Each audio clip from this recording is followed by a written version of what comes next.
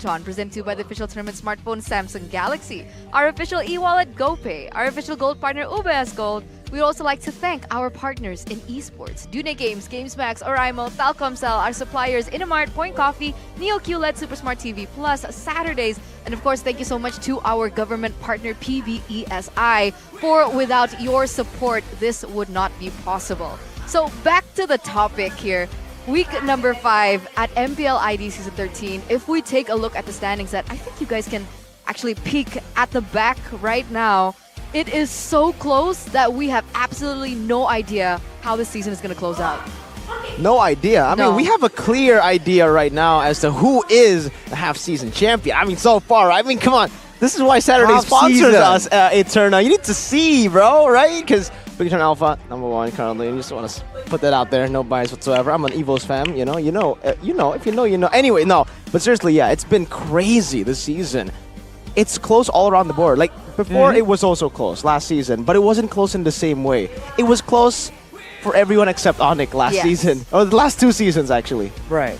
I mean, everyone knew that in the end, there will be one guy on top, even though some matches do get swung back and forth. But this season, it's actually so close. And now, even a single match result can just really tip the balance and move someone, not just 1 or 2 spots. You can even like dip down like 3 steps in the standings, which is very, you know, for the faint of heart, it's quite the exciting, also scary situation. For the Arashis out there, obviously it's not been the best of seasons just yet, but remember, there are still some matches that we have to, wait and see. Of course, and it also reflects, right? One mistake, one mishap in even a single game can lose you the standings 3, 4, 5 places. And what you're seeing on screen is the differences, the contrasting between MPL ID Season 11 up till Season 13. And you guys can take a look at the match rate alone. Season 11, 7-0. It's super far from all the rest of the teams. If we take a look at Season 12, it's a lot closer, but the disparity between the top 4 and the rest of the particular teams, there's quite some numbers. But if we take a look at Season 13, like Arashi mentioned before, one loss in a match can lose you so many places in the standings. And it really felt like in Season 11, Season 12, Season 11 it was clear, right? I mean, 7-0 start. They went on to almost finish the season undefeated in the regular season. But then in Season 12, they did lose a few games, but it's almost like when they lose, it's like they're testing things out. Now, they have been saying the same thing, but it doesn't feel the same way. The aura that Onyx had in Season 11 and 12 is different from the aura that they have right now. It seems like they are struggling. They are actually trying with their new strategies to pull it off. A victory, obviously, to stay on top. But now it actually looks like they're beatable. The aura of like invincibility. And aura too, they're pretty good. Yes, exactly. Usually we see Onyx and we're like, okay, they're losing, but there's gonna be a one moment here that's gonna turn everything around. Now, not so much. Exactly. That's why I kind of thought when they lost to Evos, I was like, okay, maybe they're experimenting. I think I said it during the cast as well. But after looking at Evos Glory's performance yesterday, it looked quite convincing. It feels like they're on a momentum right now. But let's see if the other blue team can capture that same momentum, as they are going to be playing against Alter Ego in the first match of the 3 matches today. Geek, Onyx, Dewa, and Aura.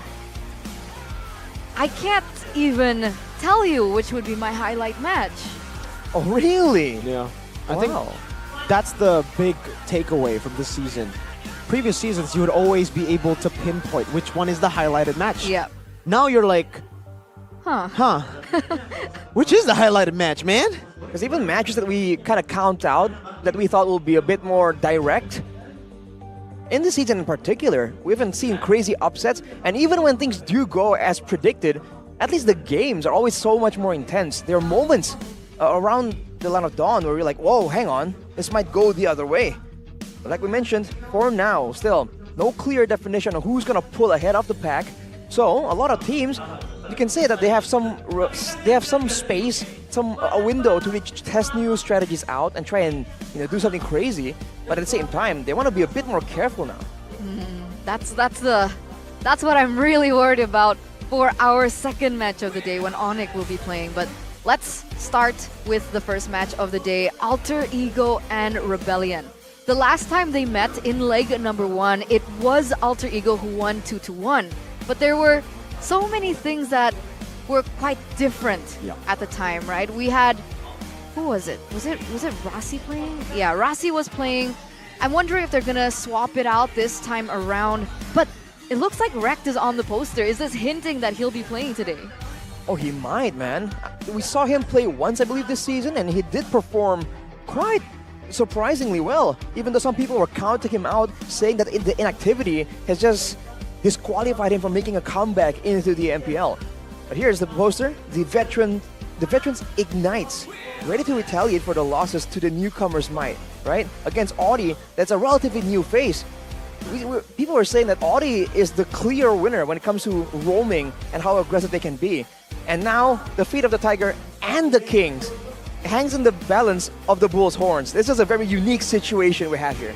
Exactly, right? Because they're not even playing. EVOS and RRQ are not even playing, but their fate hangs in the balance of this particular match. Why? Because if Rebellion are able to win 2-0 or 2-1, so just, win the matchup, they are going to put EVOS and RRQ lower down on the standings and RRQ on number 9. So let's see who they are going to be competing against, because it's Pai, Taz, Krite, Rekt, and Nino. So this time around, they are going to be playing Rekt, not Rasi. Rekt showing up again in the current meta with the flexibility. With the healers kind of coming back into the meta, that might be the right choice. But against them today is Cars, Vincent, Swaylo, Audi TZ, and D. Still with D in the lineup after a win on that Moskov. A stellar performance from D. We remember exactly how they were able to utilize the Moskov with D in the lineup. They destroyed their competition. But for Rebellion, one problem stands in their way. Winning back-to-back in a week has been tough for this organization in the history of their matches in MPL ID. Looking to enhance their record to 2-0 in week 5. It's the Blue Bulls, Rebellion Esports. Can they change the course of their momentum this time with a... Okay, I have to ask Arashi about this. What's this reference? I'm not quite sure, actually. They've been so creative. I've been at a loss myself, even though I really feel like I should know some of these references. Because last time it was... Magnetic, Elite. And then now, we have failed to guess 2 times in a row. We need to do better. And Alter Ego have done better with the 3 new masks, the 3 new faces in their lineup. All ex-EVOs, all ex-world champions. WCG for Krite, the IESF for Taz, and the glorious M1 for Rekt. The 3 new faces brings a new era for the 3 faces of Alter Ego. It's time for them to reclaim their glory of the early weeks. It's Alter Ego! The main 5 here stepping up on stage with a little bit of a twist in the roaming position. Will his experience, will his veterancy be enough to win another game against the Blue Bulls and push them further down in the standings? That will depend on the designs coming from the brains behind the entire operation. Coach Chico walking in, ignoring Coach Nafari. We'll see if the mind games really begin all the way here from the fist bumps, along with Dainang, our marshal. We have to see, man, what can they bring up to the table, especially with so much flexibility in both these teams. Yeah, that's what we were going to get at, right? The highlight of both of these teams. The fact that, for one, Coach Aldo, he stepped in to Alter Ego, and he's been able to push Alter Ego to 42 unique heroes so far. Oof. I don't even know, Krite, how many heroes can he bring up? And with that flexibility, with that possibility, will we expect cheese perhaps from Alter Ego like we would expect from Rebellion? We might. I mean, Alter Ego has all the right tools to really set up for a surprise cheese pick. Looking at the team head-to-head right now, average KDA very heavily favors Alter Ego. They are the brawlers, the more aggressive style. But Rebellion has shown that it's not only about aggression, it's about control, it's about speed, how they can be all around the map, especially with their very unusual roaming or rotation-centric playstyle, and especially with Audi on a pick-off hero, they can really throw a wrench in a proper front-to-back or proper dive teamfight composition that Rodrigo might bring.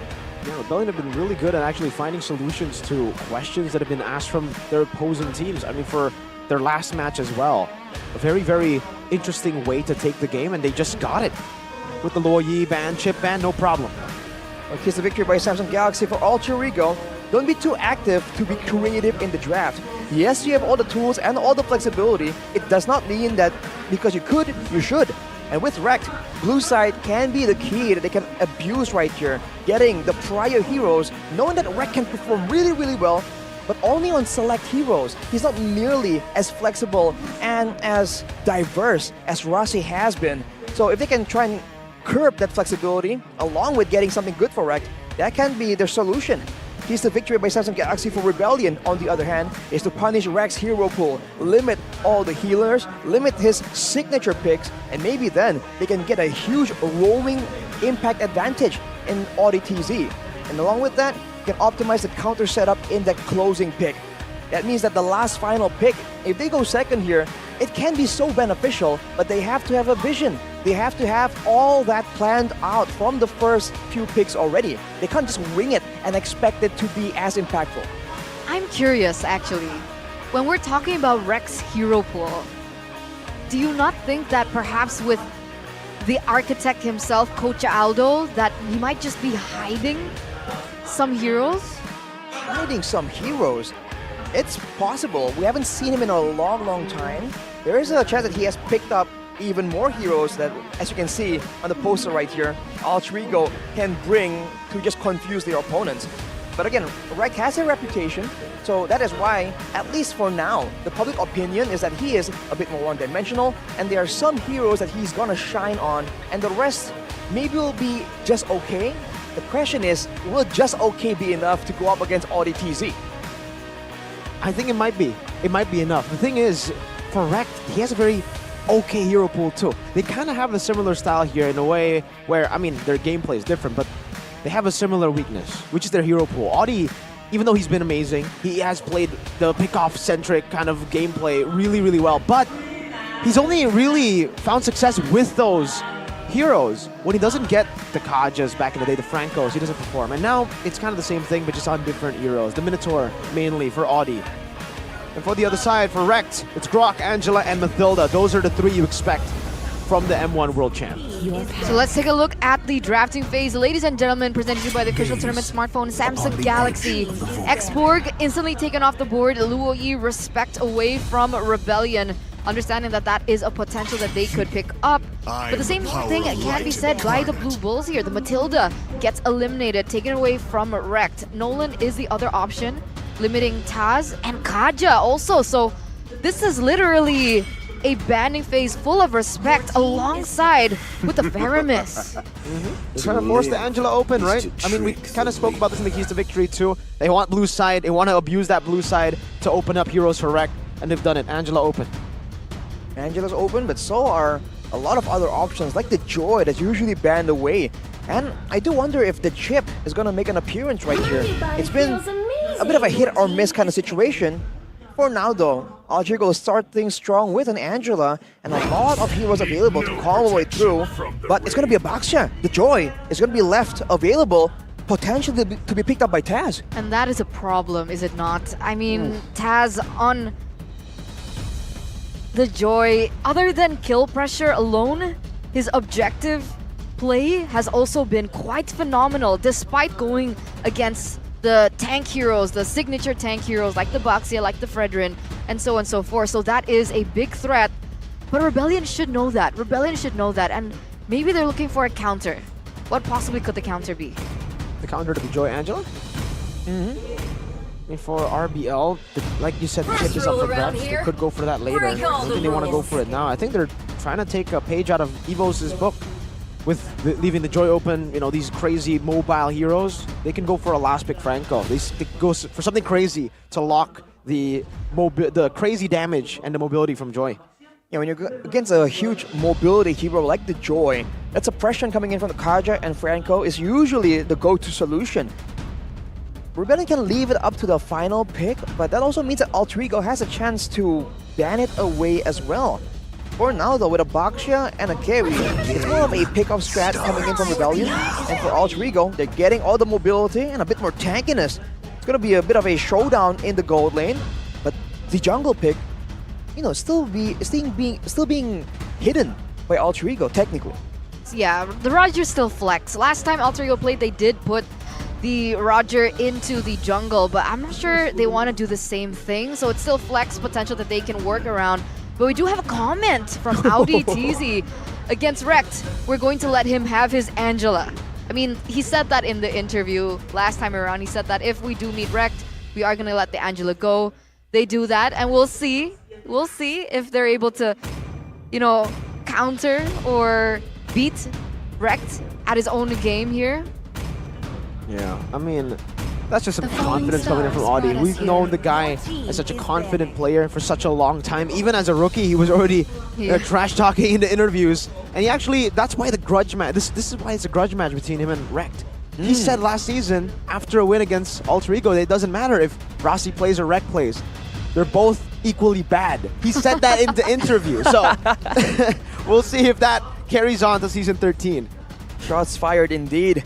We'll have to see what the strat is though for Rebellion in particular. Like you mentioned, Eterna, because they are willing to let go of the Angela and they know that Alter Ego would love to have it on their composition, this means that they have a bit of an insight to how the composition is going to work. And if they have a way to deny the one-man dive with all the mobility, and this could be something that Alter Ego will be playing into. They ban away the Franco though, so will Rebellion just ban out the Joy, or do they really want to just leave it open? I mean, technically, if the Joy gets let go, there are other options for Taz to pick up, right? This If could we're be talking Roger about jungle. assassins. Exactly, and it's also still a flex. I mean, Fanny could still pop up at this point. I think it would be really great for kill potential, especially towards the back line, seeing how infamous Novaria has been lately. So that really is still something that's on the table. The safe choice is Joy ban. Yeah, exactly. I think, right, there we go. I was thinking that is Rebellion the one that's gonna be a bit too flexible, but no. Joy banned away, and now Alter Ego will have to be thinking about some way to get to the back line. If Rebellion secures two really strong frontliners right here, Novaria and Carry, it's a good mix of all kinds of damage, and there's enough issues for Alter Ego to not be able to really dive in towards the back line. And of course, you have to talk about the macro pressure that they have. If Alter Ego wants to use that Angela for that macro play, then they have to also adjust the composition accordingly. Wait, do you think it's possible that they... Okay, so the chip gets banned by Alter Ego. Is it still possible for Rebellion to pick up something like the Selena, maybe? Ooh.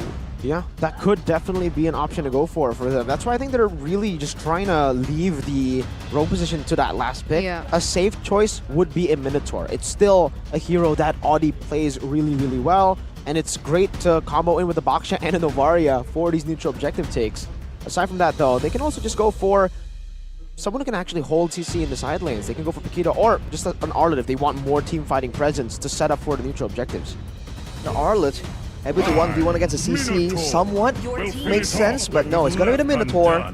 They are going for the more teamfight centric, objective centric setup. And with a Novaria, you have to remember that the ratio, the radius of the Minion and Fury is extended, so Alter Ego will find it a lot more difficult to just walk in through, especially with all the follow-up available, and with all the security available to allow D to be aggressive on this carry as well. Technically, your Uranus could still pop up for Rebellion, right? right, I mean, you're right. Cars hasn't picked it up this season, but we saw that it was quite effective against the CC in the EXP lane, if that's what they're going for. But if they do go for the Uranus, there's not much setup that they can rely on other than, of course, Minotaur. But even that itself might still be lacking against Alter Ego now, who pick up something like the Charizla 4-Pi and a Vexana. So it is going to be a Roger in the jungle. CC gold, first time in Season 13. Oh, you're right. Wow, man. We'll have to see how that works out in the lane. you're aggressive, but it's usually because your opponents are also melee range that you can kind of kite around. Against a carry that's more mid-range heavy, there is a chance that he can do fine, but that'll be the CC Angela combo available. And Rebellion don't really have a lot of heroes that can go 1v1 that are independent and not working along with the team. What would you choose last pick for Rebellion? They have a solid 4 to hold team fights down. I think they should try to split them up with a Paquito or a Benedetta. I think both can work, but again, if they just want to bank on the team fights, the Arlet would be a good choice. A Lapu, if he's more comfortable on that pick, but they go for a different option. They go for more team fighting presence, but it's the Yu Zhong, some sustain as well. Strong laner to get some prio, especially later on in the neutral objective takes. And now a lot of tools that can usually zone out. The Black Dragon form can push everyone away, and so can the Minuan Fury. They can alternate how they start the fights with these two tools. And for Alter Ego, it's a bit more of a straightforward approach. Mainly, it might just be the penalty zone coming in from Terizla, most likely in the hands of Pi. Then we have the kill pressure coming in from CC as well, but for the Yuzong Black Dragon form, clear target would be Vexana. Yeah. Yep. But that's it, right? Technically, it's the brawls. I mean, when you have a brawl, it's good for Yu Zhong. Yeah, you can hit multiple people with your spells, and even if it's only the Vexana, denying a whole hero from a team fight, especially when it's so impactful like the Vexana, damage and crowd control, that's not the worst of situations, especially to let the carry have space to really operate in the fights. Okay, we'll see. We'll see how this works out. Debut CC in the gold lane by Alter Ego. Another crazy pick we expect from Coach Aldo, the Architect, as we get into the Land of Dawn, ladies and gentlemen, for game number 1 in this best-of-3 series between the 3 face masks and the Blue Bulls. Early on, I think the clear will favor the Baxia. That's usually the case, but Taz doing it pretty well. We'll have to see if an invade does happen. Rekt is usually really aggressive on this Angela. Going with the focusing mark as well. He's going for pickoff as the audience kind of releases a battle cry. Kind of caught me off guard there. They're having fun. They're having fun with the Indonesian casters, and it's great to see always the passion coming in from the audience. As we now jump back into the game, 1 minute has elapsed, and finally we get to see the emblems. A lot of inspires here. 1 on Suelo, 2 on Nino and Rekt. They know that the spells, how often they can spam out all these abilities, will be so important. Rekt going for the Bargain Hunter as well. He wants to go and get that photo power spike so much earlier as possible and try and turn it around in those big team fights.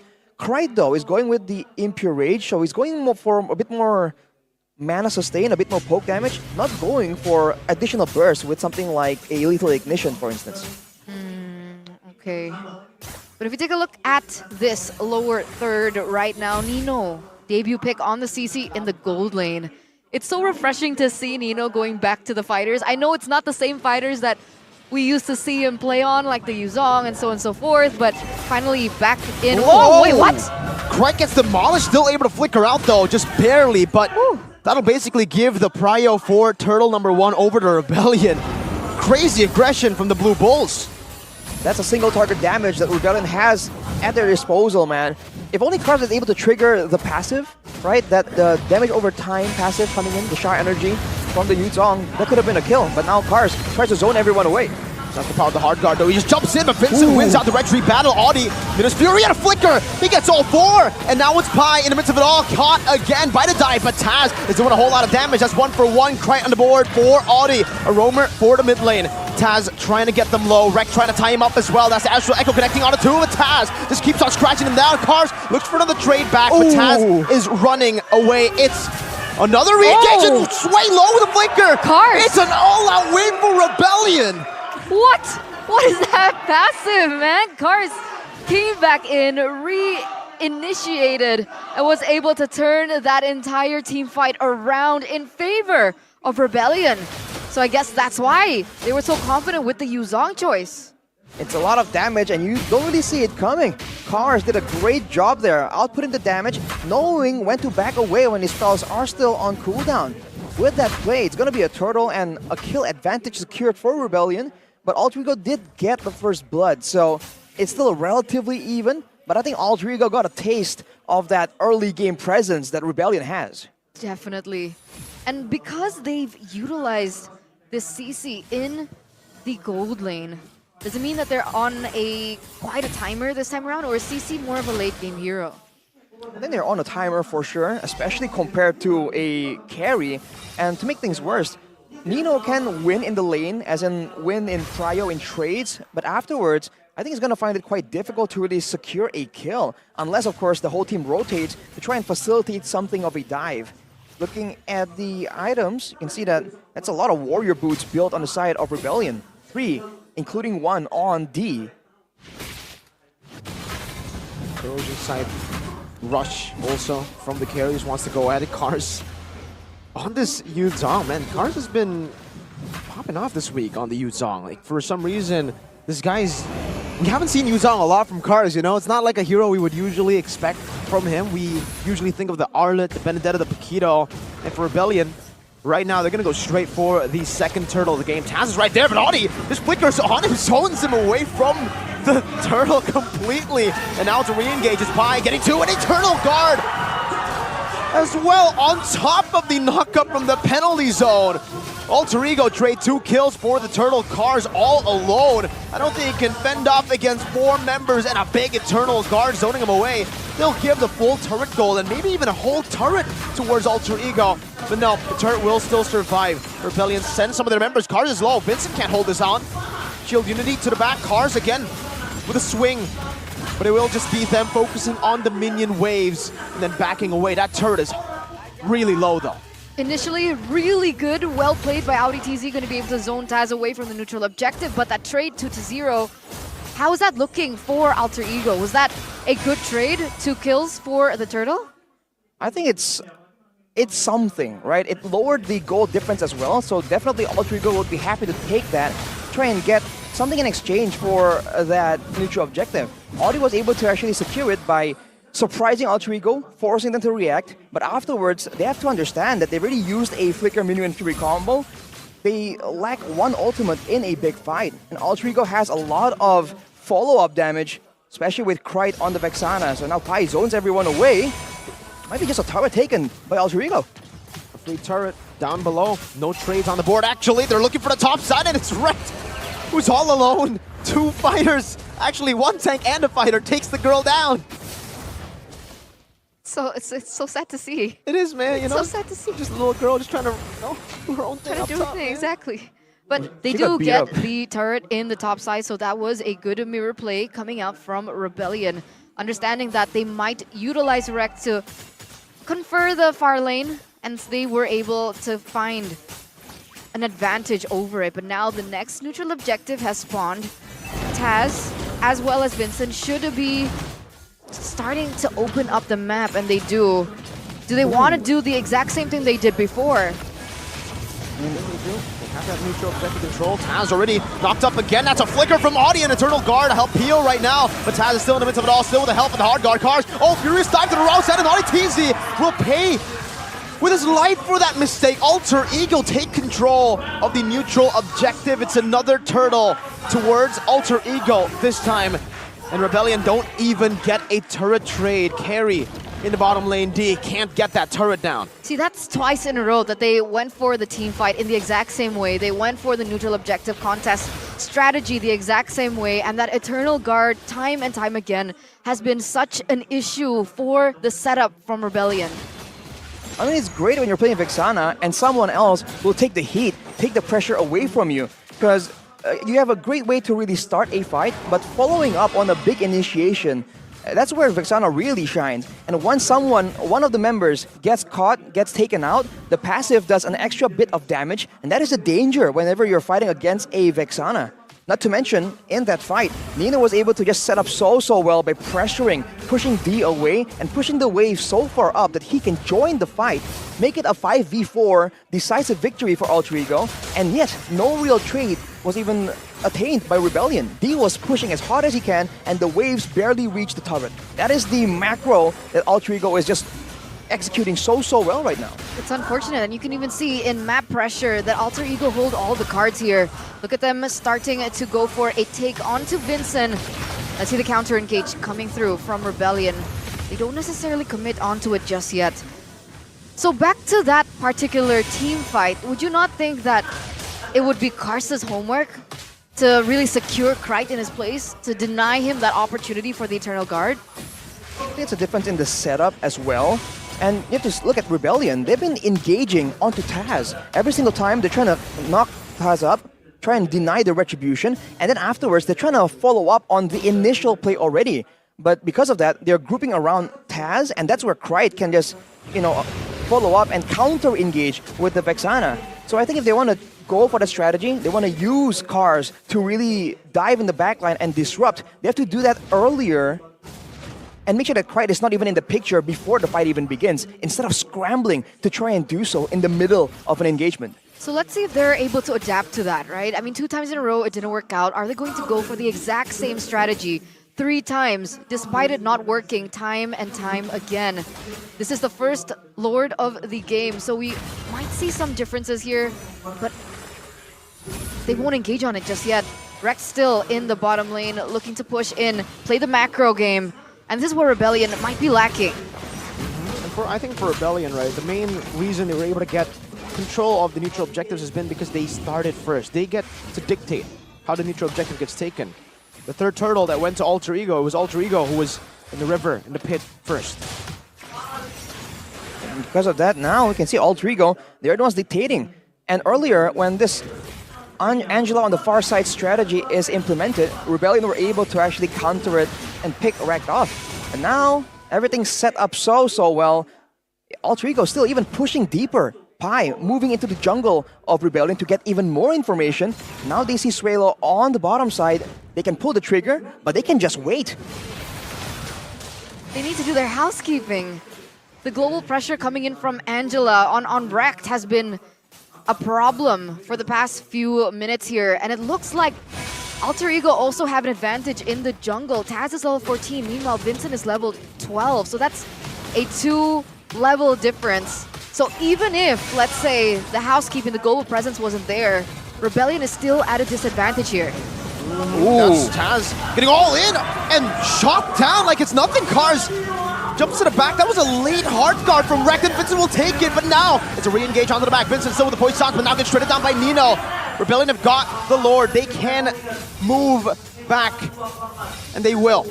They will back away from this fight. Wow. That was a weird turn of events. I thought Alter Ego had all the cards in their hands, but Taz gets picked off. Rebellion do have an insane amount of single target damage. Technically, the Yuzong counts, the Novaria, the carry as well. They have a lot of ways to really surprise burst a single person, not a full team. And they were doing that to Taz. And in the previous fights, Taz has been always able to survive. But there, he bit of a bit more than he can chew. The healing wasn't enough. The hard guard wasn't used. So Alter Ego, they try and do the best and try to punish. But overall, I think that's still very worth it for Rebellion. That was so well played. Because as we were setting up for that Lord Dance, that shouldn't have been in favor of Rebellion, yet they played that so well.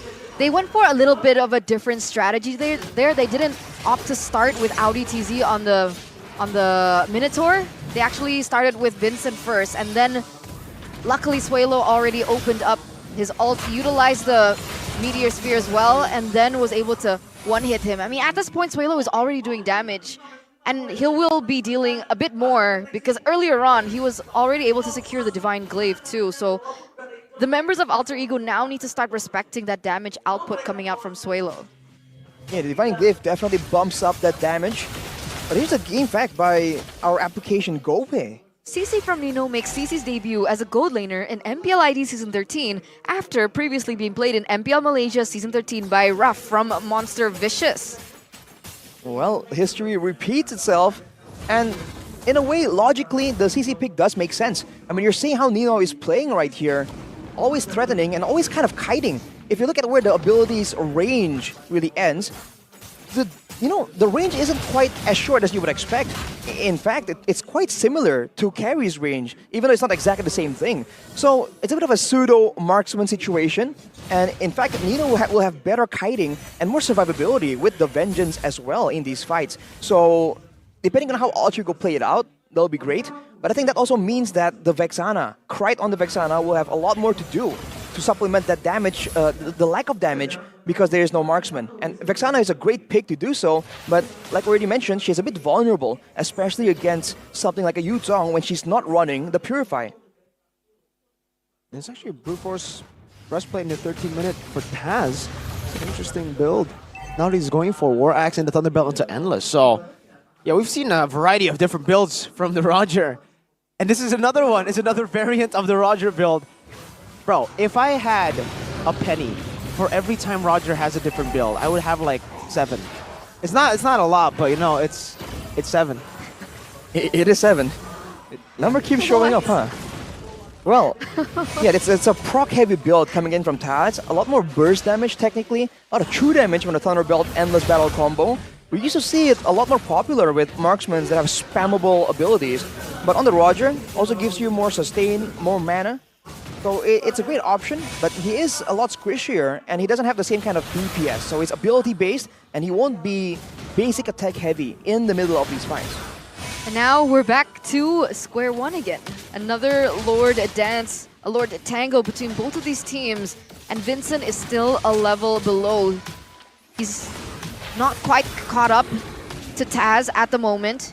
And now is the question, are they going to go for an all-in once again onto Taz? They need to blitz this because the Lord is very low already. Oh wait, they move back. Renus Cars pops into Black Dragon from Taz is completely zoned away. Vincent just gets in the back pie as well. Jumps in, but he's isolated, so D just takes him down. Audi next to the chopping block though. Vincent terrified, and they are just retreating back, trading 2 members for Pi and the Lord. I would say it's still worth it for Rebellion, but Alter Ego, they don't want to stand at just a 2-for-1 with the Lord. They want to get some turrets on the board. Enhanced Lord in the bottom lane. Rebellion still have their 2 main damage dealers, and Suelo will try his best. Try to zone Taz away. It's Taz and Krite. Zone from the Lord. Nino now jumping forward, tying D up, but D's doing a whole lot of damage. Cars doing the same thing, but Taz jumps forward again. Cars gets that passive healing. And the Lord is slowly but surely getting towards the base of Alter Ego. But Alter Ego are holding it down. How did Vincent get the Lord? It's a contest at that point. It's a bit of a 50-50. But the fact that Rebellion were able to push away Alter Ego is definitely not within their calculations. The fact that their jungler just is a lot more vulnerable and has been picked up once already makes it so difficult for Alter Ego to really stand there and try and go for that risky 50-50 on the Retribution. Only getting 2 kills, by the way, for the Lord, I think it's definitely still worth it for Rebellion. The map pressure and the extra bit of utility and the fact that Alter Ego themselves can't get the push, I think it's so value. Let's look at the replay here from the previous fight. It's Vincent and Cars all going in. Taz tries to return back in with the hard guard this time, but it's just a bit too late. It seems like Alter Ego has control over the macro game until it's the right moment, until it's the decisive moment to take the Lord, and then Rebellion just immediately take over because they have the better ultimates for that situation, the Black Dragon form and the Minion Fury. On top of that, I mean, despite the performance coming in from Rebellion so far, they are number 9 at the moment on the standings, but Vincent has been such a reliable jungle. He was a level below of Taz earlier on and was still able to secure that Lord away from Taz.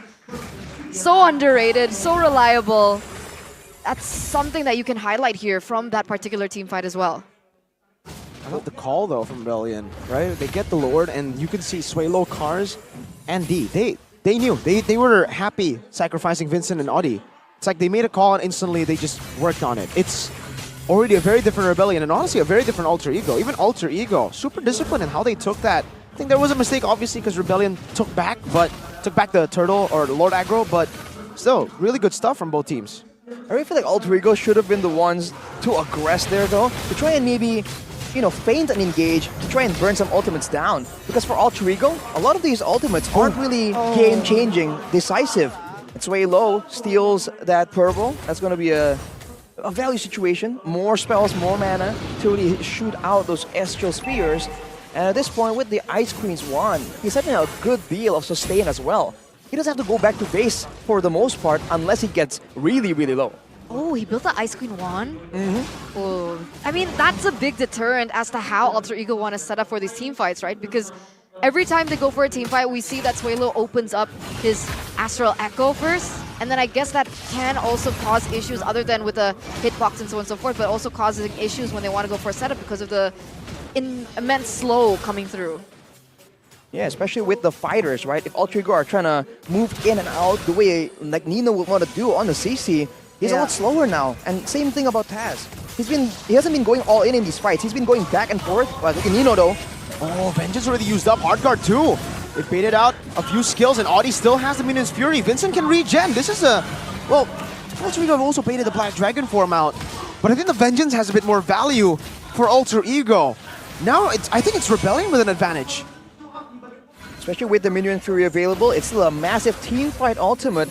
But this means also that Krite doesn't have to be fearful of the Black Dragon form. They have no way to really push Ultra Ego away from the Lord the same way that allowed them to get that value in the previous fight. So Ultra Ego, they might feel like that's enough to really get an advantage and push the issue.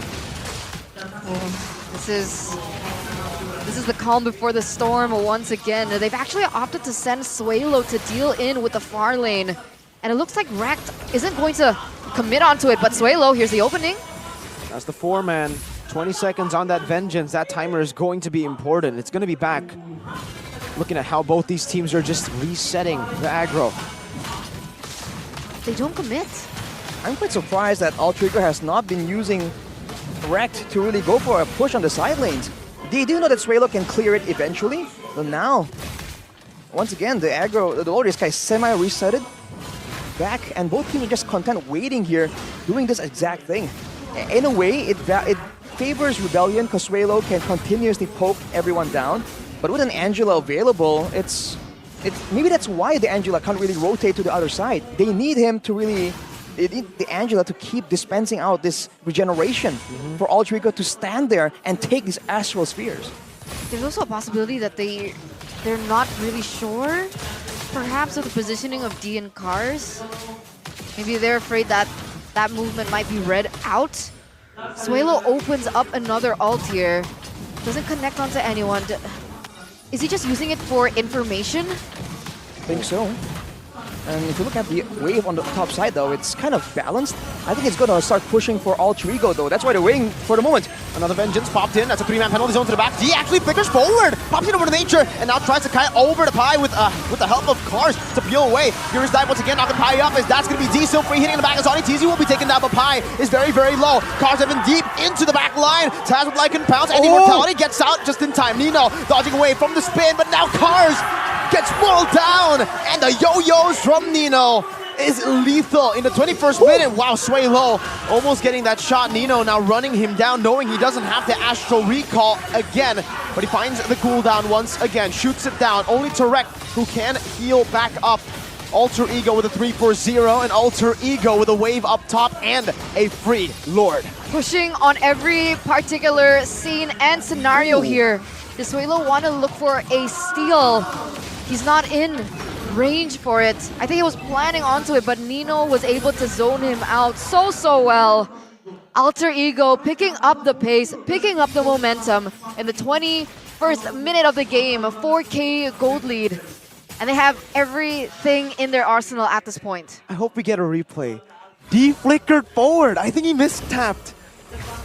Perhaps, man. And even so, it's a crazy sequence of events because Ultra Ego, they'll let go of the Lord that is just, I think, 300 or 400 HP away from retry range. So they immediately figured, you know what? We have to fight first, right? Our composition has no real siege. It needs everyone to really dogpile onto the backline, and they just decisively just leave it out like that. Looking at some of the items right here, Nino going in for a full damage build, except for the Brute Force Breastplate and the Oracle. You see, the Oracle gives him a lot more regeneration, but he doesn't protect him as much from the Astral Sphere. Now, Rebellion, can they try and defend right here with all that beef? Remember, all the meat shields in the front. Ultra Ego might go for an end right here. Black Dragon form, Nino has the Vengeance once again. Eternal Guard is already used up towards the base. The Lord now is in the base range. Cars jumps over the Furious Dive, gets terrified. Two of them now as Nino gets knocked up twice.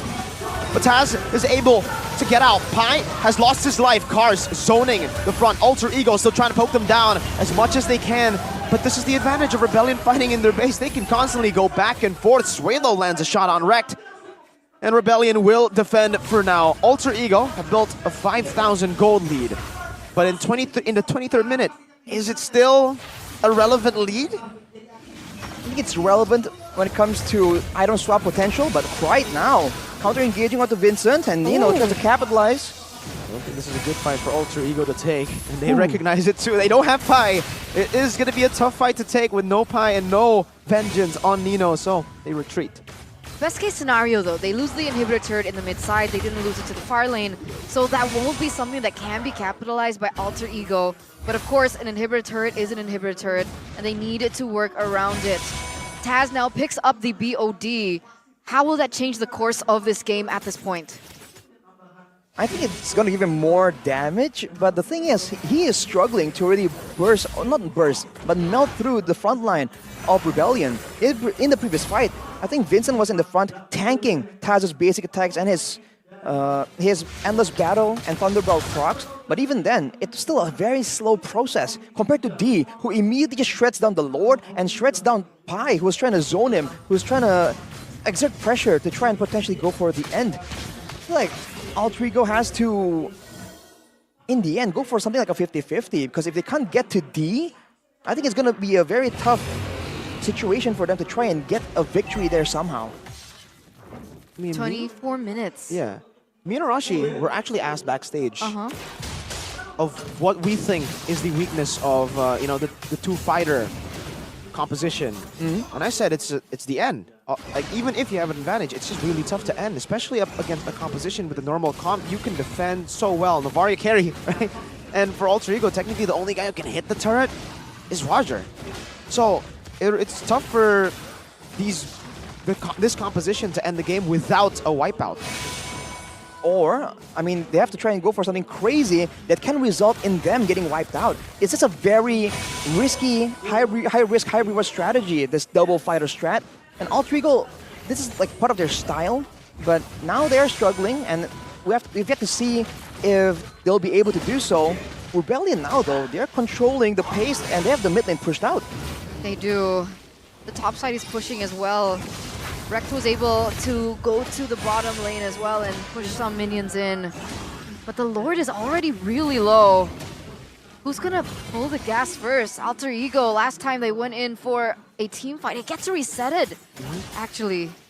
I feel like Alter Ego are the ones who really want to go for a fight first before anything, but now Cars gets jumped on. He has an immortality. He also has the help of Auditizi with that photo, but he's forced to use the Black Dragon form. Incredible resource burnt out, and Alter Ego have the advantage. The Vengeance is still up. 2 big ultimates, or actually make it 3 with D popping it as well. Lane up top, pushing Taz. Very aggressive into the front. Great calculation. He knows he has a Heart Guard to help him. And the bottom lane is actually building up to Alter Ego's favor again. Let's see what Alter Ego, what they do with this advantage. Looks like they don't want to reset it. Rebellion are forced to take or make a decision in this moment with the lane shoved bot, but Alter Ego decide to reset it again here. They do not want to go 50-50 against Vincent, but they've done enough to actually stop that from resetting. Back and forth once again. 5 men. Astral Echo now cars with the Black Dragon form again, and Auditizi is in the back. Caught in the penalty zone. D melting him down. Now Retry battle. Vincent very low. Has the help of the photo, but they're not going to go for the Lord just yet right now. They're going to go for the full team fight as D still able to kite away for now, and that is the Lord. Focused down by Alter Ego. It's Vincent for Pi, but it is an evolved Lord in the 27th minute of the game for Alter Ego. So unfortunate. Vincent was so close to stealing the Lord as well, but Alter Ego was able to shut him down before he was given the opportunity to. And now it's a full push. The siege potential from Alter Ego with the Lord marching down in the mid side. Ooh, Hard Guard already used up by Taz here though. Yeah. Without the penalty zone, there's no real decisive way to start the fight. Rebellion, they're going for the clear, and Alter Ego, they're just watching it happen. 3-man Furious Dive, and D has just cleared out the Evolved Lord. Cars lose the Immortality, buys him in a Truncheon, pops it in time, very low. He should still lose his life, and he does, but the mini waves here are getting dealt with. Oh, what? Where did Swaylo get that kill from? It happened from out of nowhere, and Nino is down. Taz, he needs this base turret to be taken down to find a bit more value, but Rebellion denies it away from them. They defend quite well. Another wave, though, will ensure that they get this base turret. 3 base turrets to 0. for RBL. Oh! Vincent's back up, the base is open. And Alter Ego pull the trigger, straight for the base they go. Disciplined, composed. And here it is, Alter Ego gonna be able to lead the series against the Blue Bulls. So far, ITZ's statements has not reigned true. They wanted to let Angela go for Rect, I mean, it's true, they did let it go. but just they didn't win. Yeah. You know, mess around and find out. That's the quote that everyone's saying these days. But man, both teams were doing so well. It seems to be such a well thought out game plan. You're seeing discipline from both these teams. But I gotta say, I have to give a special shout out to Alter Ego and how they were able to be so decisive in such chaotic moments there. The Lord, the pickoffs, the HP bars all ticking down at the same time, and yet they seem to just know, all right, we're going with this, and that's it. And I do wonder if, we were talking earlier about the veterancy, right? Experience is what usually ends up giving you that kind of knowledge, that kind of calmness in the chaos. And Alter Ego are looking terrifying, man.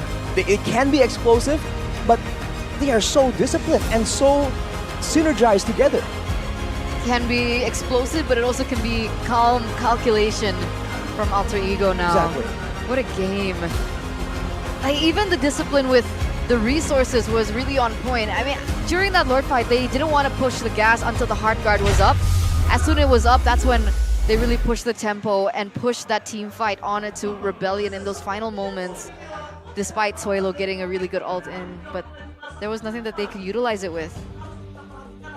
It's kind of anticlimactic that such a chaotic game, such a crazy game ends up with the minions really taking control, right? Because I don't know what it is for Rebellion. They were trying to defend the base turret in the bottom lane, but they completely forgot that there are minion waves that are going to crash to the base, and that's why it was so low in the end.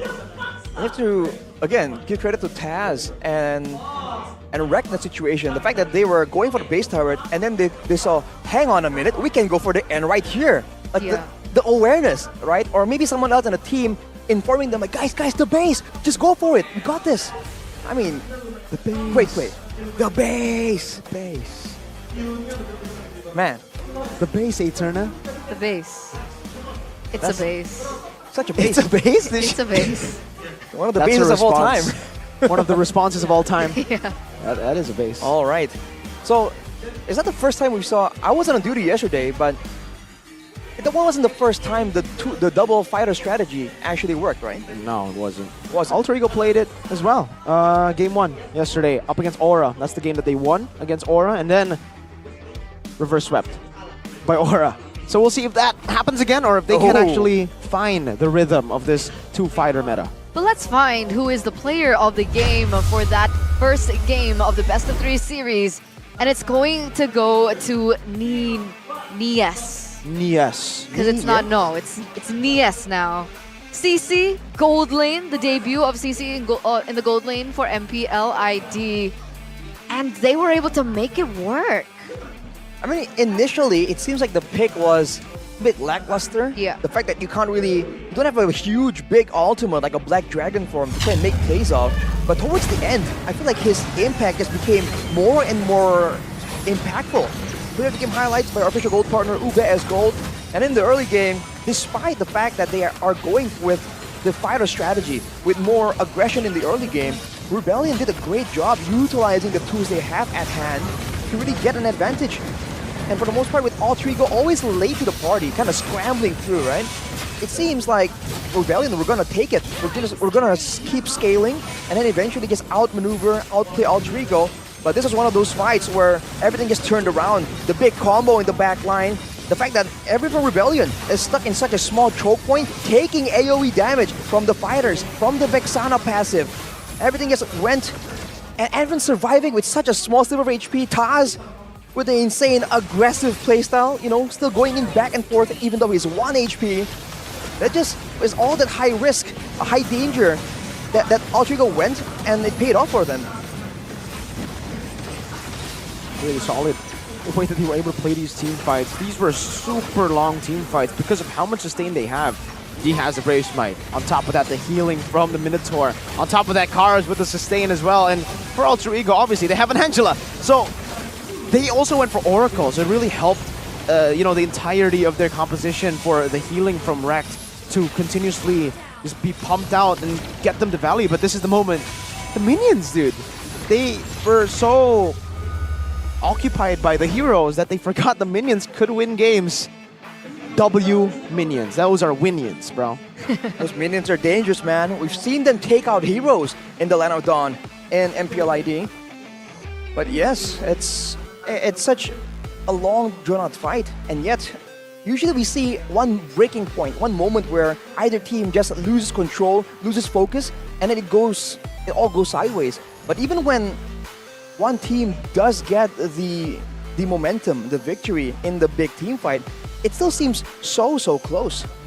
And Nino, by the way, gets taken out by the damage from D, and then I think the burn from Sway Low. That's how that CC got taken out in that base defense. If you look at the items, there's the Nuggets of Durance as well, respecting the healing potential. And I think that Angela pick ends up being so beneficial because, again, not because of the big hard guard moments, but the constant supply of HP. Usually whenever there's a Novaria, we're like, man, the poke, it's over, they have to back away. But in this game, again and again, they just kept standing there. Spectacular stuff. I honestly, like, I mean, for the itemization too, we mentioned this kinda in the game, but the Roger going for Thunderbelt and the Endless, it just worked out so well because he needed the true damage in the kit. He needed the slow, the utility that you get from the Thunderbelt too up against this composition. Just look at the damage taken. I think for the damage taken, it's probably number 1 Vincent, and then number 2, actually maybe it's Pi. But then we have Kars and AudiTZ probably following super close behind Pi for taking that much damage. And yeah, the Thunderbolt and the Endless Battle just worked out really well with the Malefic Roar too. So technically it's like a full penetration build almost. And it works great because the way Taz was playing it, he wasn't standing there just basic attacking again and again, just standing there. He was going in and out of the fights. And so he's making the best use of all these procs coming in, the extra true damage. And you have to mention that even though AudiTZ technically can heal his team as well, if there's a stat here that shows the healing, I think Rekt just has a lot more healing done because Audi is also serving as the main engage tool to try and go forward with the Minyu and Fury. So it's, you know, it's a double use. That's how she accepts the analysis. When she nods, you know you've done a good job. Yeah. I really like listening to them when they're talking about items and stuff. Which like, item in particular? I was like, oh yeah, so that's what Thunderbelt did for the team. I'm like, oh, okay. Wow. You learn something new every day. My mom likes to say, you don't stop learning until you die. Okay, that's true. That's what true. doesn't kill you makes you smarter. Yeah. Isn't it stronger? Yeah, stronger could work too, but in this situation, if you're stronger in real life, does it translate to the game? I don't know, does it?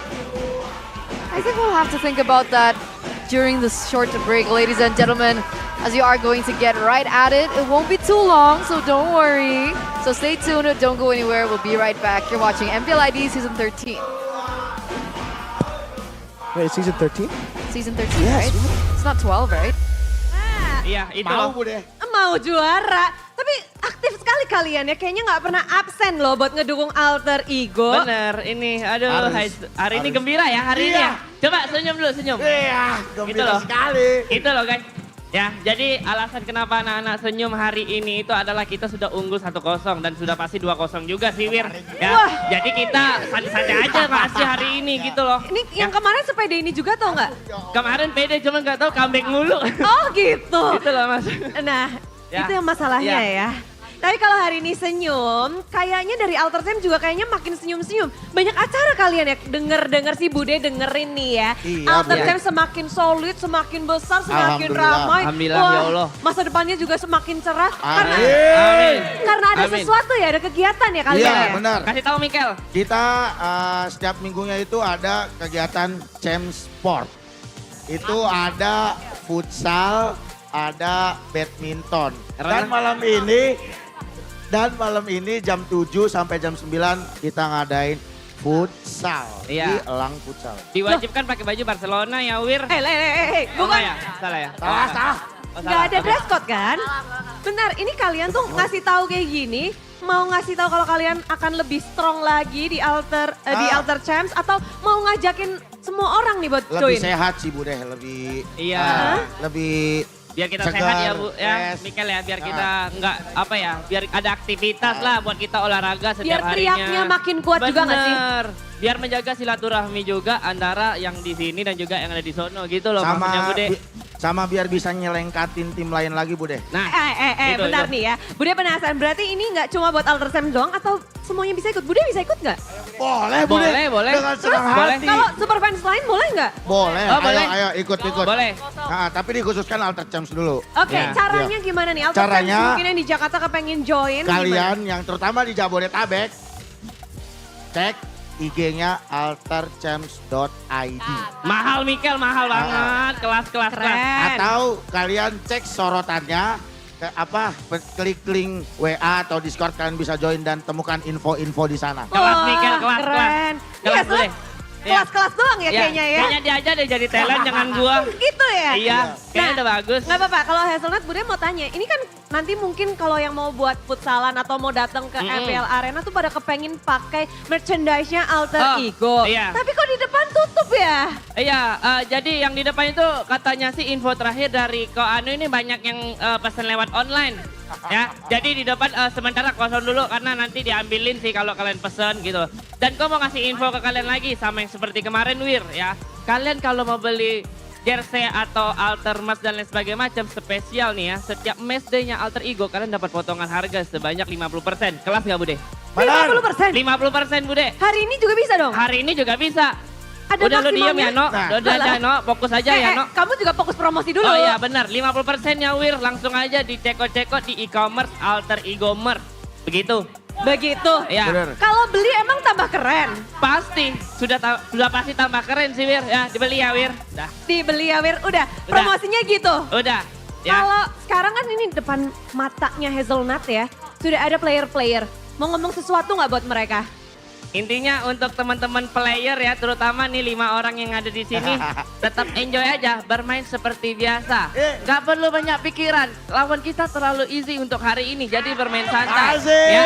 Mahal lah, tenang tandain ya, Pokok buat tidak tenang jeduk. saja, enggak usah terlalu banyak ini itu dah. Ya. Udah nggak usah ya. Sampai untuk yang lain Bude, ya Ya. penonton online jangan lupa nonton MPL ya. Lu pada semua karena Alter Ego udah pasti 2-0. Sip. Gitu. Akankah Ya. terjadi seperti yang Hazelnut Itu katakan udah dan pasti. Alter Champs inginkan? Ya. 2-0 kah atau 1 sama? Kita 2-0. bakal langsung aja ya Langsung ya. lemparin kepada caster. Suruh caster. Caster kerja. Shalalalalala, Alter Ego.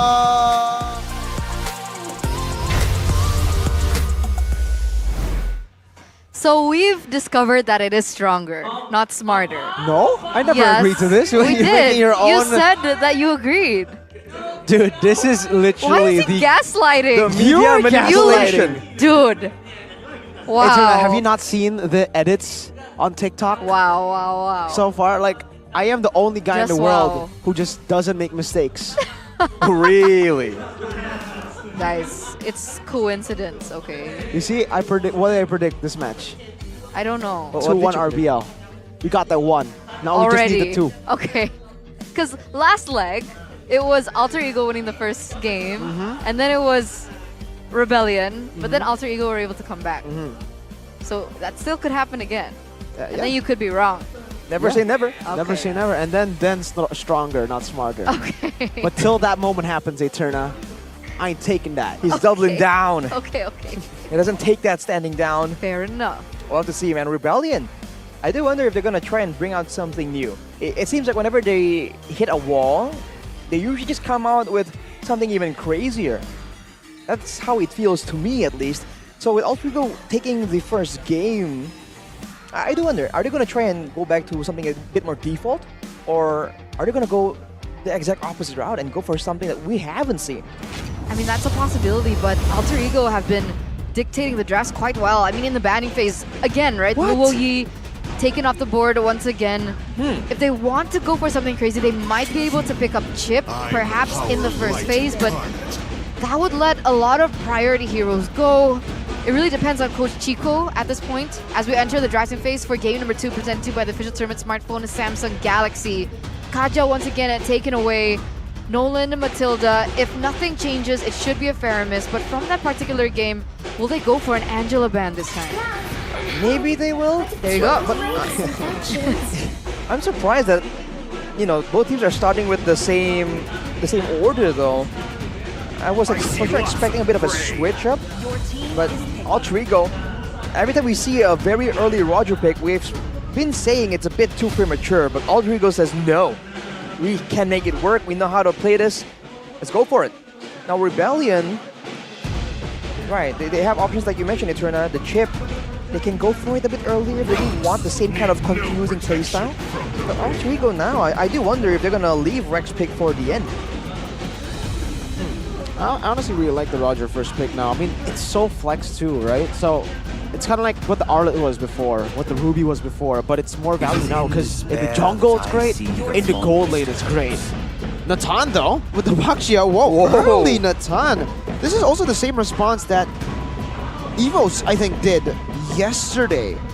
I think also for Dewa, the Natan early. But yeah, Natan has been great in this meta too, and hey, you know what? He's also technically flex. You can play this guy in the jungle. Oh, you're Why right. you look at me like that, Eterna? It's so exciting. Yeah, but they already have Baxia. I get it. Okay, that's why you gotta be smart, not strong. Hey, Baxia was used as a roamer way back. I'm just saying, man. Old metas are making a comeback left and right. Revitalize. Yeah, you never know. Maybe Rebellion gonna roll back the clock. Chip! Literally invented Oh one. man! Oh my! Okay. Oh man! Oh man! It's Natan. Have fun, brother. Oh my god, bro. Oh my god. This. That is terrifying. Oh my. Like imagine going for Natan, right? You're like, all right, I want to farm, and then you see a Masha Chip Roger. Oh, Is the new skin out? they walked into it, dude. No, the new skin's not out Oh yet. man. Then it'll be fun actually. I would go up against a Masha every day. Okay. Okay. But there you go. Already very aggressive and counter picks coming in from Alter Ego. Rebellion took a risk, took a chance, and now it's back in their court. How are they going to respond with this Masha and this chip pick? I feel like either they go for some kind of protection or they go for more aggression to really burst down these heroes. They do, you know, like the Masha roam, yeah, it's dangerous, but it does take a while to ramp up because you don't really farm. So I think Rebellion are going for the more aggressive route here. And with the Paquito, she is quote-unquote a bit of a signature hero for cars as well. You have to see though, with so much macro pressure here, what can they do with that? They're banding with the Terizla, then they're trying to limit the catch potential from Alter Ego because they have a lot of damage already. Wait, but you're assuming that Masha is going to be in the Exactly. roam, Right. right? If Exactly. I mean, is it not still possible that Masha could go in a different role, like an EXP laner, chip Right, roam? because there's a chip. Yes, exactly. Roger Gold, Chip Jungle, Masha Roam, Oh, okay. Masha XP, Chip Roam, Roger Gold. Hey, Keys to Victory says don't be too crazy with the flexibility. I mean, they were a little bit crazy with the flexibility in game number 1, and they won. I mean, debut CC Gold. Well, you know, outliers do happen, Eterna. Doesn't mean you have to like keep going for Masha it. Mage, Chip Go. No, okay. Okay, relax, buddy. We're getting a little bit too crazy. But we did have a comment from Rect earlier on. Vin and Lemon are back in Arkyoshi, so now he believes that he has to perform as well. I mean, so far, earlier on, it was Audi that said that they would leave the Angela open, but then they were like, okay, maybe They not. backtracked. I don't know if you want to go with the pattern, Rec. Vin Lemon, they played one match, they won, and then the next 2 matches they lost. You know, Rec, I don't know if you want to go for the same exact I pattern mean, here. technically, Drian. Drian? Like, Drian's a veteran. Oh, He also did very well with his referring first game. to Vin and Lemon, right? So Oh, that's the true. same exact pattern as Vin and Lemon. That I hope that doesn't happen to Rec. Again. Okay. Okay. I didn't wanna sorry. add the Yeah, again. they're rolling back the clock, right? Okay. All the way. But now with the Vexana ban, along with the Terizla, again, all of these counter engages that were making these fights so difficult for Rebellion. But now it seems like the exact opposite. Rebellion are going for a bit more of a big team fight kind of deal. Alter Ego, they seem content not going for a fight and just going for these pickoffs, for the split push that the chip plays. So Florin gets banned out here by Alter Ego, denying that away from Audi. And if he wants to go back to his identity, if he wants to go back to his power, he would go for a hero that is pickoff. But against Alter Ego's composition right now, would it be valuable? Are they going for team fight? Technically, with the pickoff, it also works both ways, right? You do get a way to pick someone off aggressively, but you can also lock down the Masha when she's diving in towards your Nathan. So something defensive, you know, like a Kaja. Well, Kaja's banned out, but like the Franco, I think works earlier. But Ruby will be the option that they go for. And against so much dive, it does make sense. But Alter Ego have a chance to just go for like a mage that can really... A mage with good AoE here will be quite the problem for Rebellion to deal with as well. For Alter Ego, I think you can just bank on this dive a bit more. Again, I'm trying to figure out still where these three heroes are going, because you can't really predict what's coming next if you don't know where these three are going. I think they'll certainly need a mage. That's the only one that we can say they kind of need here. And I guess if they want to go for a mid... Oh, they go for full dive. Okay, they go for... What? What? Hold up. Roger Gold. Kai Jungle, Masha XP, Chip, Rome, and then Mid Kadita. Okay, that should be it, right? It should be it. Okay. Capital, bold, underline, Italian, should. Italian. It's italic. Italic, bro. The words just started making pasta for some reason, you know? The Italian should. We'll see. Rebellion now, though, also requiring a mage that is going to be so vulnerable. Something with self-peel, something that with a lot of crowd control. It has to be something of that nature. I mean, if you want to talk about like the ability to weave in, weave out, I would say Lilia.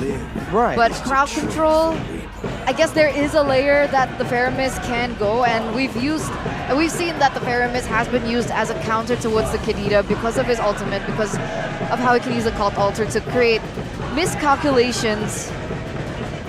Interesting drafts coming in from both of these teams. What do you think about the Kadita coming back? Is it a good option? I think it always had value still. It's just with the playstyle, with everything slowing down, you don't really require, you would much rather have someone that can help check out pushes, have some more control, team fight impact, instead of pickoffs. But especially with how Alter Ego are playing right now, the Kadita I think fits right in. And you're also less vulnerable to getting bursted down due to your passive. So it's still very good. And I feel like Rebellion now are going to be concerned on when to really use the Faramis Nether Realm. Is it for the Kadita or is it for the Masha? Now you're stuck thinking. That's true. And with that, ladies and gentlemen, let's welcome you into the Land of Dawn for game number 2 between the three-face masks as well as the Blue Bulls. You can see here Rebellion are trying to claw their way out. Their final chance in game number 2 here to make things happen. And unfortunately, to force a game number 3. And if they win it, that does push EVOS and RRQ further down into the red zone. And the one thing that was kind of what I really would like to see is the pickoff potential that Alter Ego has with Rekt on the chip, as well as the Kadita on Krite. Will we be seeing more of that later on? I mean, technically, right? Rebellion kind of... They should be able to actually withstand this early game from Alter Ego. The snowball really happens when Chip can actually TP, right? So it's all about how they lane. I'm actually really curious to see how this Masha plays out in the XP, because we're used to seeing him in Rome. We're seeing him in XP. He's still going to be very active because of the chip teleports, but it seems like Cars is doing a good job already at taking a few hits onto the turret. You know, Pi is on the Masha. The Pi won't be as teamfight heavy, so it's going to be a bit more 1v1 duel heavy against Cars. And looking at the emblems, Bargain Hunter compared to the Festival of Blood, so sustain-wise, Cars will have a huge advantage, and you can say for mobility as well, that will be the case.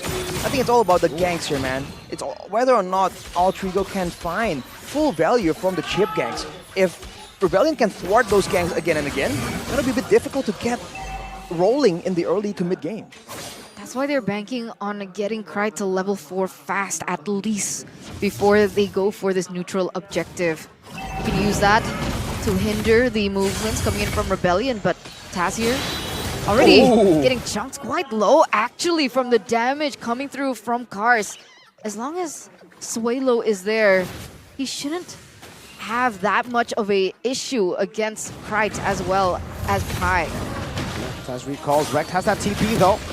So that's why it's going to be big. Those are the teleports coming in. The portal's right there. Up top, solo kill Nino. First blood. Down below, it's going to be Vincent very, very low to Poison's Cars with a big shot back. But now, the Bear pops him in another realm. A bit late to save Vincent, but Rekt is going to be low too. Cars gets one final shot to take him down still.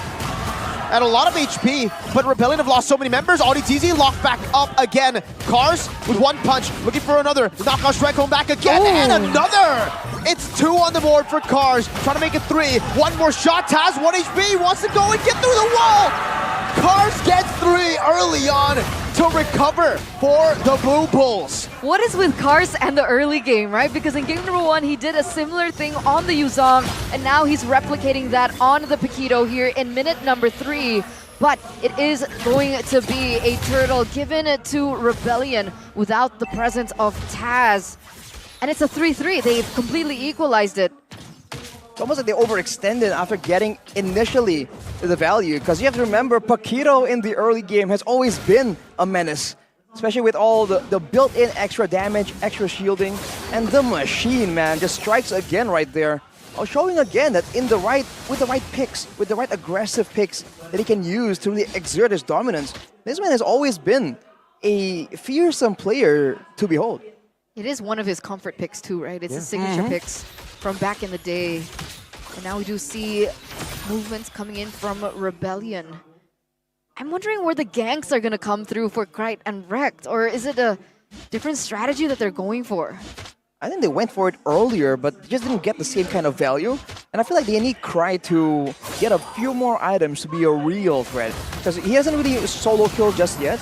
Oh, Vincent just aggressively faking the roll in towards Nino. Taz is around though, so Rebellion cannot actually go for that dive. But yeah, back to Cars, I think. Oh, down below. There's a dive, there's a thunderclap. Cars gets a shield, but it's not enough. Pi picks up a shutdown, and that will technically level him back to the equal standing now in that XP lane. That's a Heptaseas for Pi. And yeah, in that gold, only 200 behind. He should be able to get a few shots on the turret, but Vincent actually denies that away. It's such a confusing kind of playstyle, right? For the longest time, if you're not together with your team, you're in danger. But with Chip in your team, right, it's almost like the opposite. If you're gathered around every single time, then you're losing value from this hero. So, of course, for Alter Ego, it's a different feel when you're playing the game. But for Rebellion as well, it's a different feel on the receiving end of this kind of different playstyle. I think Crush wasn't really expecting that kind of two-man gang, but oh, dude! Oh, that's a good bait actually, but still way too low to stay in lane against Roger. Rekt putting it down once again. They're waiting for it. Krite joins, Taz joins, heavy spin, but Vincent still finds it. And Suelo just holding on now. Pi jumping to the back, pulled back again by Stampede. And those are a lot of HP bars just gone, decimated, depleted, and that is a breath of the ocean. But Sway low, perfectly timed there with another realm. Rekt running for the hills, but what can he do against a boxer who can take him down with one last jab? RBL with a solid win. D, aggressive entropy. And Auditizi walks in, I'm offended. Not ready just yet for now. Nino gets away. It's still on cooldown, but it's crazy how Rebellion got a turret in their weak side lane too. And now Cars is going back as well to get another objective. So already a neutral objective on the board. They were able to get the turtle. They were able to get 2 towers. Already catching the mid tower quite low as well, as Rebellion pushed their value to a 2.5k gold lead in the 6th minute of the game. 1v1. TP. It's never a 1v1 with Chip. You're right. It's never a 1v1 with Chip. That is unfair, bro. That is dirty. Cars was squaring up for the honorable duel, and he just gets dogpiled. That is tough, but hey, his life for the turret, I think Rebellion will take that. Pi now Yeah, they'll take that, especially if they are able to get this kill down too. 2 thunderclaps, but the I'm offended comes in to peel him away. And they are layering these abilities so well, Rebellion. Going back and forth here, still getting the edge, even though there's so much a lot of aggressive heroes on the side of Alter Ego.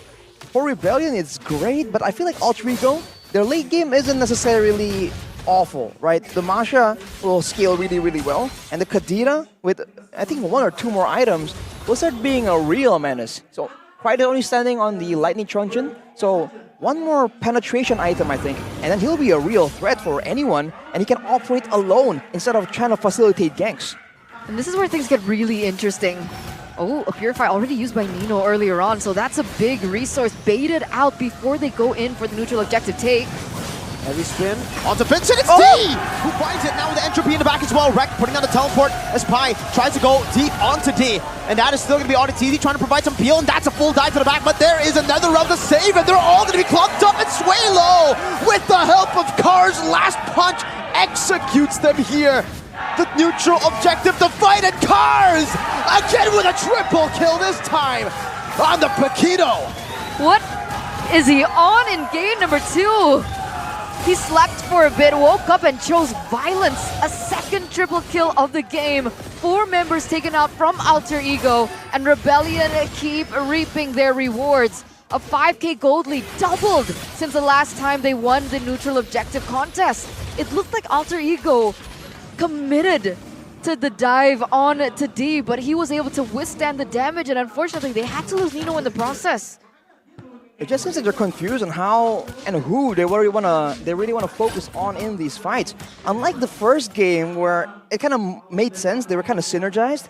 Now, look at how they're playing these fights out. Someone's targeting D, but at the same time, if you look at Krite, for instance, he used his full combo onto Cars instead of D or Sway Low. So they are trying to do a lot of things at the same time. And when it comes down to that, I think Rebellion has the advantage.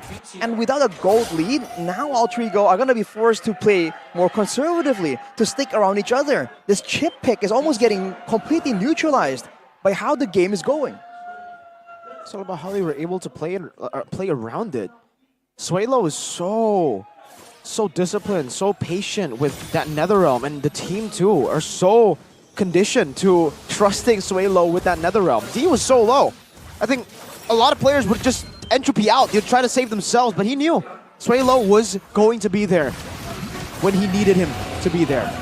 So he just trusted in his teammate, and now it gets scary because he has a win of nature on top of that. Pi up top, Cars very low, gonna give you thunderclap, and picks up the shutdown now with the DPs as well. They might have gone for a bit too crazy of a fight here. Still though, the Netherrealm helps him, and the damage from Swaylo, my goodness, the Ghost Bursters in the back. Audi trying to chase them down. Rebellion, they've lost 1 member, but why does it look like they have won the fight? He picks up the chip that is isolated from the team, and it's a win again for Rebellion despite Cars falling. They've spent the whole early game bullying Cars again and again. And yet this man has been killing, but look at Nino diving in. Look at this chaos coming from Alter Ego. Are they gonna go for a fight? Uh-oh. Nino in the back, isolated. Cars is running him down. Vincent too, just stopping him from getting anywhere here. Krite jumps in, Breath of the Ocean into the rough waves, cancelled out. No, I'm offended to cancel it once again. Entropy, and Cars there to back up with the damage. He will get this kill. Audi's low. Nino, look for the execute. Now it's Krite who's down, and Wrecked who's up. But Swaylo has respawned back, the passive doing work for him. Cars putting some damage down on the Taz, who's forced back. The TP coming again once again, and that is another beautifully placed Netherrealm. Cars knocks the Akai out. Vincent will be taken down by the Thunderclap as Nino tries to go for the execute in the back, but D is dealing so much damage with Cars and Swaylo overwhelming Alter Ego and taking Lord from their hands. Beautiful, beautiful team fight by Rebellion. The targeting, the timing from the way they utilized their resources in that team fight was brilliant. Alter Ego were left thinking, what do we do here? What do we go for. Initially, it looked good as they were able to take Suelo down, but unfortunately, the timing wasn't quite right, and Krite had to be taken off the board before they committed.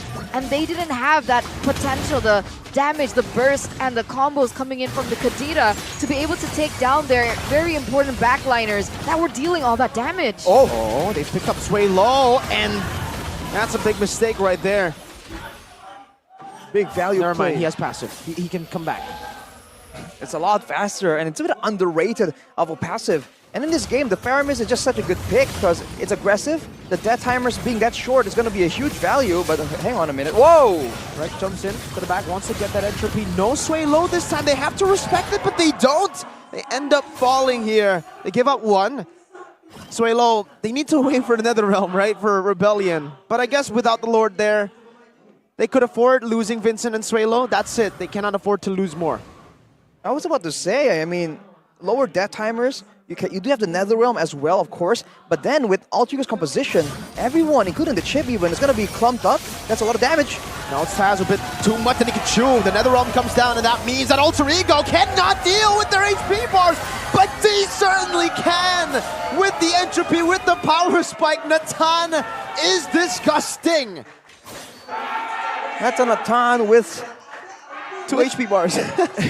2 HP bars, and also the Divine Glaive instead of the Holy Crystal. Pai. There's all the penetration. Now, 3-man defense. Oh man, against a Natan though, the 3-man defense is already weak in itself. With a Natan, with Suelo waiting for that Netherrealm to come back. Taz and Rek will respawn. So, I don't think Rebellion can end, but it looked so risky, and now 2 base turrets down. Alter Ego. And that's a 7.8k gold lead for Rebellion. Already a lot of value coming through. I thought that Pai was going to go for an insane play, but there was no follow-up, so he didn't go for the commit. But that's definitely something that he can think of doing, perhaps. If they overcommit, if they see that all the resources are already used, like the Netherrealm and so on and so forth, then maybe Pai can look for a vantage point that can take down the backline. That's Natan. It's so tough for him as well because he's an XP laner. Usually when we saw the Masha really work, it's because the Masha is a roamer and you really lose out when you're forced to use a lot of resources to take out the roamer. But now that Pai is an EXP laner, it's almost like Rebellion have no issue and they're not losing as much, spending, let's say, 1 or 2 ultimates to make sure that the Masha does get taken out. And on top of that, right now, the issue is he is just so secure in this situation. Usually, of course, when you have a Natan, it's all about whether or not you can protect the Natan and let him carry.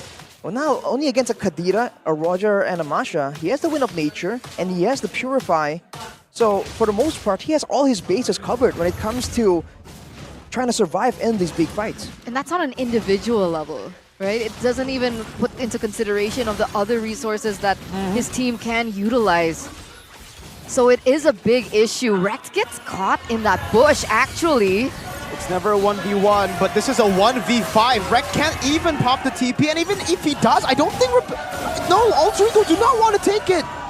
It's an instant man disadvantage if they do. Rekt got eaten up here by Rebellion, got charged down, and Taz is next to the chopping block, who's not going to be chased down by a boxer. And a girl with a scythe.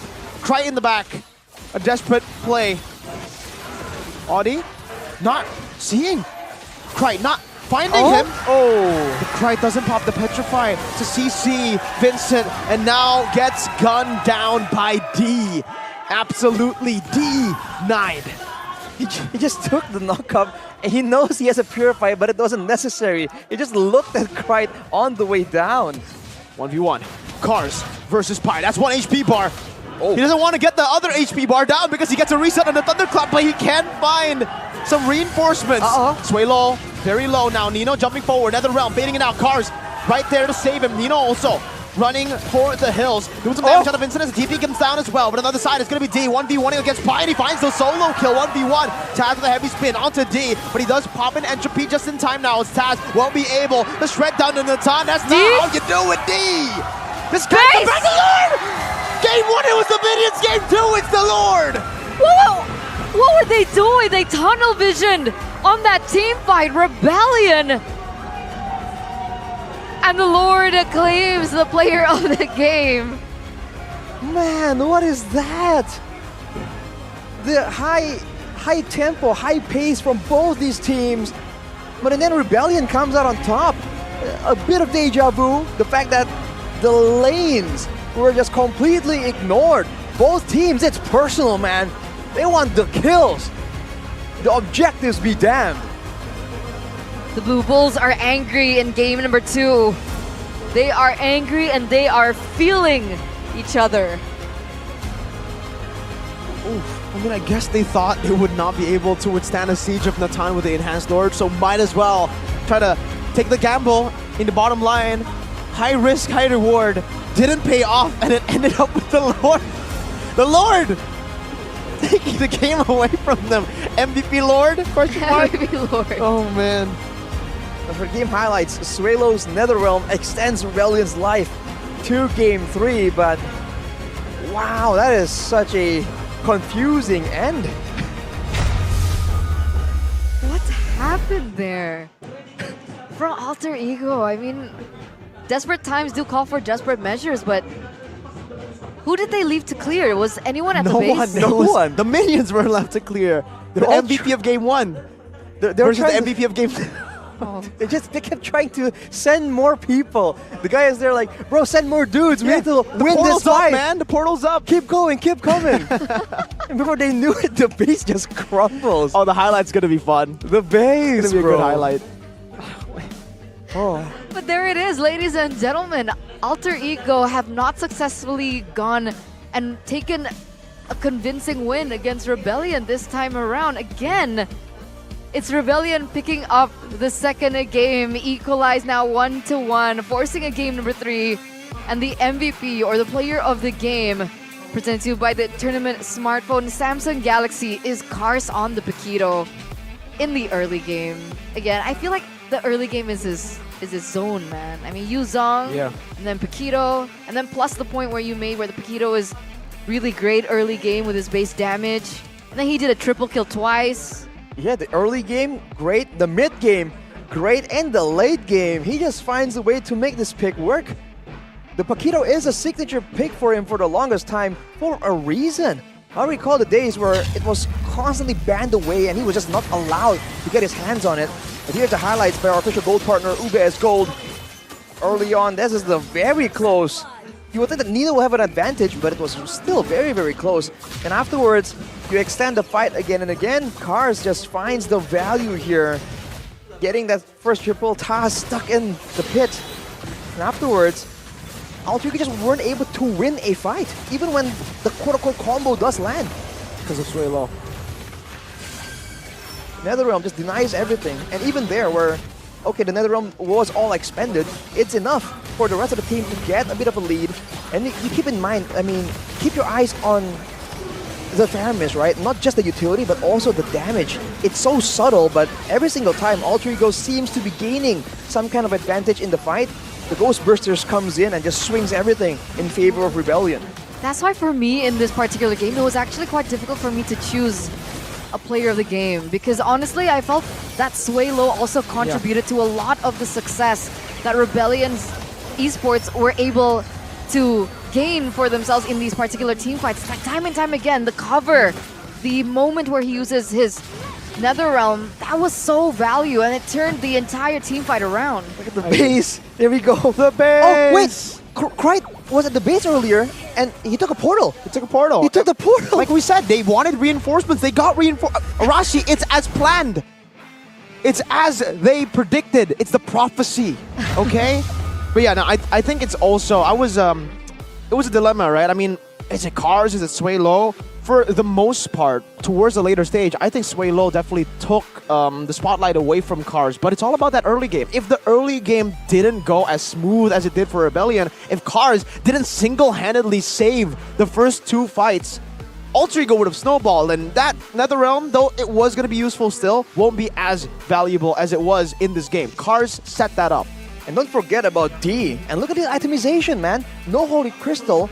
But against all of this, all the beefier members, including the Roger, by the way, when we say beefy heroes, he went for the Divine Glaive instead, and he went for the Blood Wings to get more of a survivability in this situation, knowing that he is going to be the main target. if you're talking about giving credit, we have to give a shout out to D as well. Actually doing well in a losing lane technically, and afterwards just outplaying again and again. There's a Kadira, a Chip, a Roger and a Masha, right? I think none of us were expecting him to come out of this game with one death. No. Exactly. So I think as a whole, Rebellion Esports, everyone were just doing really, really good. Even Vincent on the Retribution, you can see that he's lesser of a, he has a worse Retribution compared to Taz and all that. But the fact that Taz was just not confident going for the 50-50s, and even with the heavy spin in his arsenal, Vincent was still able to get a lot of these neutral objectives. I'm actually quite curious to the comparison of retribution takes between Taz and Vincent, because Vincent is not notorious for bad retributions. He's actually notorious for really good retributions as well. So I wonder what the comparison is. Because if you compare like Kyrie and Vincent, I would believe that Vincent still holds a better retribution rate compared to Kyrie. Yeah, but with Taz, I'm not sure. I would love to double check with production. I think this game shows on. it. He won all the retries. But there were a lot of moments. Oh no, not this game. Yeah. It was the last game. Like this game, Akai was heavy spinning too in one moment, and the 50-50 was Exactly. still Vincent. And then D stole one. And then, well, one time D was like, I'm the retry. was there a level difference? I believe Because I do believe so, Vincent was ahead but heavy this spin. game. Right, true. HS. HS, high school. But yeah, I mean, I knew this was going to happen, Etern. I remember the prediction. You know, like I mean, this you week. you are one more away. You know what I said? You know what I predicted? You know, like, I mean, yeah. But let's see your prediction for the player of the match. I think that one is like more of like He said mid lane.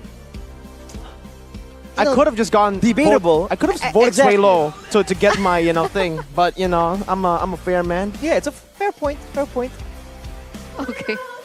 We are gonna go to a short break before the conclusion. Ganti muka dulu dia. Ganti wajah dulu. Kan ada 3 ya, Iya. Alrigo. Tapi menarik. Gimana kalian ngelihat pertarungan tadi tuh? Kok dicuri sama mafianya nih? Sengaja aja sih biar nggak ngantuk lah game-nya. Waduh, pembelaannya keren ya. Katanya gitu, ini dengan sekarang konsepnya lagi para mafia yang mau mencuri poin ya. Kalian berhasil mencuri game kedua. Tapi game pertama kalian yang dicuri loh.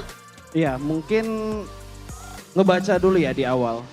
Ingat ya, yang menang kedua selalu menang ketiga, Bude. Ululu, pede dong. Pede banget. Pede banget. Nah, kalau kita mungkin boleh bahas ya, ada satu hero yang menarik dari kedua tim ini. Ada yang kemarin juga sempat dibahas, Angela.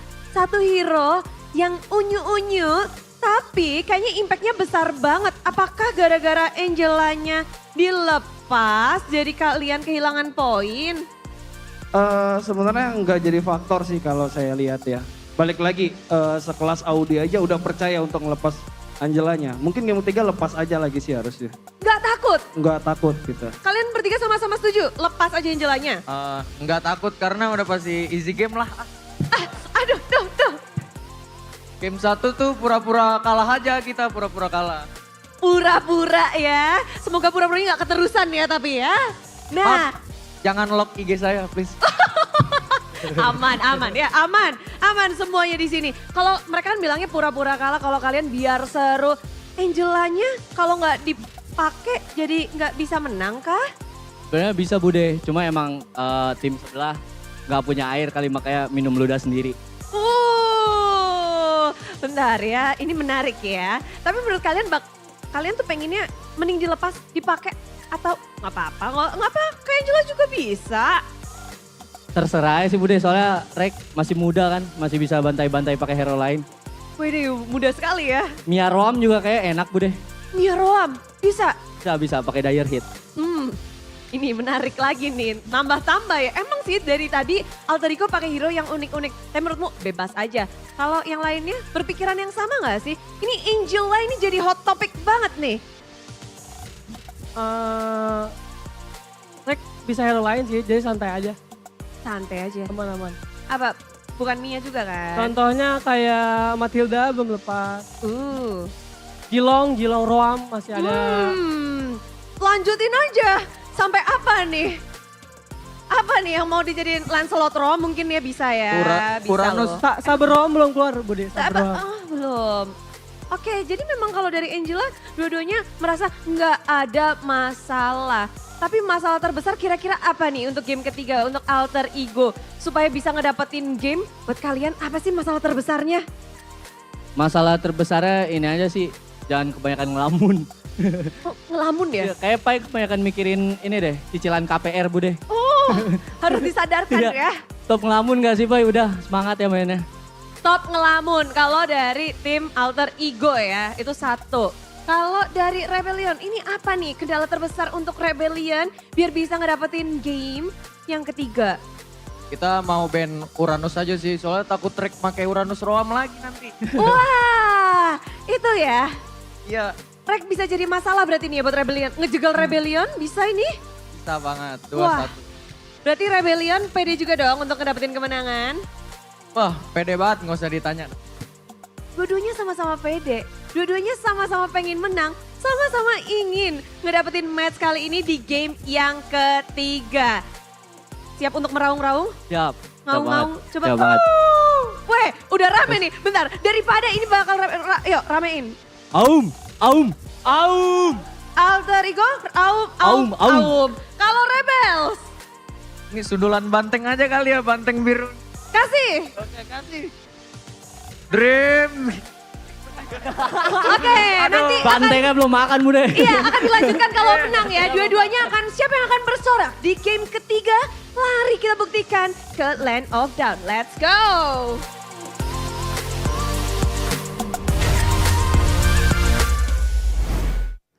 Welcome back, ladies and gentlemen, from that short break. And finally, we get to ask the important questions. What sounds do bulls make? Moo, I think. Do they actually moo? Like cows? Like moo. Bulls are like male cows, right?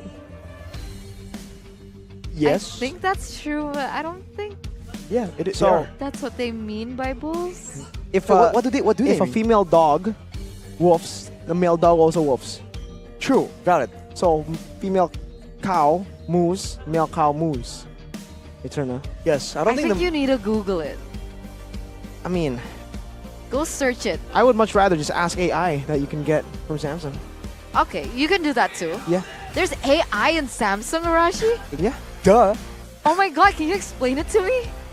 Well, it's just so high tech, Okay. right? And to begin HT. with, and that's before even considering the fact that you have it's all 5G ready, right? 5G And you have the ready. Exynos 1480 Exynos. processor and a 20 gigabyte RAM capacity with up to 256 gigabytes of memory.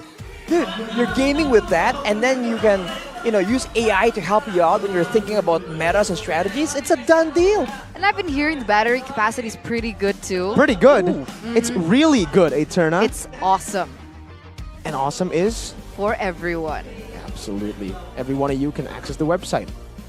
Samsung.com/ID and your nearest Samsung store to get the new Galaxy A555G and a Galaxy A355G. Gani actually got it, and he's been telling me all about the installments. 400,000 rupiah starts from there, and he's been getting so much value because he gets deals that are awesome that are worth up to 1.8 million IDR. Wow. Up until April 17th. So it's 21st. That's why Gani got it like 2 weeks ago. I got it 2 weeks ago. Oh, okay. You got it for him? Yeah, as a present. There you go. W. guys. Did you also get him like the GoPay app? Of course, Why? because it's cheaper for me, honestly. You're right. That's pretty cheaper for me. financially responsible of you. That's Thank very you. adult of you. Thank you. It's almost like you guys are old. Hello? Why are we getting slandered? I did not see that coming. Did not prepare a comeback either. Well, what doesn't get old is the free top-ups and transfers Timeless. on GoPay, man. You have 100 times a month. It doesn't get old. You just keep making all these transactions, no fees. Because come on, sometimes you feel like you're trying to do something and then you just lose. Like it's small, but it adds up. Definitely. And you know what adds up as well? What?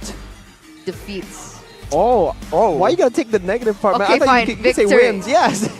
Hang on a minute. It can work both ways. Like, which way do you swing? Glass half empty, glass half full. Which one do you swing by? I'm neutral. The glass is just half? Yeah. It's just a glass. It's a glass with half of whatever. Whatever? Yeah. It's like you can say, Even point cool like coffee? oh, I love Poinku coffee. No, you don't. You can't drink coffee. Ah, But you that's what it's called. Got it. That's true, It's that's called true. point coffee. That's true. You get the It's tea. not point tea. What's pointy? What? What's pointy? What? You said point tea. You're saying pointy, right? What's sharp? What's pointy? The wits of Audie TZ. Now that reflects age. What? Oh yeah, that's a pretty dad, Yeah. dad kind of joke. Yeah. Arashi, are you a dad? No. I'm single, He's single. ready to mingle. Wow, Okay. an announcement to all the ladies out there. Wait a minute. Get your phones ready so you can DM him, ladies. But let's focus as we enter the drafting phase for game number 3, presented to you by the official tournament smartphone, Samsung Galaxy. Absolutely no changes so far from the bans from Alter Ego, and they've opted again to stay on the same side. I do believe an Angela should be banned here. That's a bit fascinating, honestly. The fact that they're just going with the same kind of thing. Alter Ego now just respecting the combo and adding an export, the same ban from the previous game. Yep. Now without an Angela, I mean a lot of fans are making noise about it, like, hey bro, you said you're gonna let the Angela, leave the Angela open. What happened to that? And Rebellion's like, I gotta make money, man. I'm sorry. We tried, okay? It is what it is.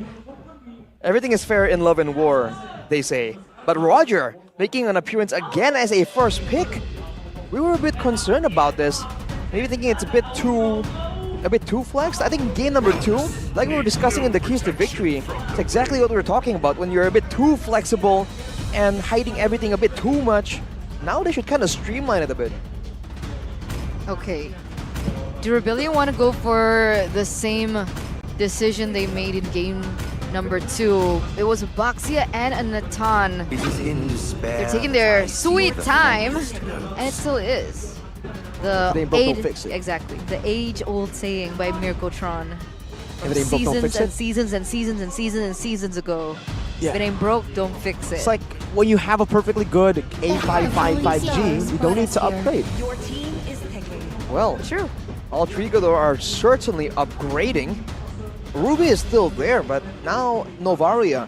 I think I said earlier that in game 2, a different mage I think would have been better than a Kadira. Now, I'm not quite sure if they're going to go for a chip though, right? I don't think that's going to be the case, but maybe that's exactly the kind of curveball they're trying to throw at Rebellion. And this is the unfortunate disadvantage when you have Rekt in the lineup over Rossi. The Ruby pick, we would always just be like, okay, it's a flex pick. Now it's also still a flex pick, but it's not as strong of a flex pick because Rekt on the Ruby, we haven't seen it in a while. Meanwhile, for Rossi, he's been performing super well on the Ruby. Fair miss pick for RBL though. Man, Paramis pick already, and earlier we saw in game 1 the healing becomes a big benefit against a poke hero like the Novaria. So we haven't seen a lot of Rafaelas, but you can always hope that something new might come up. We'll see though. For Rebellion, they're banning Terizla again. They want to make sure that no one can really punish them for corralling together, grouping as 5 for the Nether Realm. I mean, essentially, a Ruby can punish that in a way, Your team but it still can be worked around, I suppose. But it's already a risky pick, picking up a Faramis against the Ruby. The Paquito gets respected out, taken away from Cars. They gotta ban Xborg, man. Alter Ego.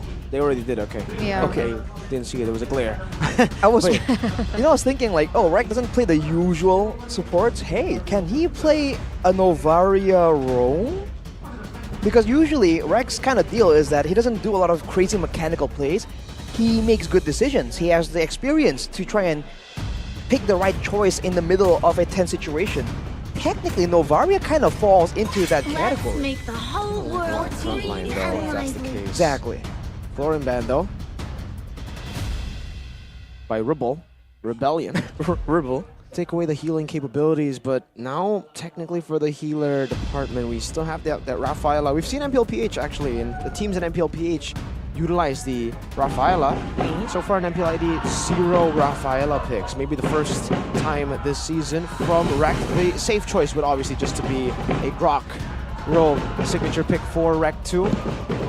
For the bans here, what do they want to go for? I think just getting someone sustainable. Oh, they get the Benedetta. Oh, okay. I was actually thinking that the Benedetta might be left open because they do have the Ruby that can do okay against the Benedetta. They also have like some, but for Rebellion now, Arlet, Lapu, Yuzong. they're going for a roamer first though, it looks like. Minotaur would be good, just here, right? Ooh, Minotaur here. Taking it away from Altrigo as well, definitely works. There we go, as predicted.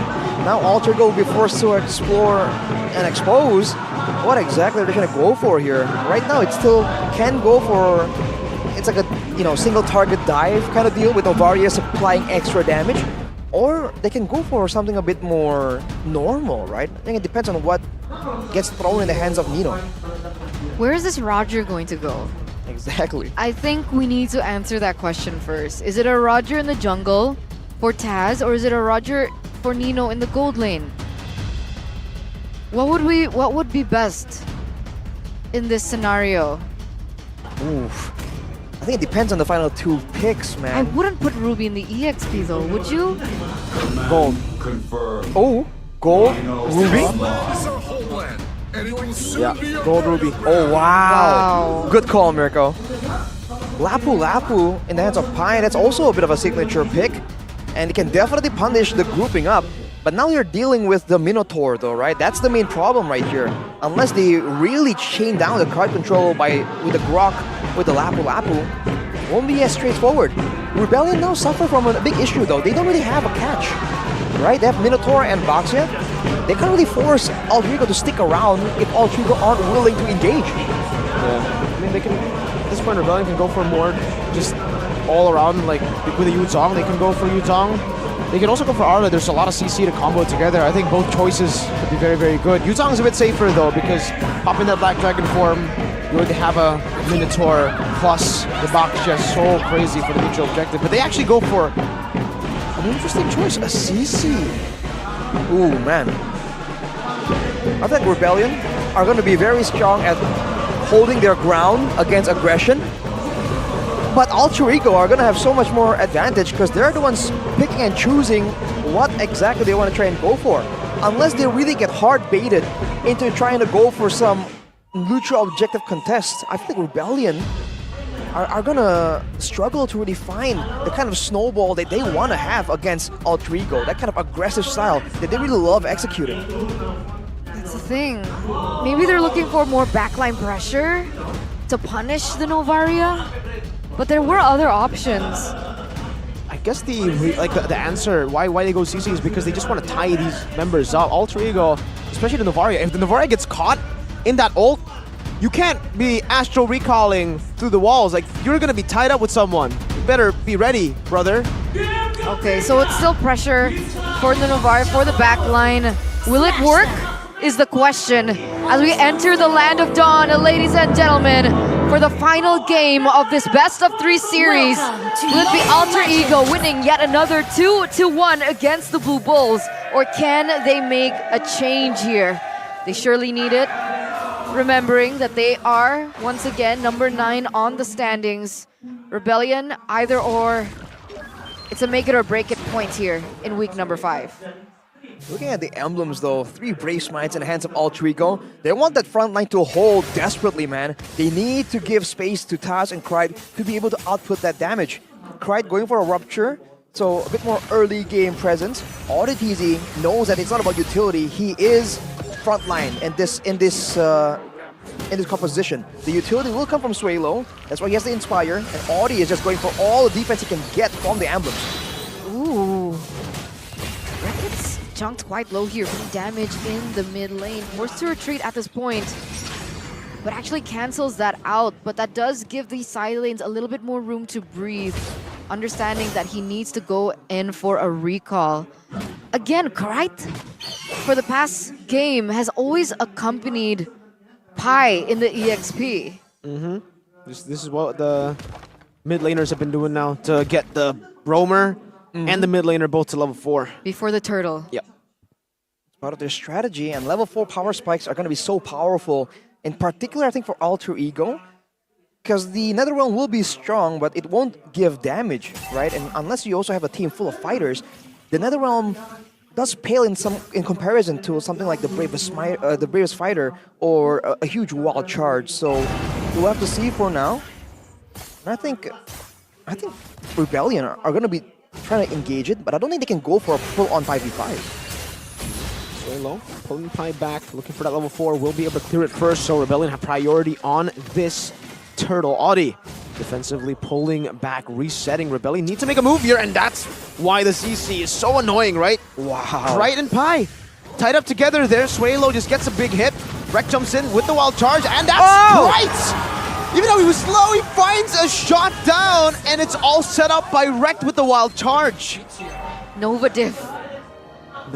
Nova diff. I mean, Swalo on the Nova didn't have that much of an impact in the neutral objective takes, but we've seen Cry time and time again when he picks this hero up. It's always super, what do you call it? Not effective. What's the word? Not effective. Scary? Scary, not scary. It's like Threatening? when it's vulnerable. Very vulnerable to take. Oh, the neutral objective is vulnerable to being stolen. I gotta agree with you, but that's, the wild charge also has a surprisingly huge amount of damage. So the fact that they, I'm pretty sure, planned that was very sneaky, man.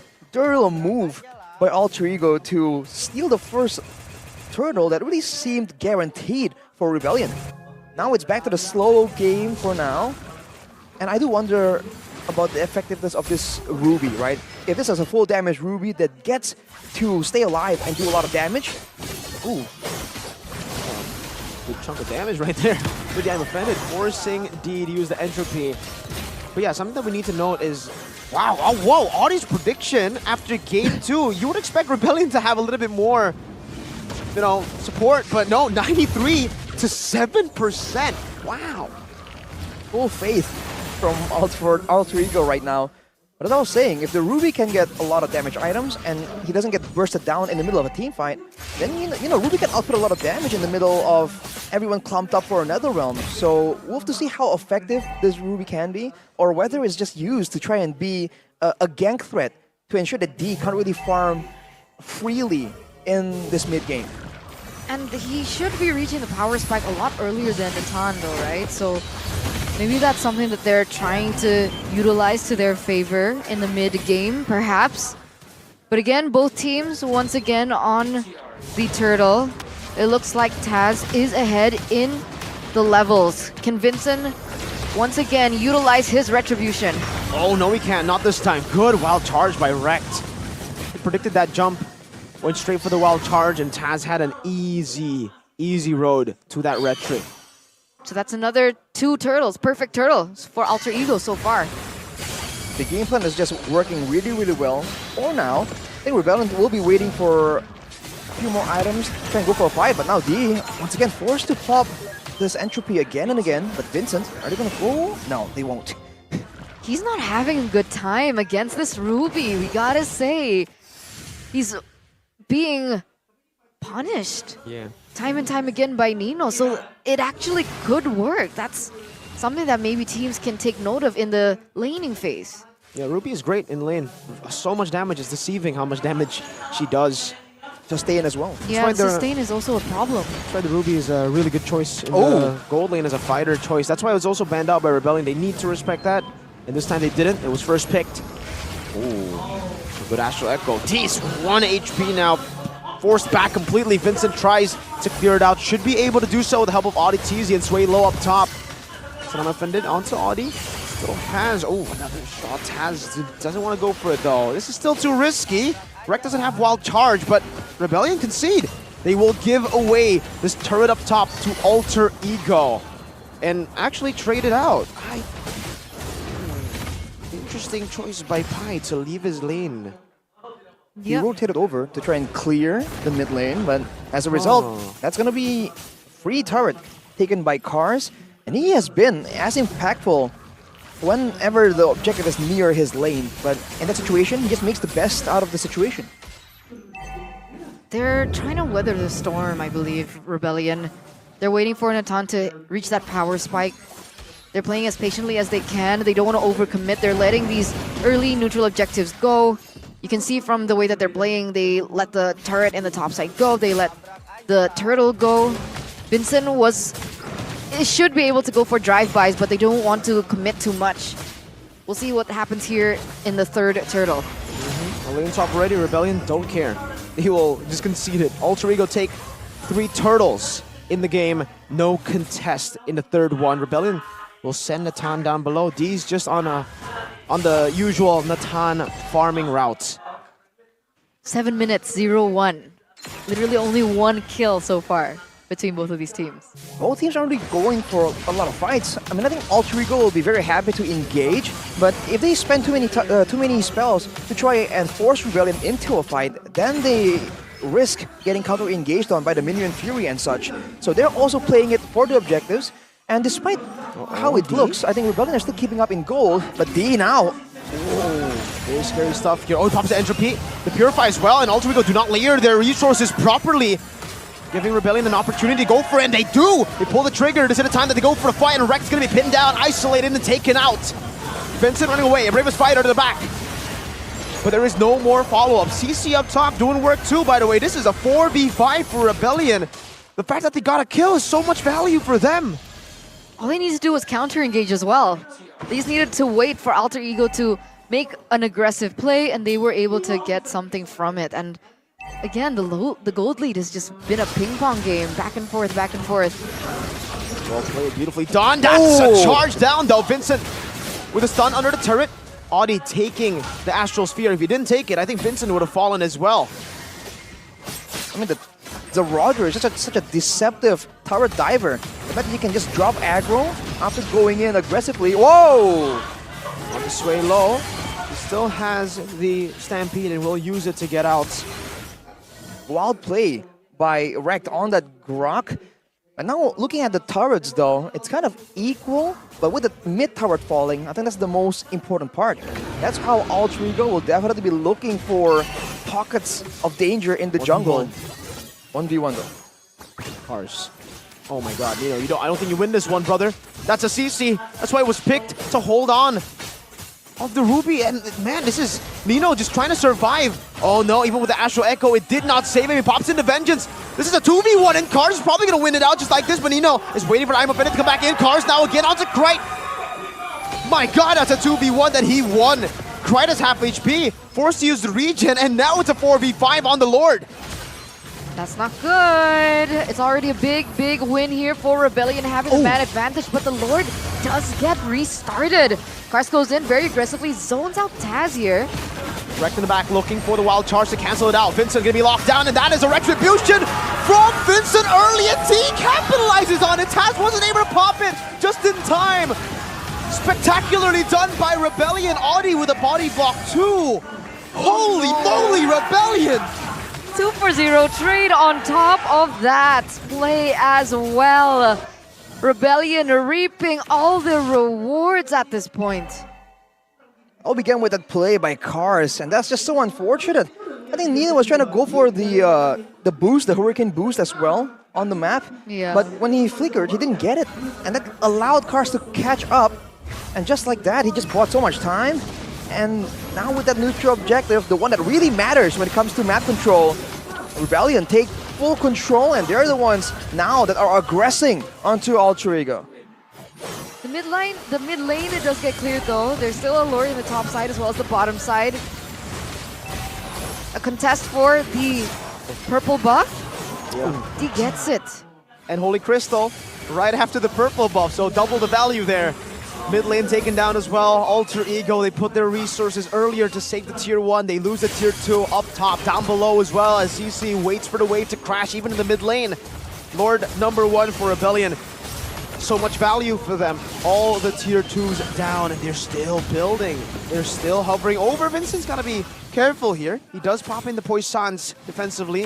Taz tries to shoo him away from his own jungle. He's still ahead in level, but That 2.3k gold lead for Rebellion is looking very scary. Looking bleak for Alter Ego right here. I mean, we talked about the reverse sweep pattern, and for Alter Ego, it sure is looking quite difficult.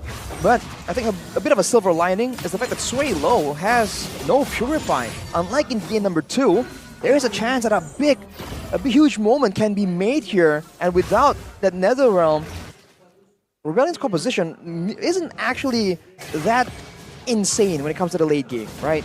So we'll have to see if they can go for the pickoff and then avoid a huge minion fury. A lot of ifs, but game is still possible for them to really win. The combo isn't insane, but they do still have that constant damage coming in from the Natan. So yes, Alter Ego have more tools to work with, but in a long drawn fight, if they're able to bait out the resources like we've seen them do, Rebellion, then it is a little bit more difficult, I would believe, for Alter Ego in the team fights. If they're going to try and surprise Rebellion, they have to pick the right moment. Yeah. If they're going to, let's say, go for Rekt with a surprise Flicker Wild Charge to try and get a winning fight, then they have to pick the fight, because they won't be able to do that repeatedly against a team like Rebellion that is known to adapt and adjust. Maybe they'll rely on Krite to really pressure everyone else using the Astral Spheres as well. Technically, they don't have a lot of sustain. It's only ODTZ, and it's not the same kind of sustain that an Angela can provide. But despite Rebellion's lead, Vincent is still a level below of Taz. Because for Taz, he's just been farming. He's been taking the waves as well in these lanes. But for Vincent, he's only relying on the jungle creeps. So Alter Ego have an advantage in that department, the jungle. But Vincent is also a tank, right? So I think for Rebellion, they're very happy with giving the resources over to D rather than Vincent, just for that one level advantage. Looking at Rekt here, trying to make his best with this hero. He does reset the Lord again with the barrier. But look at the positioning of Cars. Already with a Sea Halberd as well. He is going for a flank. Oh my god, Krite. Oh, he gets tied up. Cars versus the world, 1v3 in the back, just kiting them down. Now with a vengeance as well, he's beating the entire team!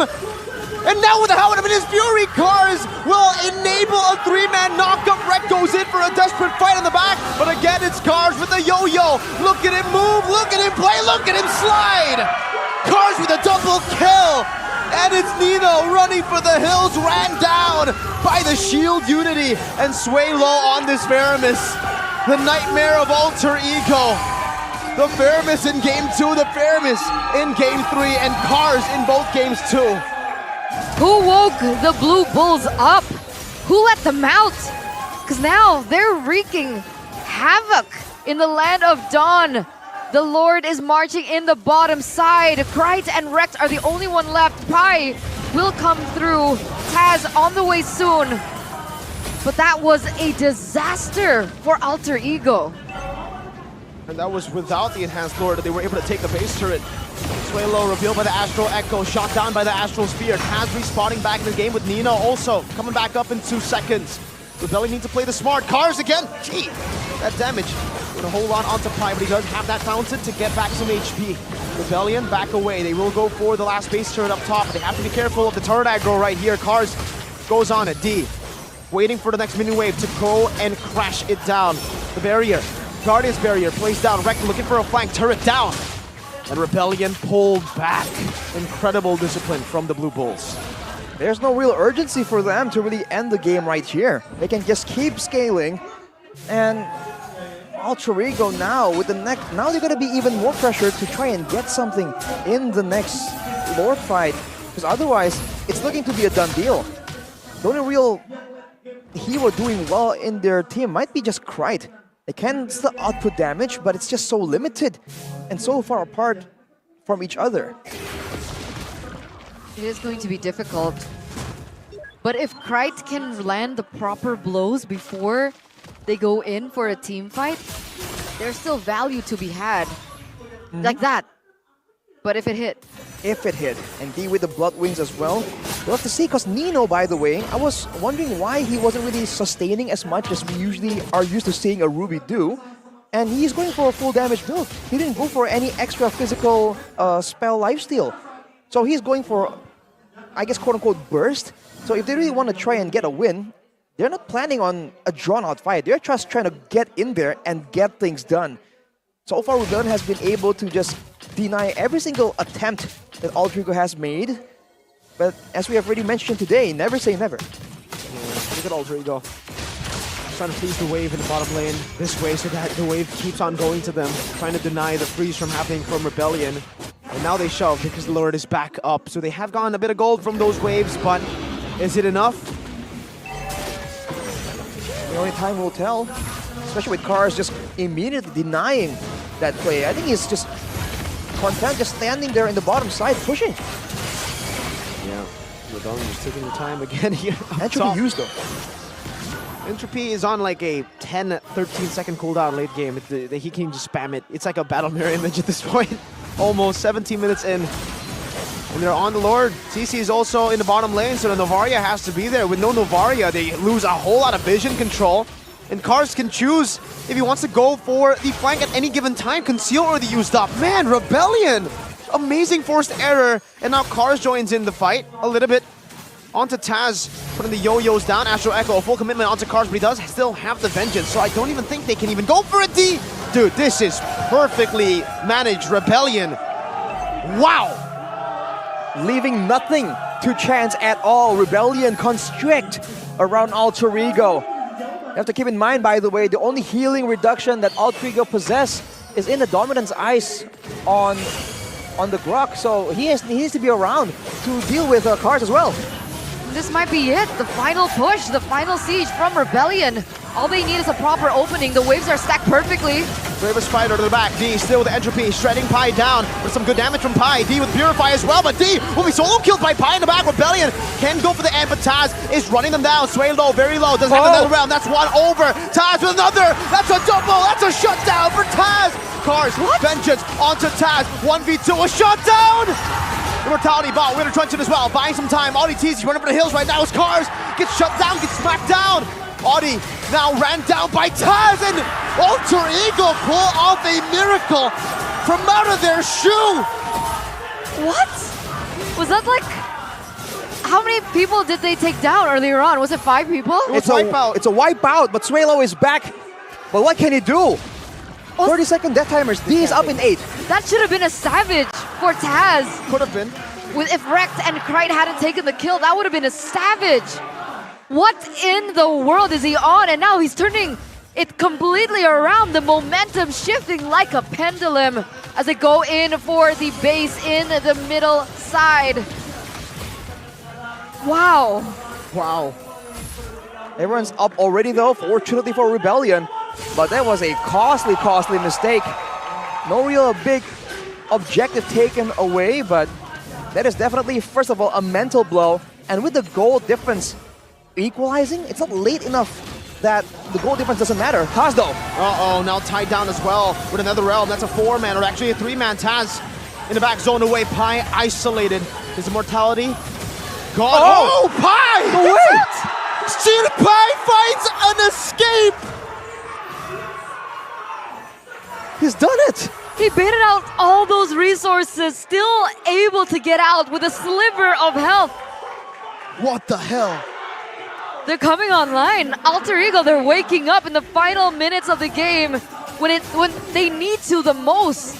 Remember the name, Sir Pi. Wait, what? Real-time victory rate to... Huh? It's still 3 base turrets. How? It's an AI prediction. Whoa. That's quite interesting. Alter Ego make the first move, rotating to the bottom though. Is it a human prediction? But the asset says it's a AI prediction, so we'll have to see. Taz is clearing right now though. If they can get Cars here, it's gonna be such a valuable turn for Alter Ego, but I think it's the same. As you mentioned, Mirko, still 3 base turrets for Rebellion, and they still have the same kind of control that has been allowing them to have such success so far. And so these lanes are going to be naturally pushing in favor of Rebellion. They have a little bit more housekeeping to do, some sweeping to do, more so. So there's a lot more pressure for Alter Ego in this final dance. Look at the damage being done by Krite though. He has gotten a lot more damage. Seems like Alter Ego might just go for it. Yeah, Rebellion, they're being forced to this issue. Entropy used up. Vincent cannot go for the Fights it again! Valkyrie in the back, but there's another round stopping it from happening. D so free hitting as Suelo pulls Taz back, has the immortality, goes back in with Lycan pass out, tries to escape, but D demolishes the immortality. Taz is running. Cars with a vengeance. Nino is down. Taz is down. The real-time win rate that is shifted to Alter Ego will not matter. Rebellion again pull off a steal. D now with the entropy. It's wrecked, running for the hills. It's Krite. One member left standing and Evolve Lord everything against the odds of Alter Ego. Rebellion take a first sweep against the three faces. They get their revenge from Legend number 1, where they lost 2-1 against Alter Ego. Here they show that with a little bit of time, things can change for the better. With this 2-1 victory against Alter Ego, Rebellion have successfully pushed RRQ and Evos further down in the standings. Pushing down the Royal Bestie even lower in the standings. Rebellion do not care. They are here to win. And that was a statement performance against Alter Ego. Going up against the match rate, the real-time match rate, and it doesn't even matter. It really doesn't. Against all odds, against Alter Ego's very cheesy drafts.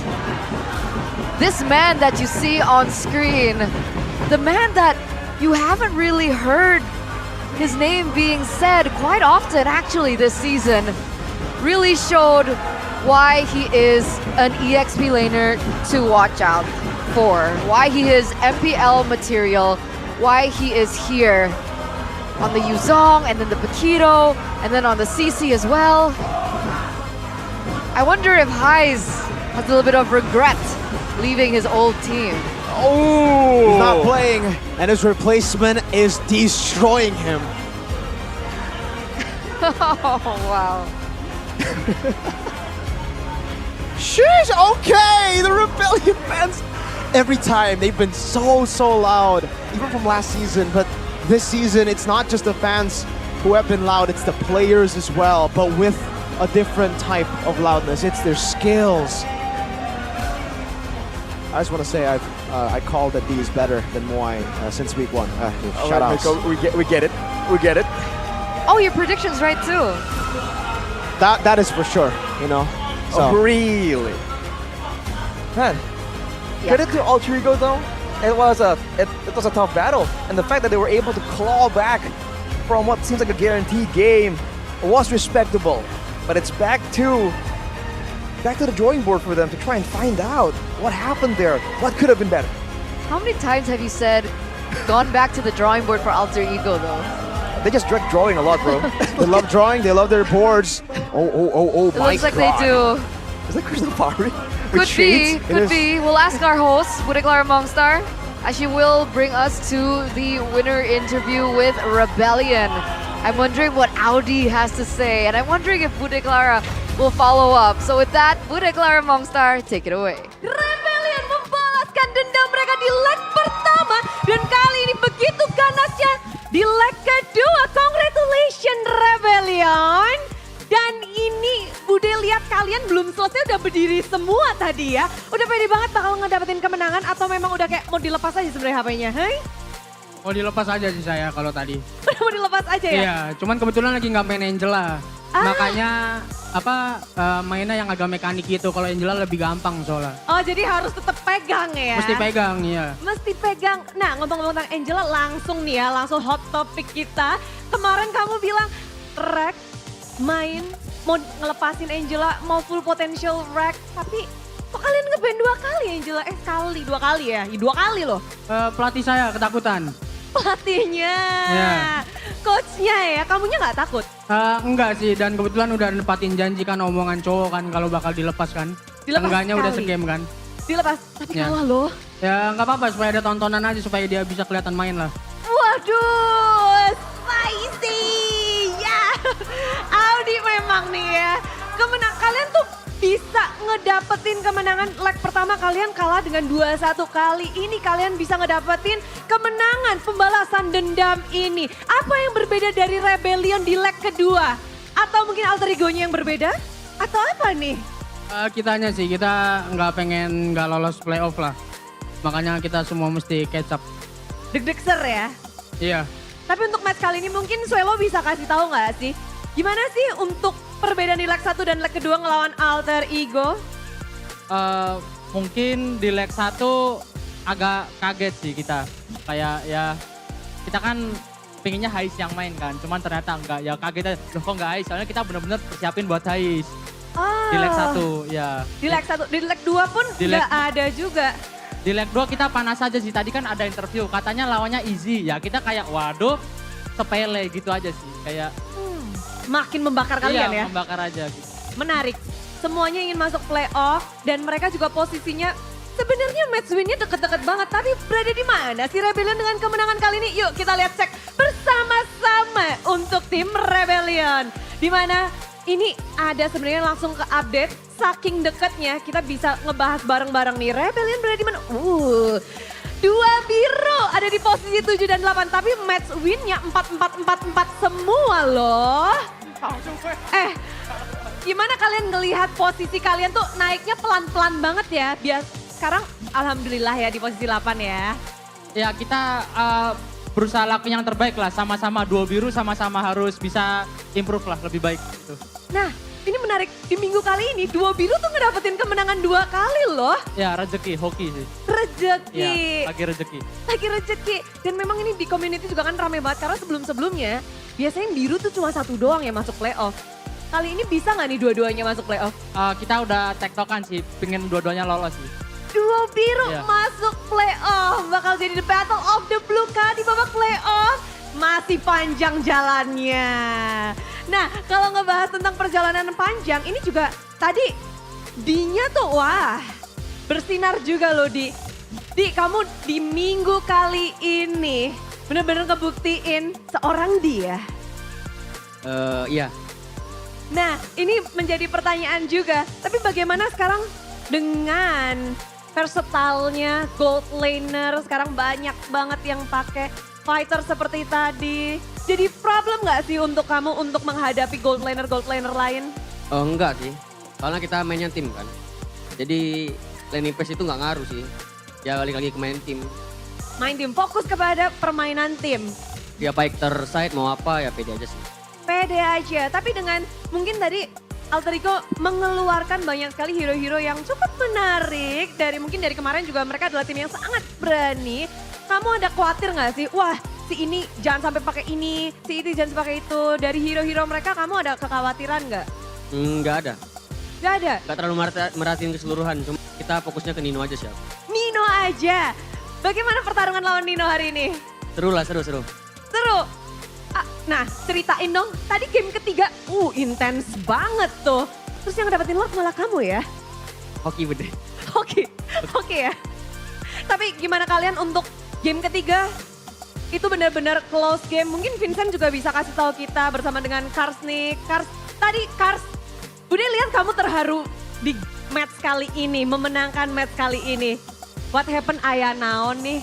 Apakah Kak Pai tadi nyubit kamu sampai kamu sedih atau apa? Enggak sih ya, kita kerja keras lah dari bawah juga. Akunya juga terharu lah bisa menang 2 kali di ini. Menang 2 kali.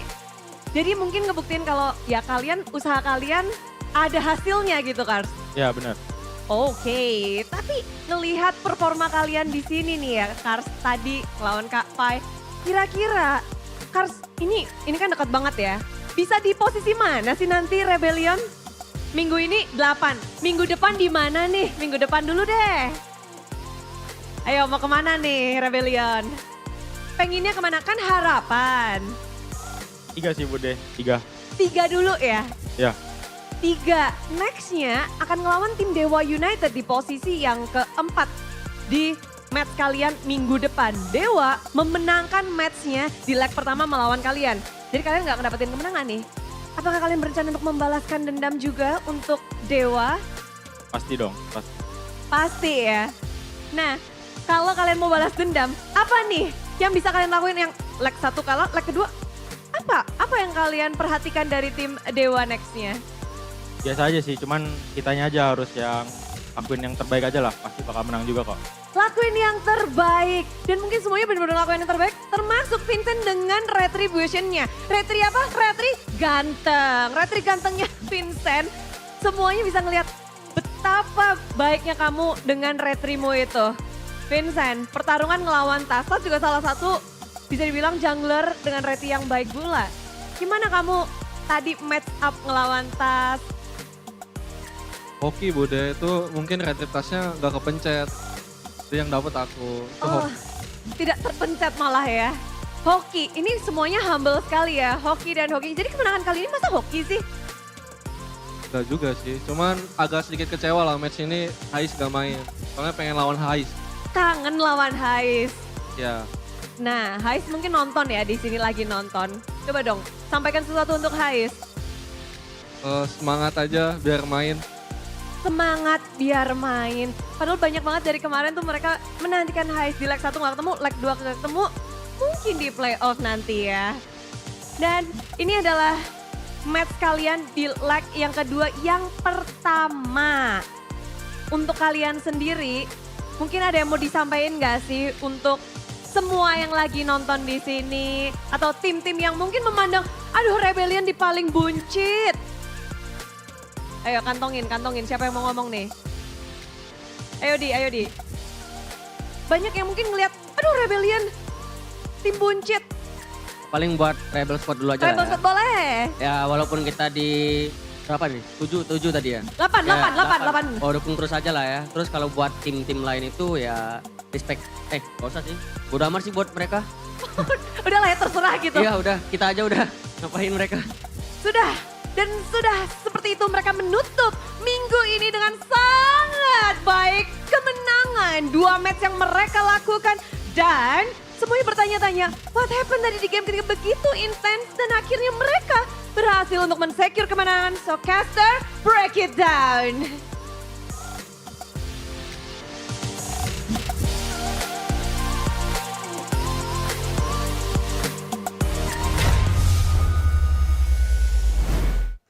Thank you, Bude. Arashi will definitely break it down. Break it down.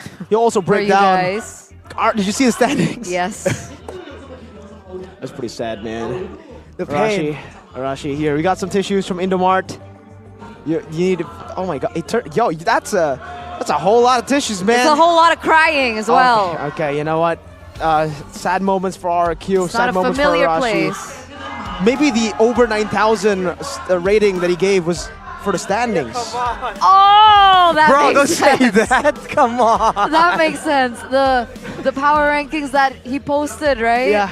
Oh, yeah. So if you guys don't know, there was like an analyst power ranking post content, and then Arashi put RQ at 9,000 per 100, or over 9,000 per 100. Yeah, it's over 9,000, not 9. So you're saying that they're going to be even worse? No. There's only 9 teams, man. 9,000 means like the damage from cars. Actually more than 9. 154K damage taken. Gee. That's crazy. Player of the match is Cars on the CC. Who was your POTG though? My POTG? I was D. I would still say Cars. Oh, Personally. I also chose D. He stole the Lord, man. That would have been... Twice. Fair. I think it's, again, the whole team performed really well, but I think Cars' impact from the beginning all the way to the end there, even though, of course, D was the highlight moment of the entire fight, but even when they were able to get decisive victories in the team fights, it's because Cars went for the big flanks, the big ultimates on the Swalo, not Swalo, sorry, onto Krite. So let's take a look at the player of the match highlights by UBS Gold. And it's all the same pattern. Early on, all the turtles were left alone by Rebellion. They know what they want. It's like now they have like a proper vision on how they really want this to play out. And of course, D was the one taking the bulk of the Lords. We'll check again later exactly how many Lords. But point is, for the most part, they let go of the objectives that aren't really critical to their victories, and then they go when they start going aggressively when the Lord is up. And this is that fight where D was taken out, and just from there, Taz just went insane, man. He let the werewolf take over. Sicko mode Taz. Went down, and basically it's a wipeout. And that was the moment where we were thinking there's a possibility. It might be a comeback. Afterwards, the team fighting is just so good. And Pai also had a highlight moment right here where we were like, okay, crazy, yeah. it's done. But he wasn't. And here we go. How did he do it? Huh? Skill 2? I don't even know, man. That's crazy. After that, they still went for the whole fight. And it's almost a similar situation. Whenever you go for a fighter composition, when your own gold laner is a fighter, you need to take out the opposing team's gold laner. In the team fights, obviously, because he outputs a lot more damage. And also in the whole game, right? The fact that he was allowed to farm so freely. We were talking earlier about the gold difference, and he was only like 200 gold ahead from... Nino was only like 200 or 300 gold ahead from D. That's not enough of a gap. Sorry, that was cute. Yeah, the whole... camera. Was it Chico and Suelo? Yeah. Yeah, and then Cars in the middle. The machine. It's Oh, it's not man. Cars 3, Arashi. He didn't retire. He's not retiring. Not anytime soon. It's really unfortunate though for Alter Ego, like a team that was underestimated before the season begun. Yeah. And then they made a very convincing few performances in the first few weeks. And now it seems like their performance are either at a standstill or it's regressing. See, that's why for Rebellion's always weird, because as much as every single time they beat like Onyx, RQ, I want to say, yo, they finally done it. They found the problems, the problems in their lineup. But then they would lose to lesser teams, and it'll just be weird, right? It's like they match their level of competition. But hopefully, this week has shown that they can be consistent. 2-0 week. When was the last time they went 2-0? I can't remember. This is probably one of the first times that they have gone 2-0 in a week. We'll have to see. Again, the consistency definitely is what's important, because it's a marathon, not a race, as we've always said. But looking here again, D has 3 lords. 3 lords. That's the Yes, PSEG, man. the man took 3 lords, yes. And that's, despite the fact that the carry and the rich guy is still Taz, by the way. So it's just D outputting the high amount of damage when it really counts, right? It's not poke damage, it's not chip damage, it's just burst when it's required. So let's take a look at what the comms were like for all 3 games earlier on as we take a look at the golden moment by UBS Gold. Ayo, gua. Ya 5 di sini. Mau disundul gua kayaknya. Oh enggak. Aman, gua udah bentar lagi, guys. Ya. Sabar gua mau pok-pok dulu. Atas kita menang kok. Ya. Bisa nggak kiting lordnya? Bisa. Dia mau komit perang ya. Sabar, gua cari lapar. Santai, bawa kita maju. Nih gua show mid nih. Dia mau komit. Orang yuk. Gas, guys. Boleh gas musuh ya. Ayo, orang ya. Lihat dia chip kita. Ya, gua lihat dia. Lagi guys. Nice di. Gua pegang. Lagi. Depan. Gua dulu. Lagi lihat Roger. Depan dulu aja. Ini Roger di gua. Ini gua lagi. Nice. Nice, retrigger. Bisa lagi kok. Retrigger from D. Mati mah kok mininya. Woi, ngapain woi? Udah. Sambil berdiri yuk. Ayo, berdiri.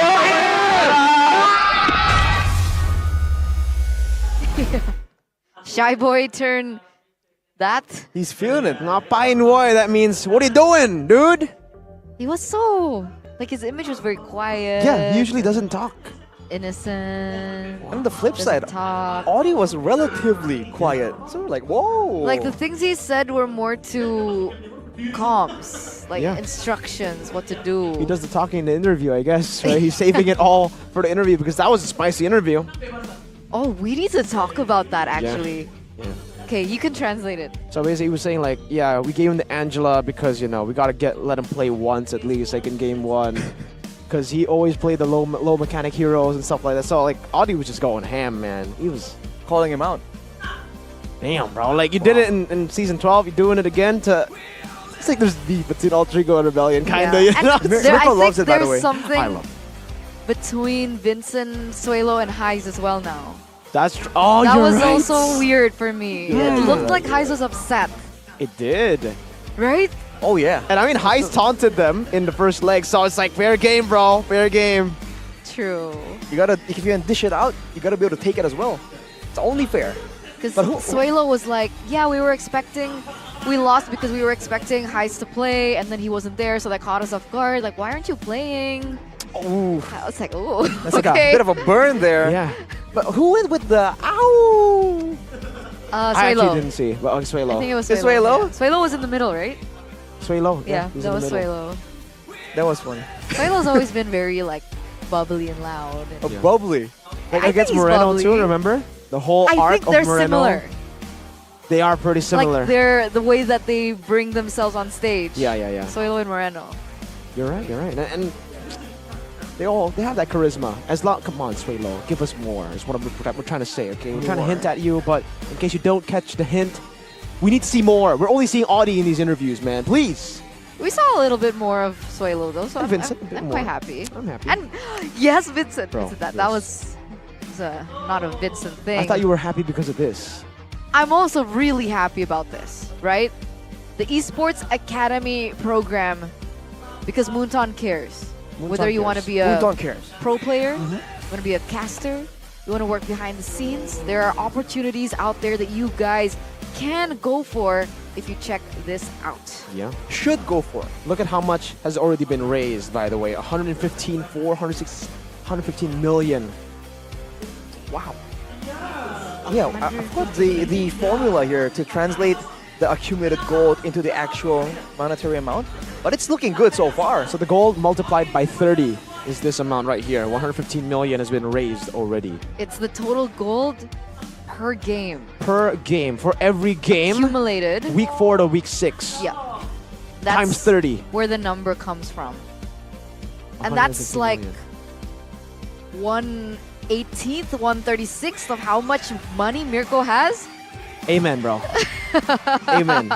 That's a lot of. I would love that, bro. You agree, right? Yeah. Okay.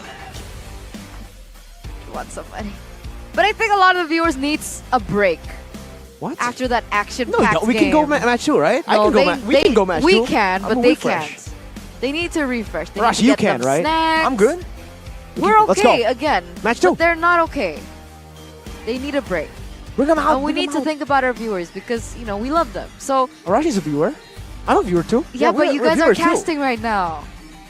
Okay. So with that, ladies and gentlemen, before we get to game numero dos,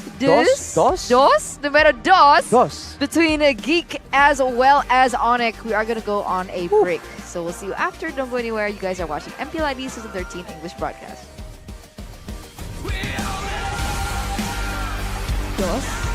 I really want match 2, bro. Like. Welcome to MPL Indonesia Season 13.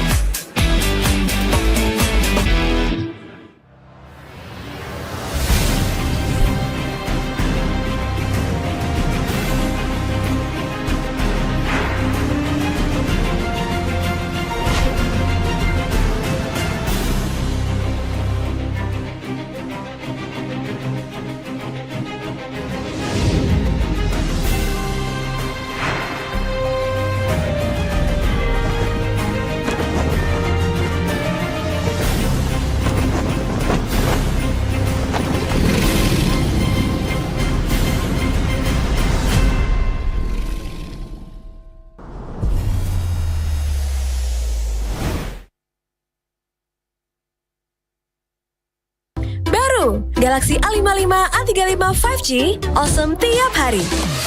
Ini Galaxy A55 5G. Ngegame lancar, win streak terus-terusan, bisa tahan 2 harian. Nah, ini Galaxy A35 5G. Bisa terus berkreasi walau dalam gelap, dan tanpa batas. Makin aman dengan Noxvolt. Be awesome every day.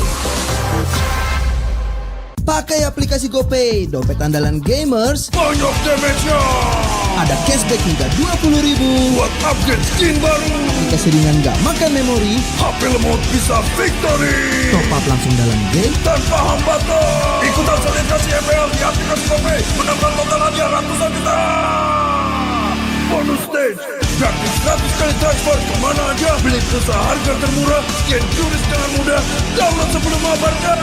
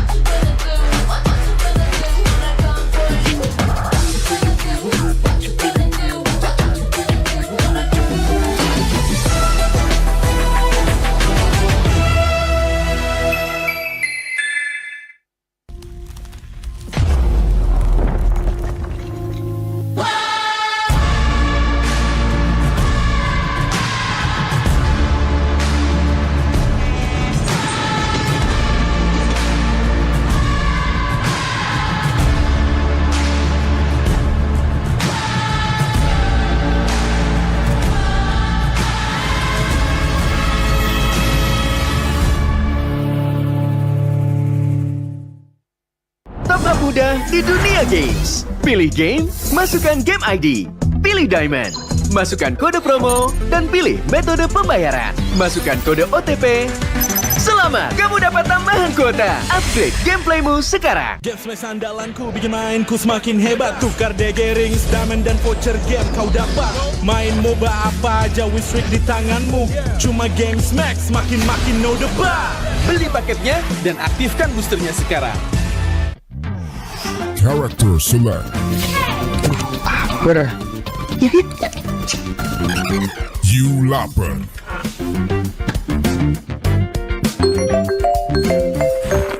Stop! Pakai klik Indomaret, belanja 1 jam sampai dan gratis ongkir loh. Wah, belanja online kayak belanja di toko Indomaret.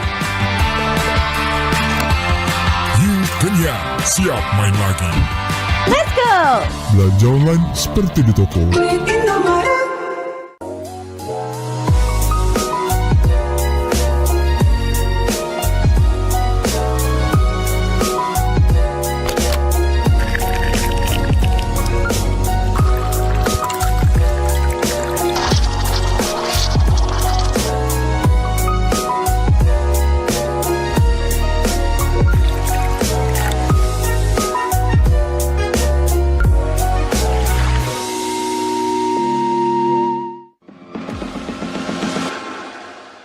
It's only you who rocks my world.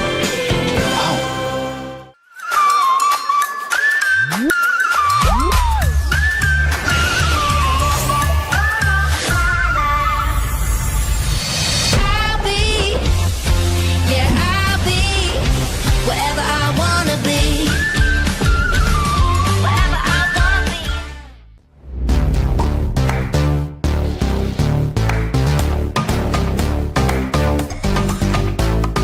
We don't need no sleep because the party.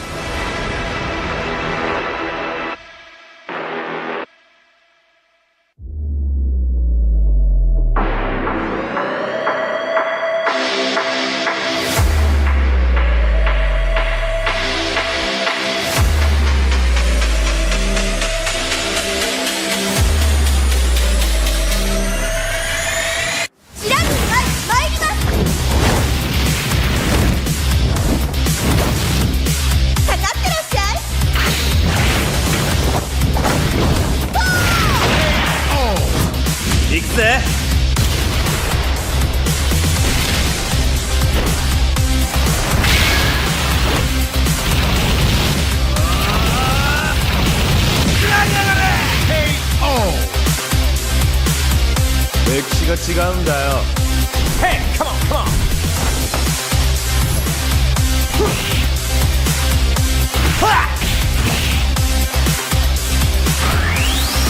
오케이. 아와, 게이다.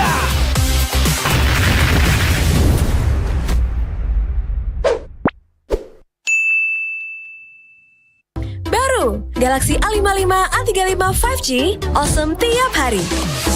Ini Galaxy A55 5G. Ngegame lancar, win streak terus-terusan, bisa tahan 2 harian. Nah, ini Galaxy A35 5G.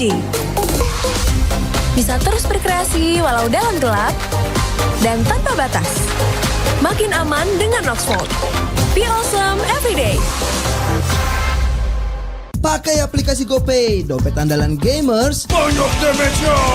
Ada cashback hingga 20.000 buat upgrade skin baru. Aplikasi ringan gak makan memori. HP lemot bisa victory. Top up langsung dalam game tanpa hambatan. Ikutan selebrasi ML di aplikasi GoPay. Menambah total hadiah ratusan juta.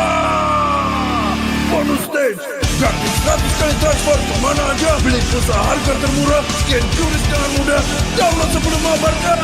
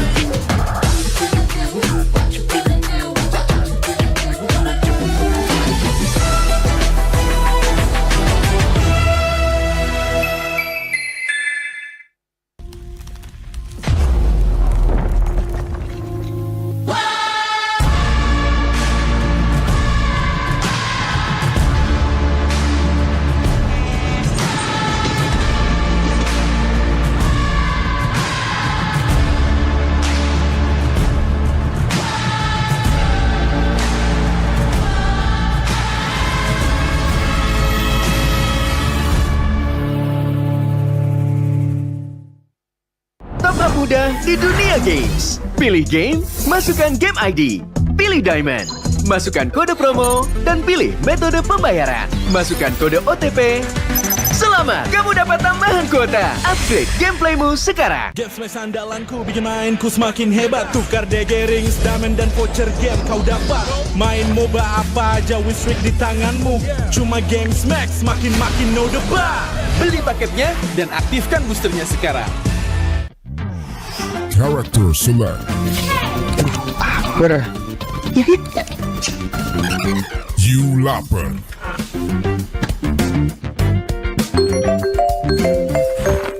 Stop!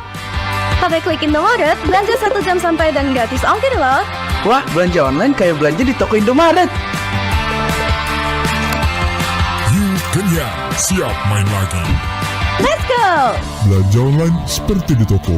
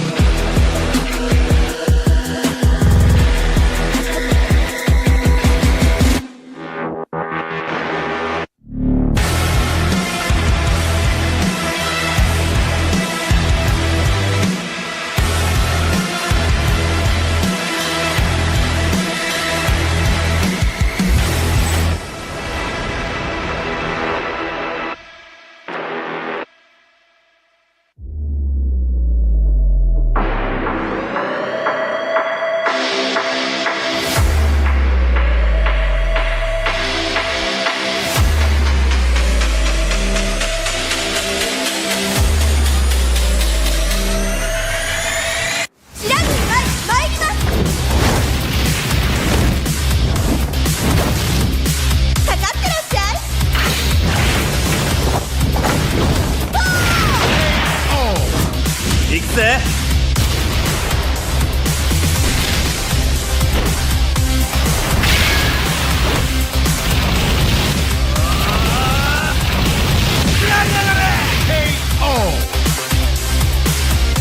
歴史が違うんだよ。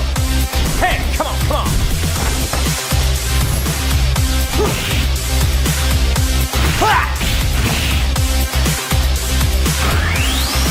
Okay. Power Gator.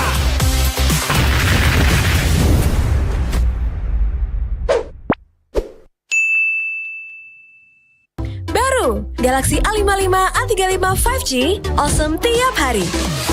Ini Galaxy A55 5G. Ngegame lancar, win streak terus-terusan, bisa tahan 2 harian. Nah, ini Galaxy A35 5G. Bisa terus berkreasi walau dalam gelap dan tanpa batas. Makin aman dengan Noxfold. Be awesome everyday. Pakai aplikasi GoPay, dompet andalan gamers. Banyak damage-nya. Ada cashback hingga 20.000 buat upgrade skin baru. Keseringan gak makan memori, HP lemot bisa victory. top up langsung dalam game Tanpa hambatan. Ikutan selebrasi ML di aplikasi GoPay. Menambah total hadiah ratusan juta.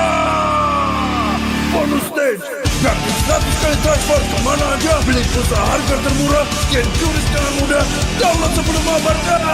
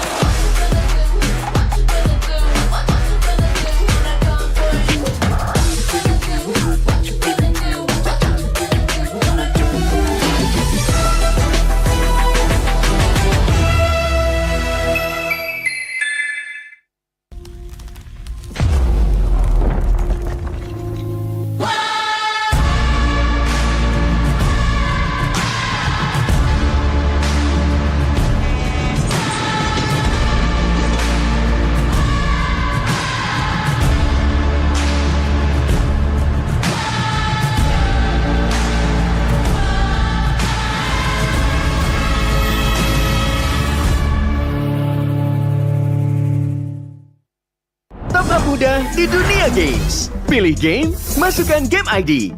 Pilih Diamond, masukkan kode promo, dan pilih metode pembayaran. Masukkan kode OTP.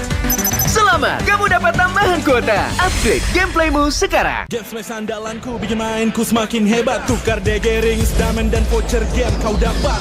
Main MOBA apa aja win streak di tanganmu. Cuma game smash makin no debat. Beli paketnya dan aktifkan boosternya sekarang. Character select. Bener. You lapper.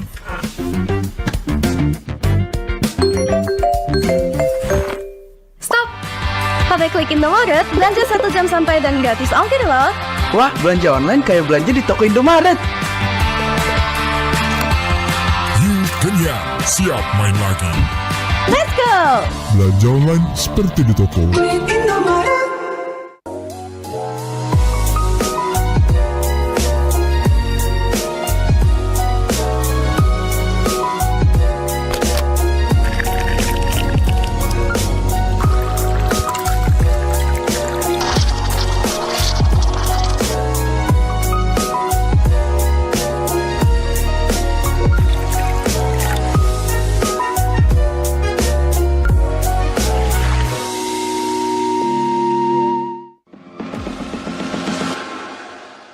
It's only you who rocks my world.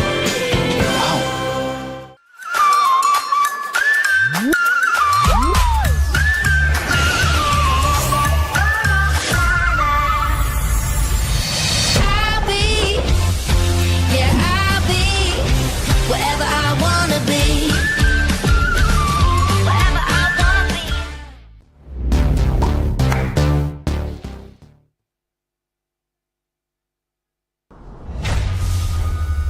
Ini di MPL Berbagi THR akan ada skin Diamond. Lalu ada Samsung Galaxy A Series.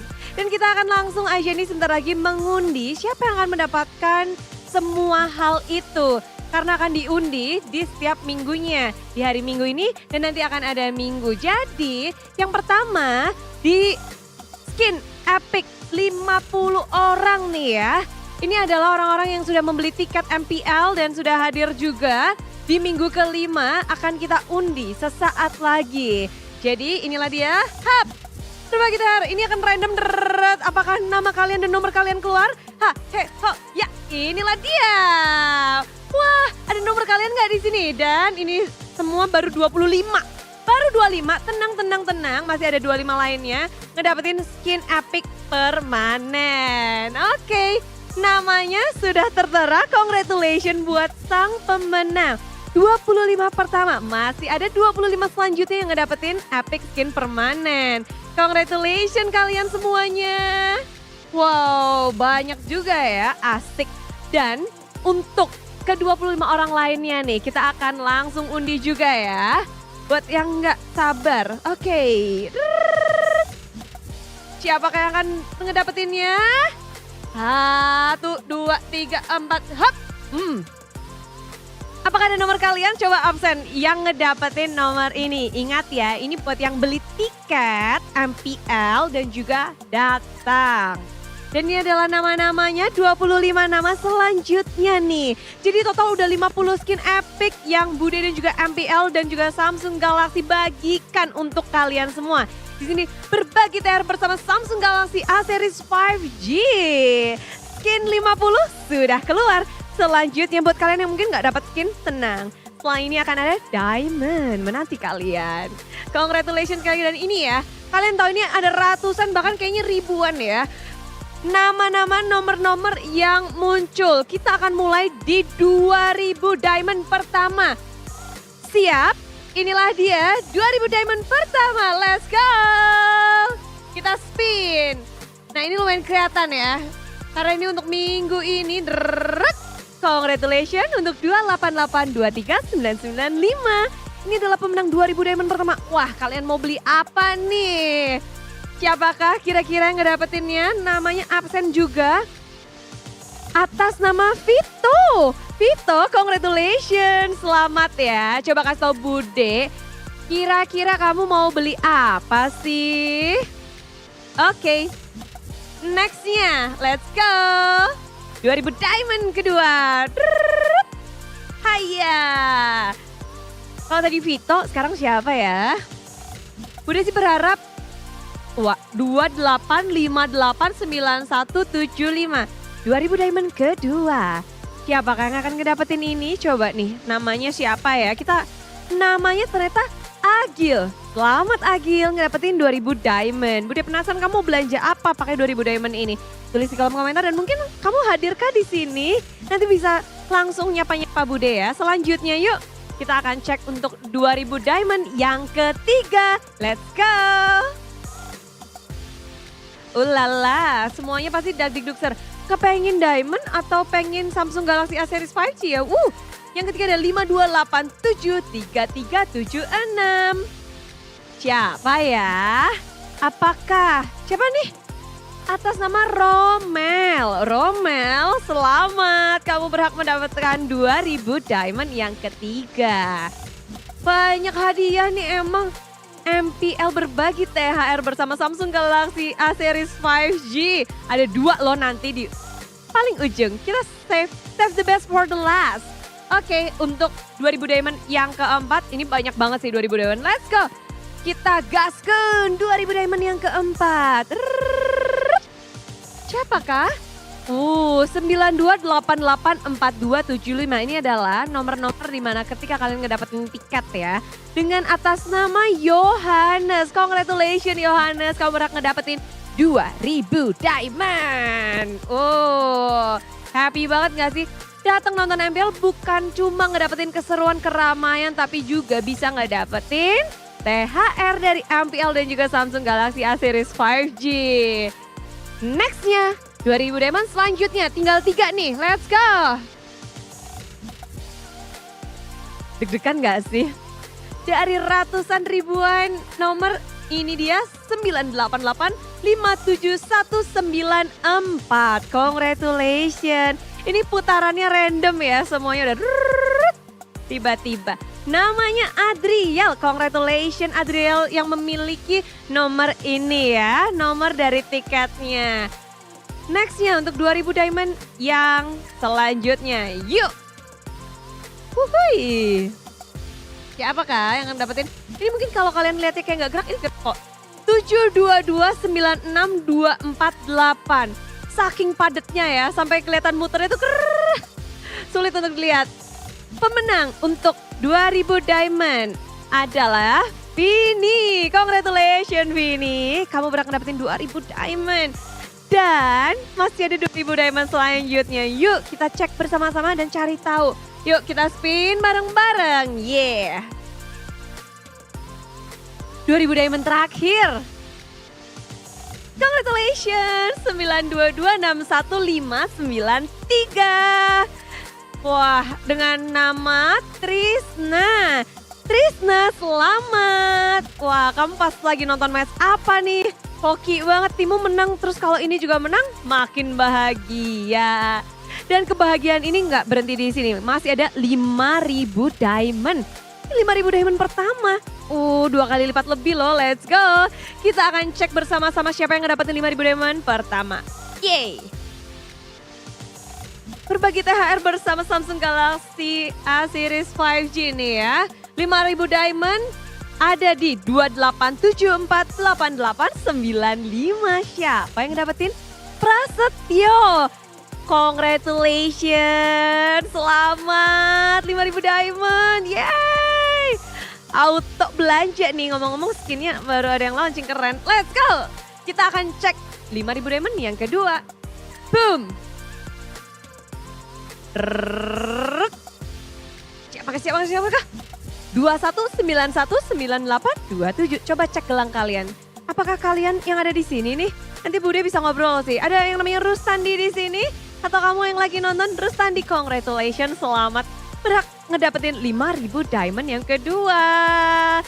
Asik, tenang masih ada 3 lagi. Yuk kita langsung yang ketiga. 5.000 diamond ketiga. Jalalalalala. Cara 35872295. 5.000 diamond yang ketiga. Congratulations Shiva. Wow. Nanti jangan lupa ya bagi-bagi skin buat Bude juga ya. Yuk kita ke selanjutnya. Yang keempat. 5.000 diamond keempat. THR bersama Samsung Galaxy A Series 5G nih. Makin deg-degan gak sih? Ada di 46186543. Siapa nih? Kalau tadi Johan, kalau sekarang Yohandri. Congratulations Yohandri, kamu berhak ngedapetin 5.000 diamond. Asik nih Bude dapat banyak ya yang bakal ngasih Bude gak sih? Bakal gift gak sih? Yuk kita yang terakhir, 5.000 diamond terakhir. Sultan Diamond nih, auto. Thank you banget nih ya Samsung Galaxy A Series 5G. Ada 2254275. Congratulations, pemenang 5.000 diamond yang terakhir untuk minggu ini. So, Tantia, selamat. Wow, 2.000 diamond udah, 5.000 diamond udah. Sultan Diamond udah pada berkumpul ya, udah pada dapat bagiannya masing-masing. Dan juga tadi ada 50 skin epic permanen. Sekarang inilah dia yang dinantikan, ada Samsung Galaxy A Series 5G. Persiapkan hati kalian, persiapkan nomor dari gelang kalian. Dan juga ingat-ingat nih ya, siapakah yang akan mendapatkan Samsung Galaxy A Series 5G yang pertama? Inilah dia. Deg-deg. HP baru alhamdulillah di 4167866. Wow, congratulations to Felix. Felix HP baru. Asik, memang nih kita akan membagikan satu lagi untuk Samsung Galaxy A Series 5G-nya. Siapakah satu nama beruntung, satu nomor beruntung? HP baru alhamdulillah ke 44931623. Putaran yang begitu memukau untuk indah. Wah, hari yang indah untuk indah. Ngedapetin Samsung Galaxy A series 5G. Congratulations untuk para pemenang. Ada yang ngedapetin skin epic, ada yang ngedapetin diamond, ada yang ngedapetin Samsung Galaxy A series 5G. Dengan demikian untuk minggu ini kita sudah ngedapetin pemenang-pemenang di MPL berbagi THR bersama Samsung Galaxy A series 5G. Tenang buat kalian yang belum menang, buat kalian yang udah beli tiket, yang udah datang ke MPL, yang udah follow Samsung dan juga MPL, masih ada kesempatan selanjutnya di minggu yang ke-6. Untuk minggu kelima kita tutup dulu. Sekali lagi congratulations buat pemenang THR. So see you untuk pemenang selanjutnya di minggu ke-6. Bye-bye.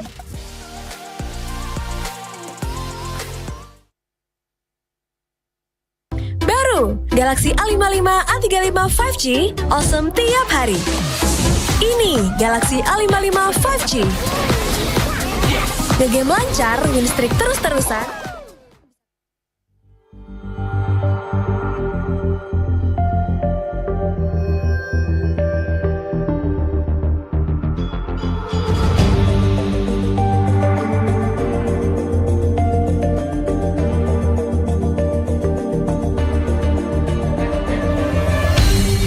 Aku kan berdiri dan terus berlari, terus ke arah puncak tertinggi.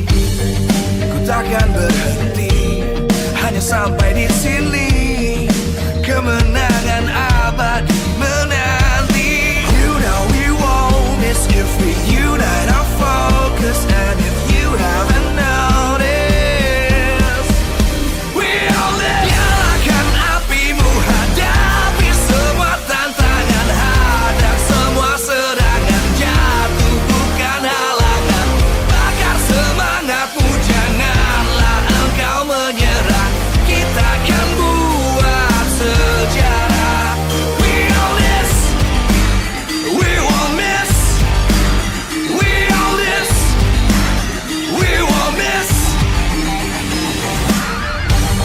Saatnya beraksi, jalani ambisi.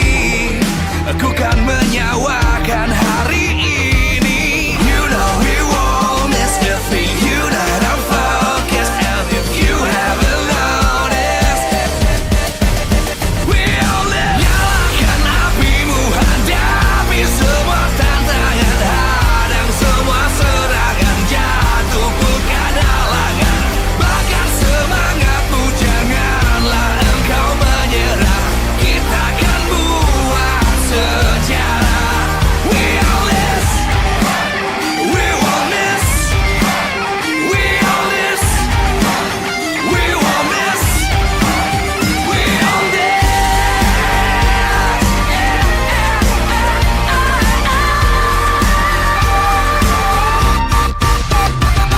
Nyalakan apimu, hadapi semua tantangan, hadang semua serangan. Jatuh bukan halangan, bakar semangatmu, janganlah engkau menyerah. Kita akan buat sejarah. We all this.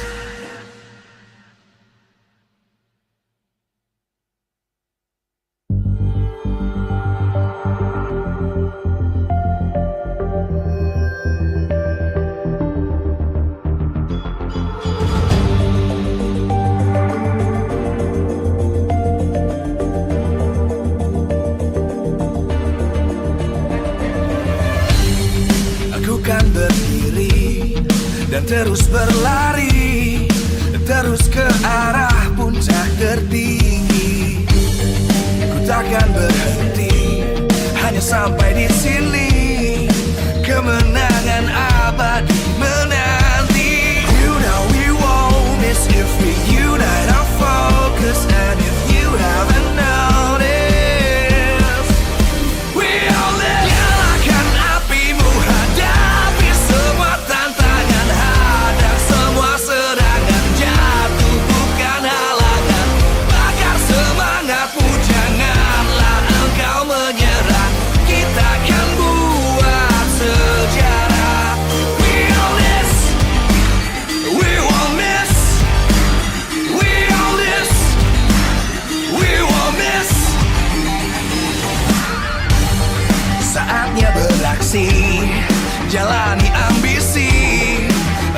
menyawakan hari ini. You know we won't miss the beat. Unite our focus, and if you haven't noticed, we'll live. Nyalakan apimu, hadapi semua tantangan, hadang semua serangan, jatuh bukan halangan. Bakar semangatmu, janganlah engkau menyerah. Kita akan buat sejarah. We all this, we won't miss. We all this, we won't miss. We all this.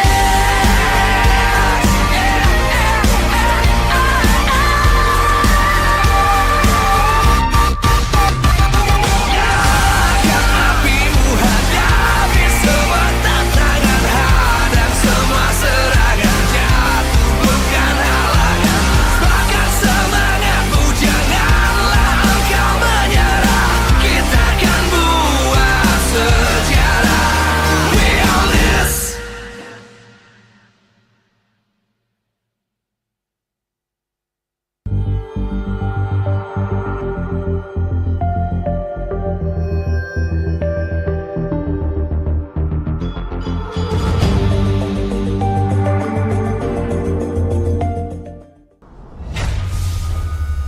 Nah, begitu riuh untuk menantikan pertemuan kedua dari grand finalis kita di season 12.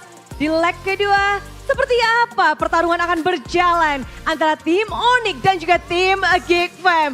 Selamat datang di Ampel Indonesia season 13. MPL Arena sudah begitu ramai, yang di rumah juga pasti lagi ramai untuk menuliskan hashtagnya masing-masing dan memprediksi kira-kira siapa yang akan mendapatkan kemenangan mereka di leg kedua kali ini. Keduanya punya potensi yang sangat besar. Tentu saja kita melihat bahwa progres dari setiap tim tidak akan lepas dari yang namanya coach. Dan dari coach itulah sendiri membentuk dan menjadikan timnya semakin kuat dan semakin bisa untuk berkompetisi satu sama lain. Inilah dia dua coach yang dulunya pernah bekerja sama tapi kali ini tidak bisa. Mereka harus melawan satu sama lain. Dan di Filipina, coach dua ini pernah ada di satu bendera yang sama, yaitu pasti pada tahu dong siapa? Yes, mereka adalah Coach Jeff dan juga Coach Blazzy. Kita akan ngobrol langsung bersama dengan mereka bagaimana untuk menghadapi satu sama lain di saat mereka dulu adalah satu tim. Jadi sebelum mereka sudah siap, kita akan langsung panggilkan saja, kasih tepuk tangan yang meriah untuk kedua coach. Coach Jeff, Coach Blazzy, semuanya udah langsung pada mukanya sumringah melihat kedua coach untuk berhadapan satu sama lain. Does it feel different, Coach Blazzy, coming here with Coach Yep? Yeah, Coach Yep is my idol, my inspiration. Idola dan inspirasinya. What does he inspire you? Oh, because I learned a lot from Coach Yep.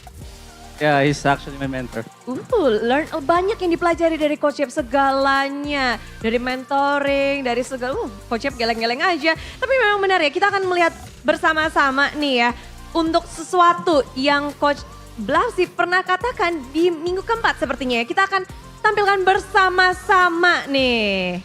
Coach Yep, are you feeling good today? Aman, baik. Aman, baik. Yuk, ini dia. Dan Coach Blazzy itu pernah bilang kalau mereka tuh mengimplementasikan strategi sebenarnya yang berbeda di season ini. Lagi ngetes sesuatu kah? Dan itu yang dipikirkan oleh Coach Blazzy. Dan dia juga mengetahui bahwa ya Onyx udah ngedapetin juara.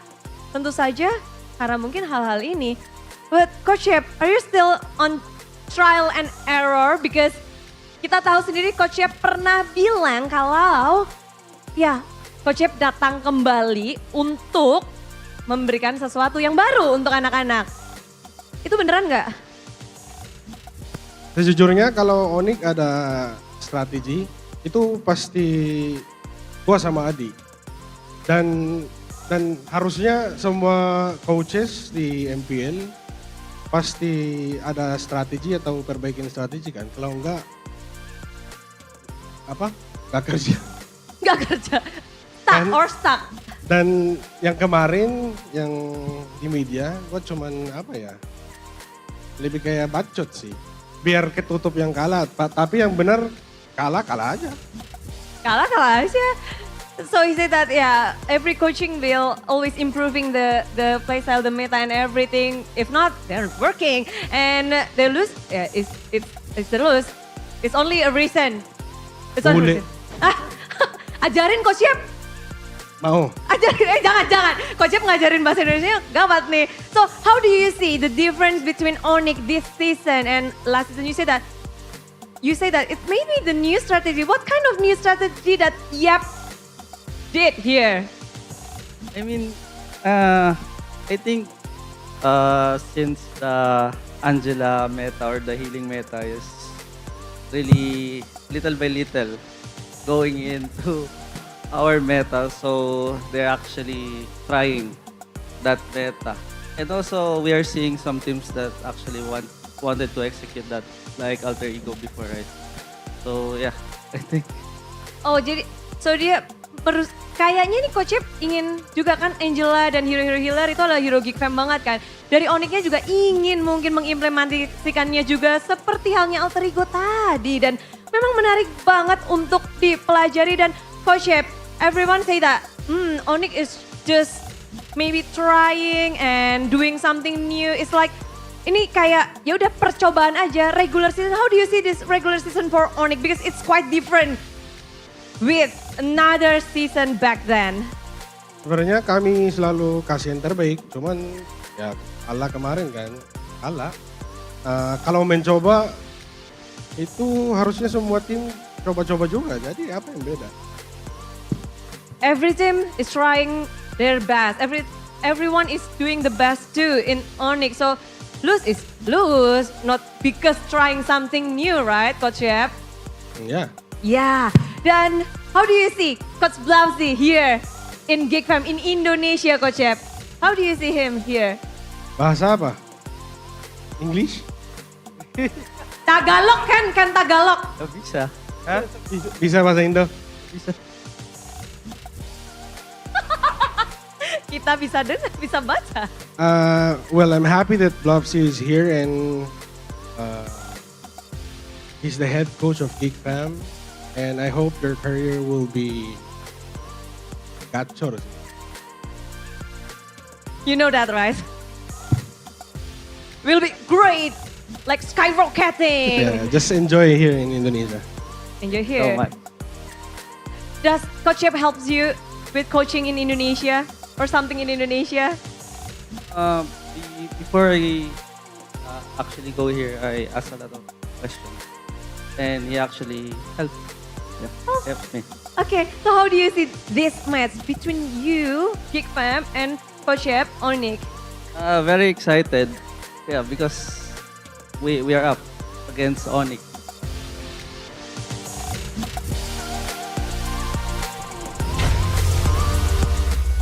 Welcome to Piala Indonesia Season 13.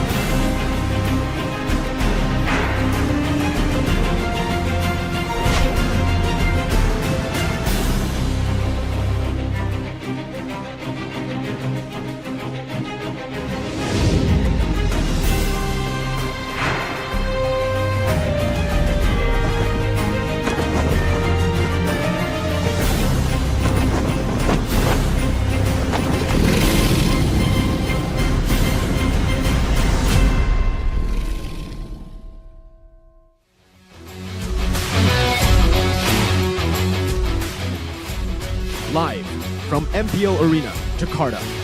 MPL Season 13 is powered by Moontalk. Presented by official tournament smartphone, Samsung Galaxy. Official e-wallet, GoPay. Official gold partner, UBS Gold. We own this.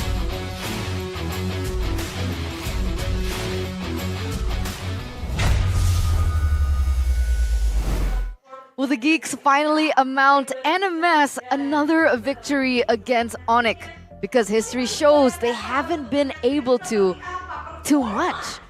Ladies and gentlemen, welcome back to MPL ID Season 13, week number 5, day number 3, match number 2, as we are going to witness yet another rematch of the MPL ID Season 12 Grand Finals between both of these teams.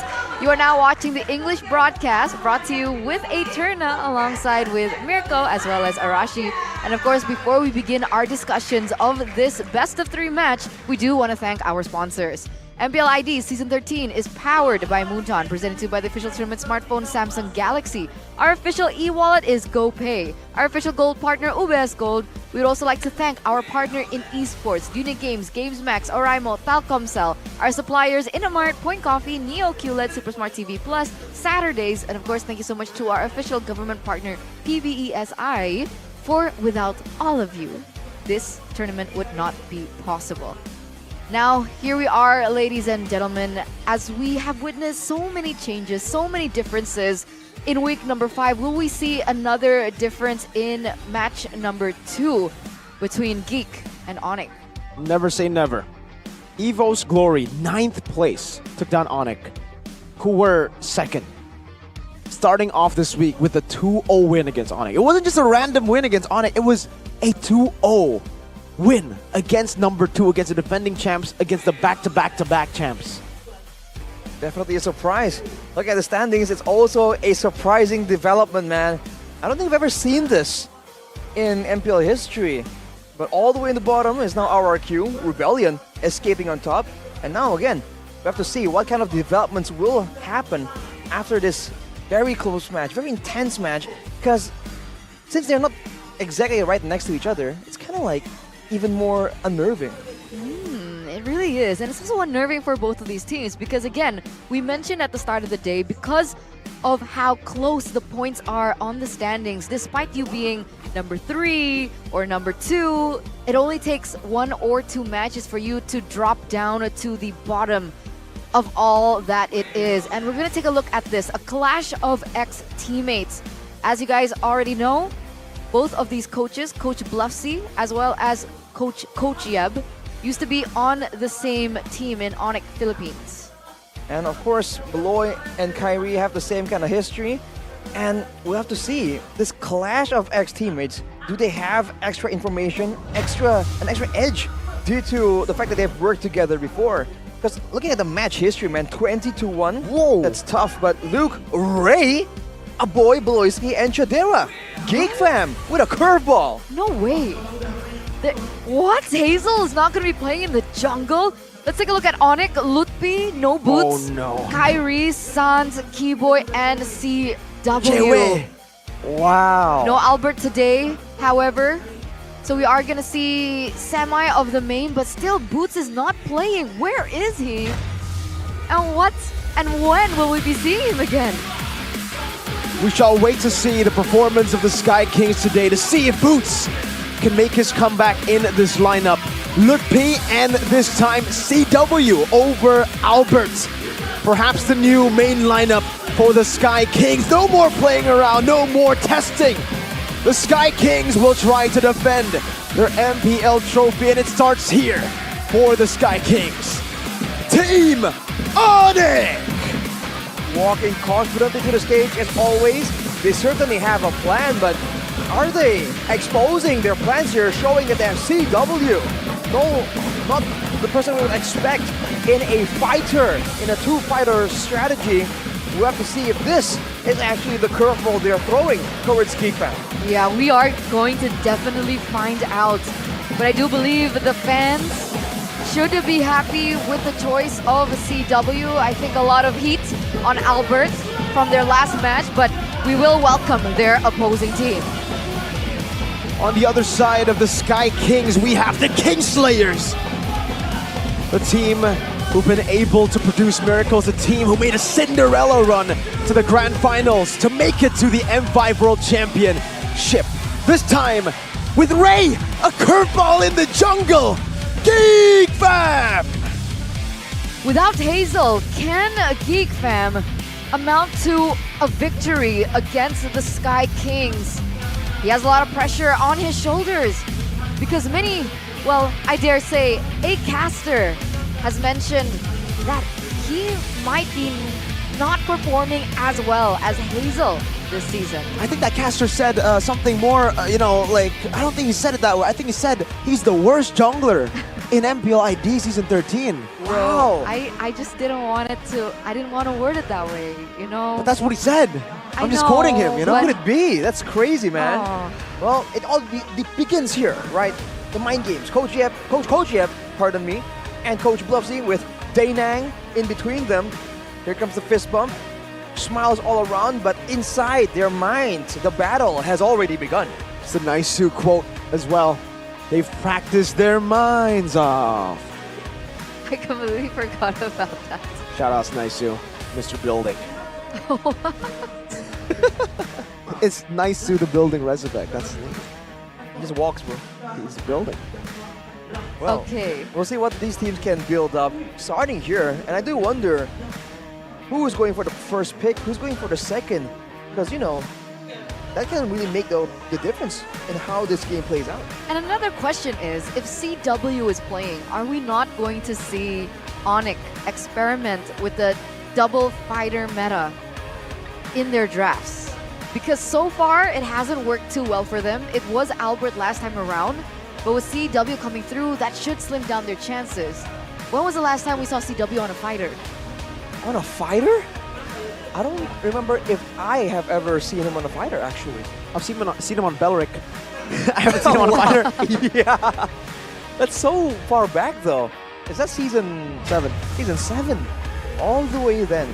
He is known to do weird things. Not exactly fighters, but I believe he's done Lilia Golden and the likes back then. So maybe, hey, that's a different variation, different variety of strategy. Let's take a look at the team head-to-head here. Gig and Onyx.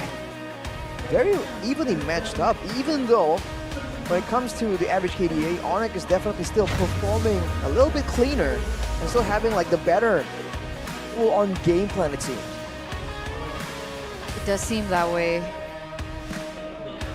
think for Onyx, I mean, with Ray in the picture now, I think it's going to be interesting for Onyx. They probably prepared for... Leg 1, it was actually Hazel that Geek Fam utilized to go up against Onyx. Leg 2, it's Ray. Why? Well, going with the keys of victory by Samsung Galaxy, unleash Ray's potential. Make him the carry jungler. Maybe that's the kind of impact they want to have here. Instead of going for the more utility side, they want something more aggressive. And with Bluffsy bluffing with his draft against Onyx, if they can use this change to really make Coach Yep overthink it, right? And try and counter picks that won't really show up, yeah, we'll have to see. Maybe that is the kind of mind game that Coach Bluffsy can try and use to get an advantage. Here's the victory by Samsung Galaxy for Onyx though. And Peel is on the playground. Bring back the Fred win. It has been so successful for them so far, and force Geek to compete with Kyrie as a utility jungler instead of going back to this, more exciting, more aggressive, more fast-paced, but less calculative, right? Because Onyx is a team that does very well when it's textbook, when things don't go crazy. But oh man, who is this? It's the cast you're talking about. It is. It's Mirko. He mentioned that it's time for Ray to prove me wrong.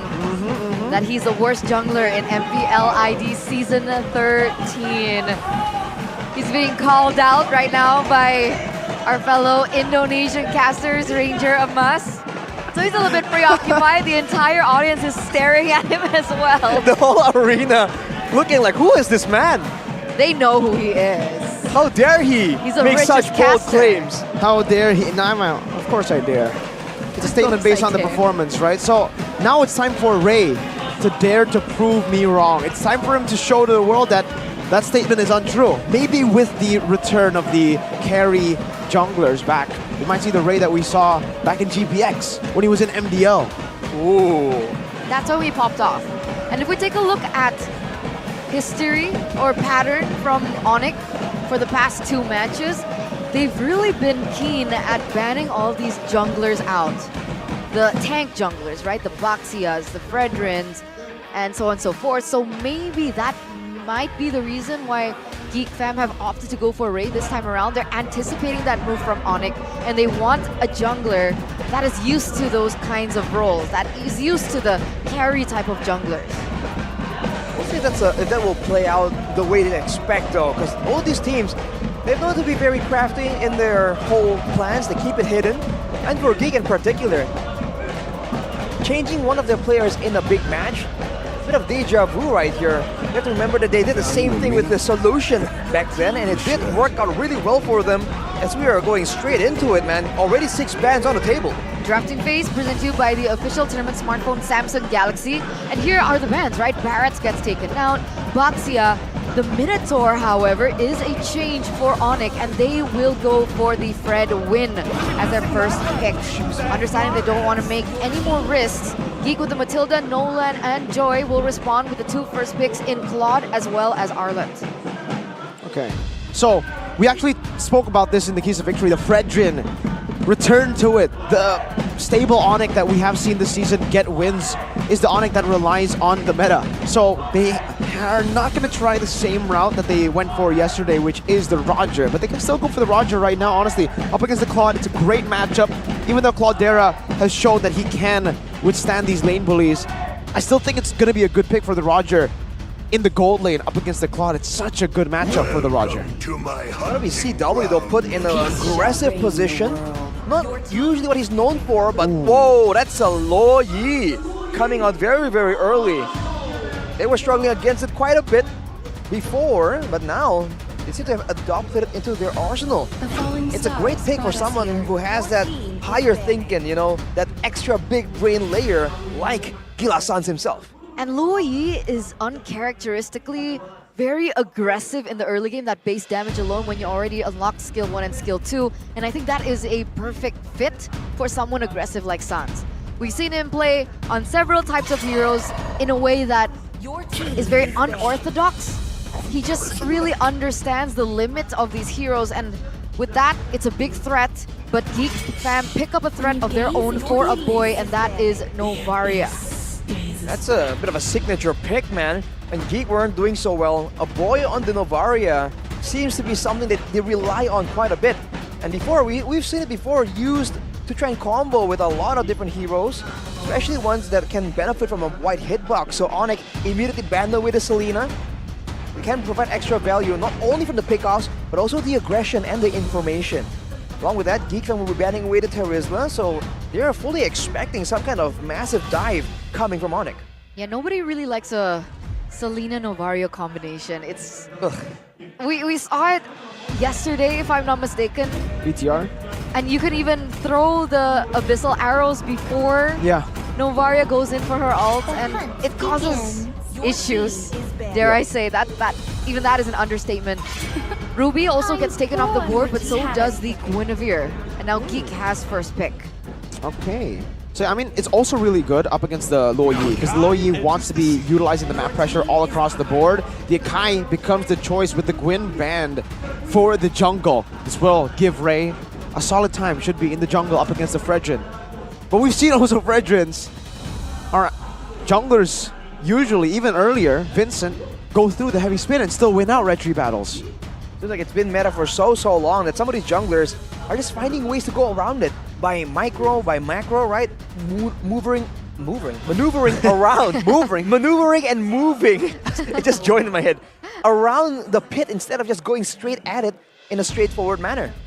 So we'll have to see, with a good amount of disengage, a good amount of crowd control as well, I think Onyx will have to try and get some of their own to make sure that they can force Geek into those situations that they want to try and trap them in. But it's gonna be a Masha instead. It's just all damage, man. Oh man, that's a lot of damage output. My god, the Masha roam on Keyboy too.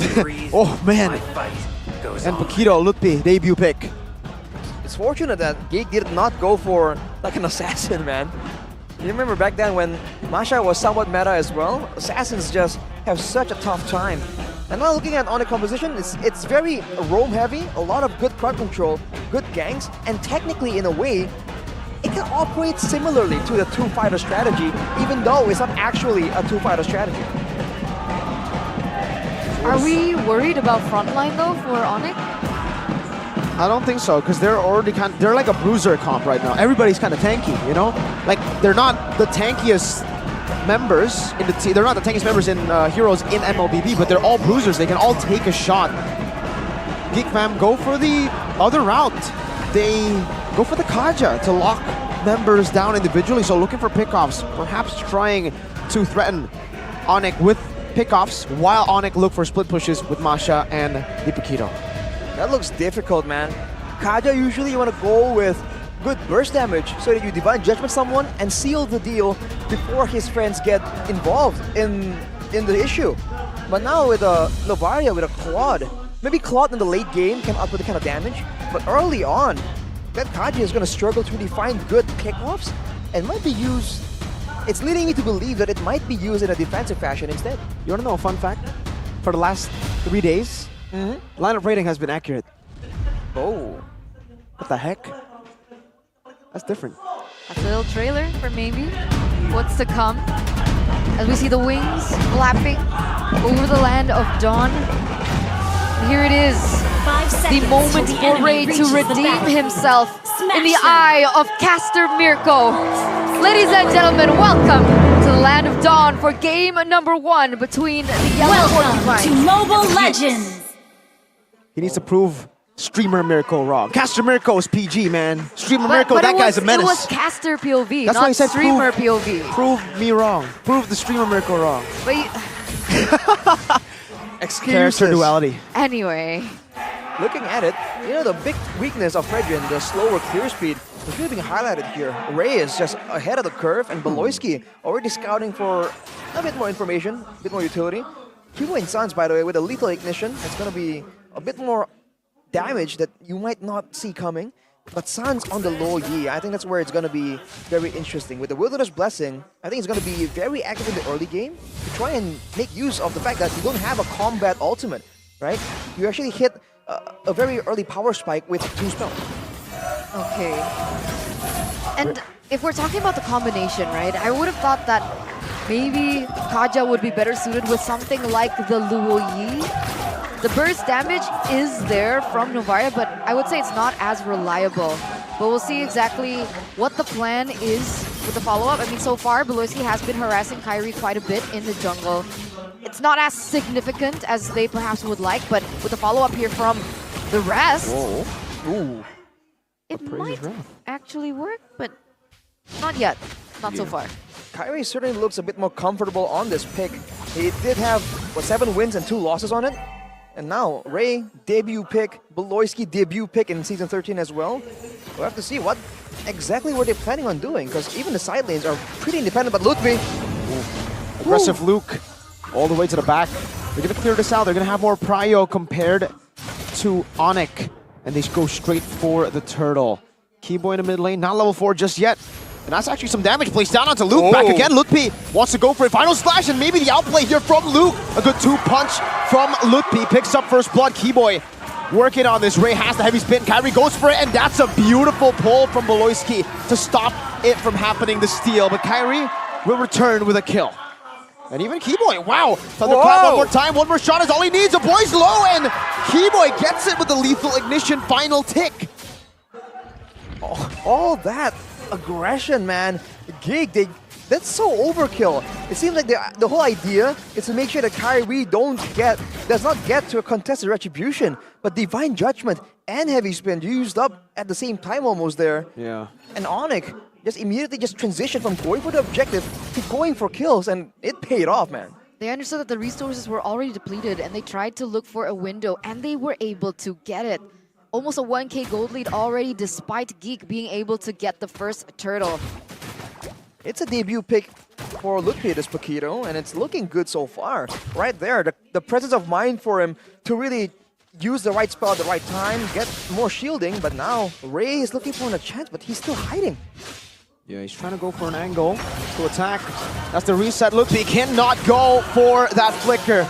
Will fall to the hands of Luke. Meanwhile, in the bottom lane, a possible dive attempt. Thunderclap into the back. Chidera with a blazing duet and a good peel from the Divine Judgment of Aloyski.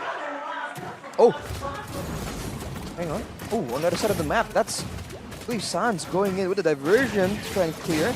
That's another way of using it. Instead of going for just big ganks, you can use it to try and cover after losing a member and deny some of the turret gold, for instance. So Luke won't be getting full value from that.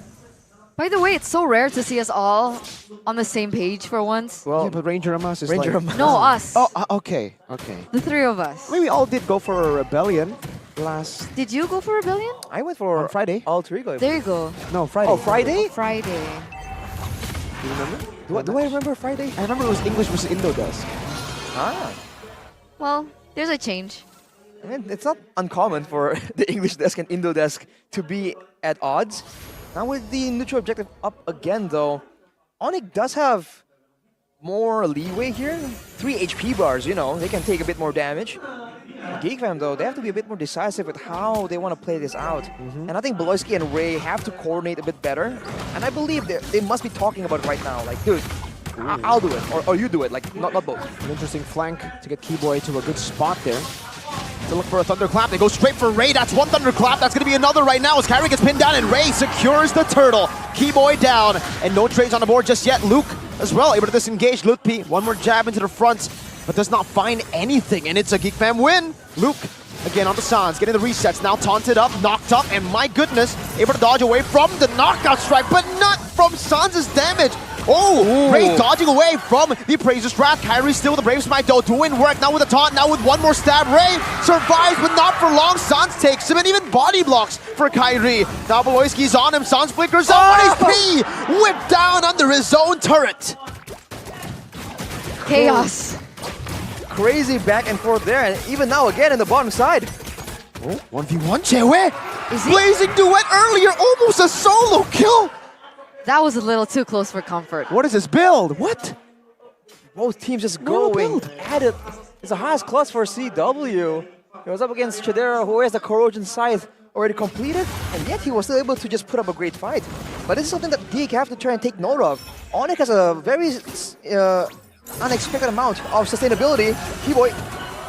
Very low, forced to flicker out. That's the Astral Echo and the shot down to take him down. 3rd time this game.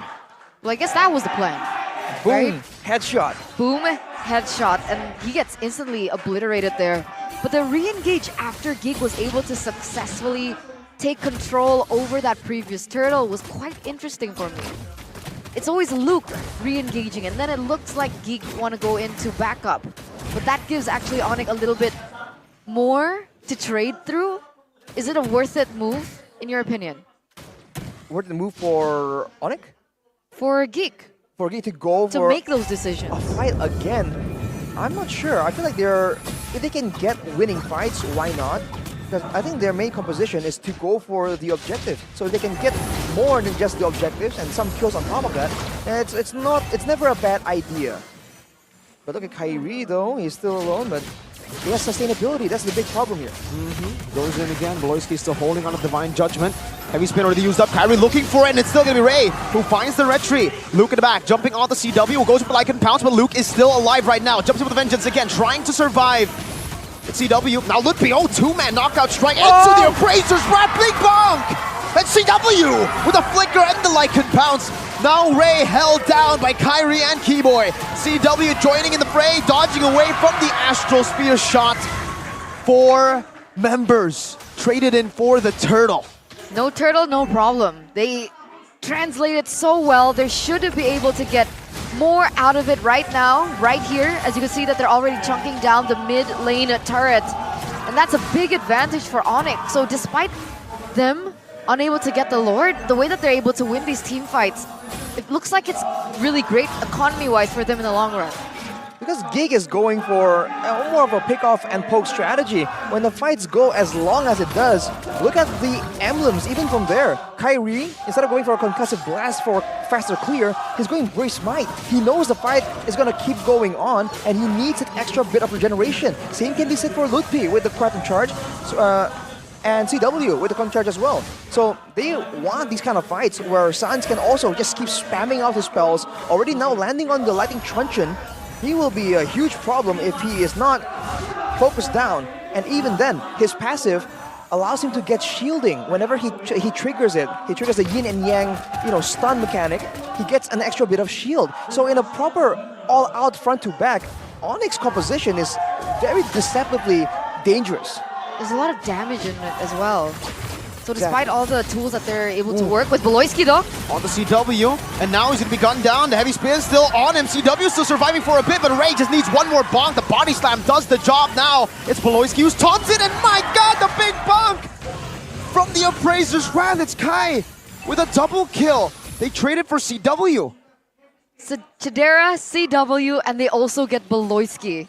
So again, Onyx, their re-engages, the fact that they're able to get more out of it when they go for these trades has been very fruitful for them, and they have a little bit more space now to work onto the Lord. Already the first one in, able to go in again, aggressively onto Ray though. Final slash, trying to disengage there. Keyboy, oh my god, the damage from Keyboy just scratches Ray out of this game. That's his third death in this game. No heavy spin earlier to utilize. He was baited to go and catch CW. Luke with vengeance still in his hands. Good divine judgment onto Ludpi. Kyrie finds a retribution as that's Ludpi in the midst of it all. Stance goes in with the help of the diversion into this team fight. Luke and Chidera isolated. Luke now scratched down by Keyboy and taken out by Keyboy. Meanwhile, Kyrie is just going ham into the jungle of Geek. Gonna be able to take away that orange buff away. So amongst all that chaos, again, Onyx come out on top. I think it's very apparent that Geek fam they lack damage, man. Again and again, they keep going for these plays, but everyone survives with a sliver of HP. It seems like they're really single-handedly relying on a boy for now, and they just need Chidera desperately to go online here. He's going with the Brace Smite as well, by the way, so he doesn't benefit from the extra bit of utility that he could have really used to get away from all these fighters, man. The Masha, the Paquito, the Roger even. He's just banking on being more survivable, and even so, he's losing the lane technically, losing in gold because of the ganks, because of how active Onyx has been as a team. And you would think that Geek need to be more active with the Kaja pick, but it hasn't really done too well for them. Sure, they get a pick off, but it's traded by one or even two members of the same caliber. How do you figure out a way around this with so much map control in the hands of the Yellow Porcupines? I think it's a bit of a waiting game for now, but looking at Beloyski, he's still looking, threatening to go for those pickoffs, but now slowly but surely they're running out of targets. The front lines of Onyx are just getting tankier and tankier, and the back line has always been so far in the back. Sans mainly, it's almost like a reverse. Usually it's the gold lane that's escorted by 4 tanky members, but now it's the Lo Yi because it's of the spammable nature of the spells. Yeah. See the game fact? 11 times picked up from season 11 and 12, 80% win rate. Same win rate, 81%. So he's been good on the utility, man. So far this season as well, if we take a look at the stats, how many wins has he gone on the Fredrin? Because in the keys to victory, we did say that maybe Kyrie needs to go back to the Fredrin instead of trying to utilize that Roger in the jungle. Earlier in the asset, it says 7 wins and 2 losses, I believe. So he has been performing a lot, very well in this kind of fighter situation. It looks like he's adapted, and some people are concerned if Kyrie actually is a bit too comfortable playing on the fighter utility, and he's kind of almost forgotten his assassin ways. So that has yet to be proven, to be fair. But for now, at least, it seems like Onyx going back to the Fred win, working really well for them, according to the win conditions. 7k gold lead now for the defending champions as they look for more opportunities across the board. Sans being able to open the map using his skills so far. Kyrie level 15, but Ray is 13, so there's a 2-level advantage. But Loisky goes in for a play, doesn't necessarily get it, and that's a flicker already wasted. Yeah, big resource diversion in the back too. This might be the craziest flight. Kyrie baiting the mid. Oh, boy, gets deleted. One shot now. It's CW on it. The retreat Ray still gets it, but he loses his life. Onyx don't care about the Lord. They are going for bodies. It begins with Beloyski missing out on the flicker, not getting anyone, and Onyx. The fact that Kyrie was alone while everyone else was setting up for the diversion, he just keeps going forward. Now Luke, brought back and melted, just taken down. The Lord in the mid lane won't do much for Geek Fam. It's Onyx again, right onto the base turret, right on with the Lycan Pounce. This might be a delayed wiped out, and they do get it. Kyrie's tanking up the base turret as the minion wave there. Oh, good shot from a boy. A shutdown here, trying to defend. Keyboy's walking up. Thunderclap ready for him, but Ray stops it with a body slam. Lutpi. Doesn't actually get the base turret there. Ray, good retribution to clear out the wave. All in all, that was a really good punish, however, by a boy. He tanked all that damage, was able to get taken down, and then Onyx couldn't and wouldn't have been able to push the issue further, and so they go in for a retreat. But that diversion play by Sans, again, the outplay coming through when they go in for these team fights, it's leaving Geek kind of scrambling what to do next. Well, very conveniently, the replay is right here. As you can see, Kyrie moving forward, knowing that the full team is there, only with CW, and that was enough pressure. They just weren't expecting the flank coming in at all, with Kyrie moving forward like that. Just like that, even though they get the Lord, at what cost, man?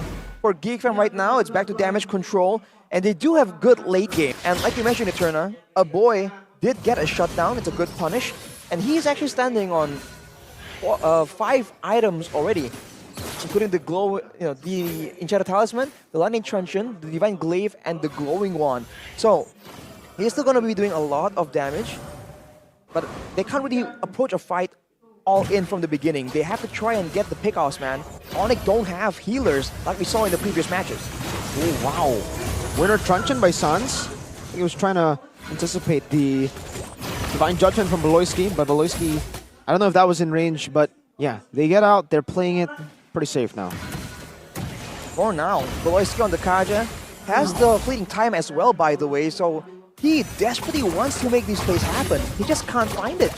And when he's just scrambling around, going in weird bushes and angles to find a way to get to Sans, let's say, while he's doing that, the whole Onyx will show up behind his team instead. If you look at the damage dealt here, a boy is still topping the scoreboards, obviously, with the Nobaria, as always. But Sans, a close second, despite the fact that the only time he does output damage is during an odd brawl. He doesn't poke almost at all.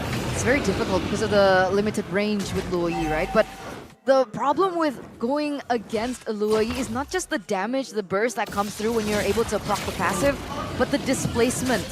So that in itself is already homework for Geek when they want to go for a particular situation, but you get displaced like this. And Keyboy in the back as well. Flanking Chidera gets assassinated. Ray is forced to use the heavy spin. The diversion, Masha. Oh, man. Solo diversion play. It's all good. He's still going. 1v3 this time. Keyboy, you only have 1 more HP bar. What? Keyboy! That is illegal, man. That should not be okay. Those are the 2 core members taken off for Onyx. They could certainly go for this right now if they want. They got the 2 dudes that can actually clear waves. Keyboy says there's only 1 boy allowed in this game, and it is not a boy. Lutpi, knockout strike onto Ray, trying to displace them. Sans dealing some damage as well. CW looks for an angle to attack. Beloyski still has a Divine Judgment, but that's so much burst. They cannot handle it. Chidera, a desperate attempt right now with a double kill secured by Sans. Lutpi still able to survive for now, and that is even more and more and more for Onyx. A triple kill and a wipeout to end things. Game 1 to the Sky Kings. What a convincing game. What a convincing game from the Sky Kings. For the past few matches where they lost it, all the comments are like, what happened to Onyx? What's going on? Is it Onyx on? Is it a different Onyx now? Are we not going to see the same Onyx that we used to see? And with that game alone, it's looking like, again, like the Keys to Victory said, this whole time maybe they did think it was a playground. Maybe they were just experimenting. It certainly seems a lot more reminiscent of the invincible Onyx. The fact that they didn't take a single L throughout the whole game. They just kept going. And it seems like Geek were lost at every single turn. Even when Onyx make mistakes, it seems like Geek were just powerless to try and get anything from them. The Sky Kings, are they back at tip-top form? It's a big question. I mean, it's only one game. We'll see what happens in the second game. But the way that they played that kind of looks like it's Onyx. Come on, man. They're up against Geek Fam. Oh. Geek Fam been inconsistent this season, you know? Calm down. And it's CW back in the lineup. They need to fix things first. And it's only 1-0. Can't get ahead of ourselves here. I don't think it's an Onyx thing. What? Oh. The way that they've been performing. Oh. I honestly do think that if they wanted to, they could.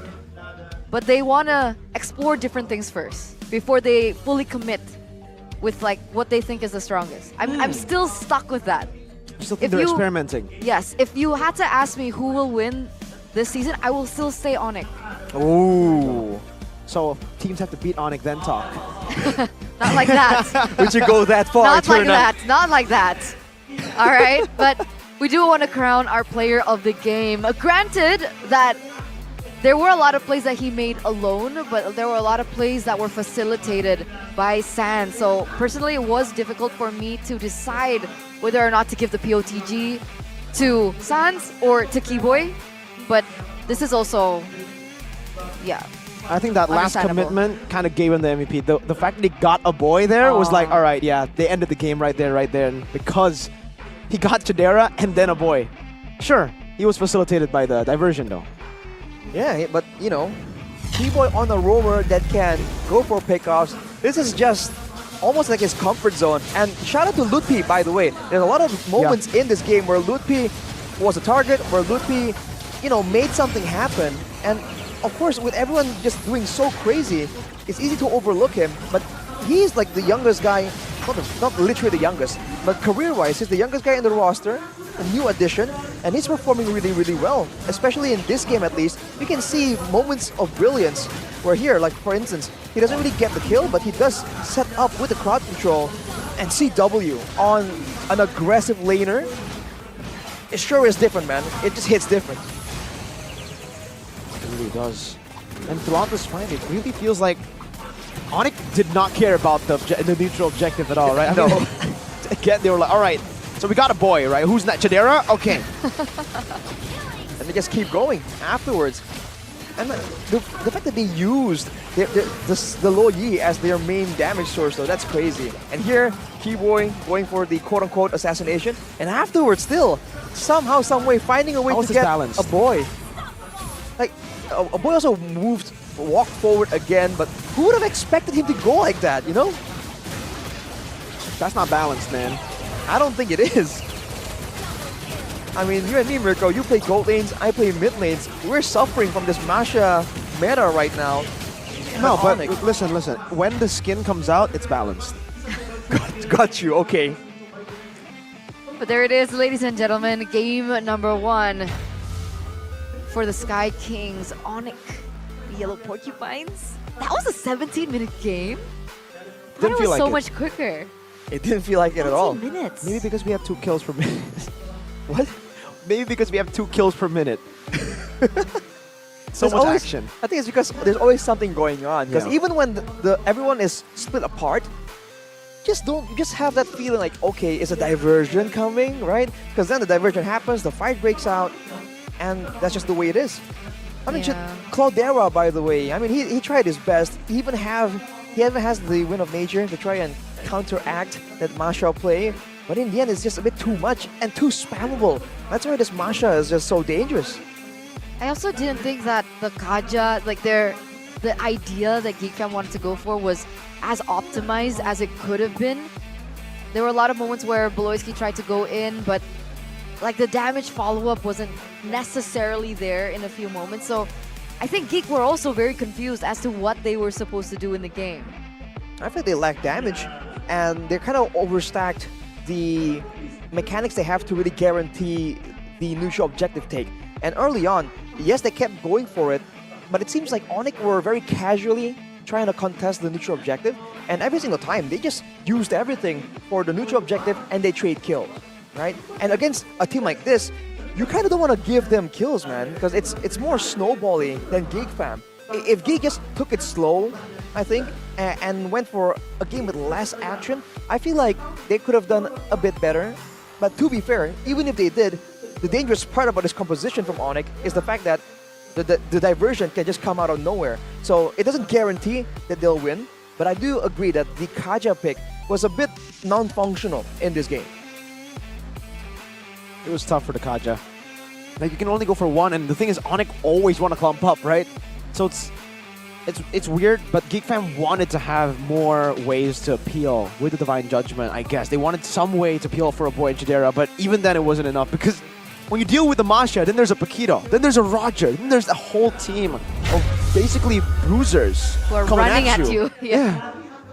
And it's so tough to try and deal with the Masha because you lock her down, if she loses on HP bar, hey, I'm back. You have to like, and then he has the Thunderclap reset too. It's like, oh man, yes, you're right. So it's like you have to like time your own utility, your own stuns, but you also have to like time when the damage comes in so that you don't like stun him and then like take out an HP bar. So it's just layers and layers of just so annoying calculations that you can't really afford to be doing in the middle of a team fight. Especially in the MPL, bro. Masha ban. But when the skin comes out, listen, I love the skin. I'm a Masha main in the future. You can see it coming. You can see it coming. We'll be waiting for that moment. I love the Masha skin. If you guys know, you know. But for now, we are gonna throw you guys to a break. We'll be right back, ladies and gentlemen. Stay here, stay tuned, don't go anywhere. We'll see you in 5. Or maybe 4. Or maybe you've seen 3. the new KRF skins though? Like, it's actually so I cool. actually have. Diam-diam dulu aja. Iya. Kalian pakai tema nih kayaknya ya di sini ya. Betul. Karena memperingati Hari Kartini, kita jadinya mau ngikutin Bude pakai kain gitu kan. Tuh, keren-keren kan Bude? Iya dong, untuk menunjukkan kalau kita adalah Kartini Indonesia, masa modern ya. Benar. Betul, tapi gimana konsepnya nih? Ini berempat aja, mau terus-terusan berempat nih? Terus-terusan dulu deh Bude. Terus-terusan dulu Iya, ya? terus-terusan dulu. Nanti aja di akhir Bude. Oh nanti aja, Iya. Oke. Tapi Bude penasaran gimana sih menurut kalian sendiri untuk wanita-wanita sekarang emansipasinya apalagi di dunia e-sports? Menurut aku sih mungkin kehadirannya perempuan gitu ya. Masih pada rada salty kalau denger cewek main game ya Bude. Cuman kebetulan aku ikut komunitas yang banyak cewek-ceweknya juga nih Bude. Banyak-banyak cewek-cewek gamers, iya banyak-banyak cewek di situ pokoknya di komunitas itu. Apa aja tuh? Mungkin bisa dikasih tahu dong biar cewek-cewek di sini juga mungkin punya wadah juga biar kayak kalian gitu. Oke, buat cewek-cewek dan cowok-cowok yang mau ikutan komunitas aku namanya Geek Community, jangan lupa untuk ke Instagramnya dan di sana ada link formnya, kalian tinggal daftar dan klik terus nanti langsung masuk ke grupnya. Itu adalah cara join untuk Geek Community. Betul, betul. Rame ya. Total ada berapa nih sekarang ladies-ladiesnya kalau boleh tahu ya? Banyak? Banyak udah, nggak kesebut. Banyak. Jadi buat cewek-cewek jangan takut. Di sini kalian tentu saja akan di welcome pula oleh Geek Talent di sini. Betul. Tapi kalau talentnya ada berapa sih? Talentnya berapa? Ada yang tahu nggak talent Geek Fam ada berapa? Ayo banyak coba banget. tulis di kolom komentar ya. Tebak-tebakan loh. Banyak banget guys. Banyak banget. Activity-nya ada yang mungkin bisa dibagikan kah? Nanti kalau kalian join Geek Community, di sana tuh kalian bisa berkesempatan untuk datang ke venue secara gratis. Terus juga bisa main turnamen kecil-kecilan sama teman-teman Geek Community. Terus bisa main bareng sama Geek All Players dan juga talentnya. Banyak banget ya yang bisa didapatkan ketika bergabung dengan Geek Community. Betul. Dan juga tentu saja bisa kenalan sama kalian lebih lanjut dong. Betul dong Bude. Wah, ngomong-ngomong tentang kenalan, mungkin bisa dikenalin lagi nih untuk yang belum tahu mungkin. Apa? Kenal, ini kan talentnya ada banyak nih Oh, yang iya. hari datang. Aku mau kenalin, nama aku Cima. Terus namanya siapa? Nama aku Eko. Halo, nama aku Vesely. Halo, nama aku Lin. 4. Satu lagi?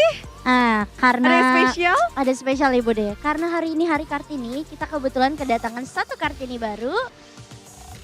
Wah, namanya siapa nih?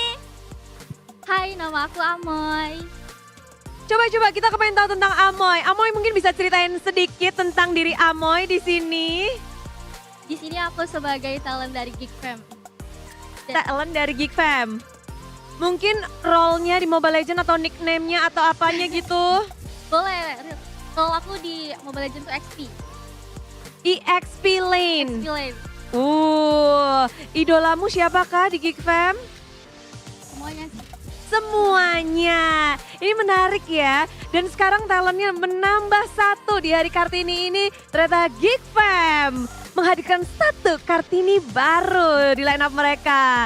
Dan dari Geek Fam Talent ada yang mau disampaikan nggak sih untuk penutupan ini? Kayaknya masih pada malu-malu guys. Oke, aku mau ngucapin selamat Hari Kartini buat semua teman-teman perempuan di Indonesia. Jangan patah semangat, semangat juang bagi perempuan Indonesia. Yes! Jangan patah semangat dan terus menjadi wanita hebat. Dan yang harus berjuang juga Geek Fam loh. Betul, betul. So, semangat untuk Geek Fam mau dikasih? Oke, guys jangan lupa untuk kasih semangat terus ke Geek Fam ya. Semangat! Dan kedua tim harus terus bersemangat tentunya. Akankah ini menjadi 2-0 atau 1 sama? Atau akan ada kejutan lainnya? So caster, let's go to the game number 2.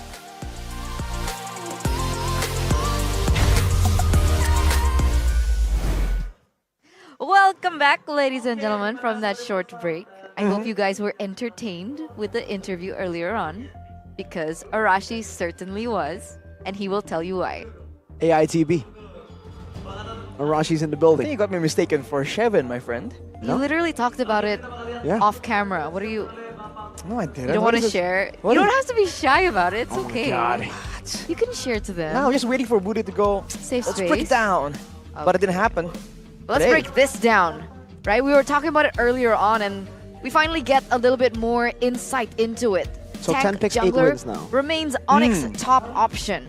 And Fredrin, 9 times being picked, 7, well 8 now. Wait, 10, 8. And Roger, 2 times being picked up, 0 wins.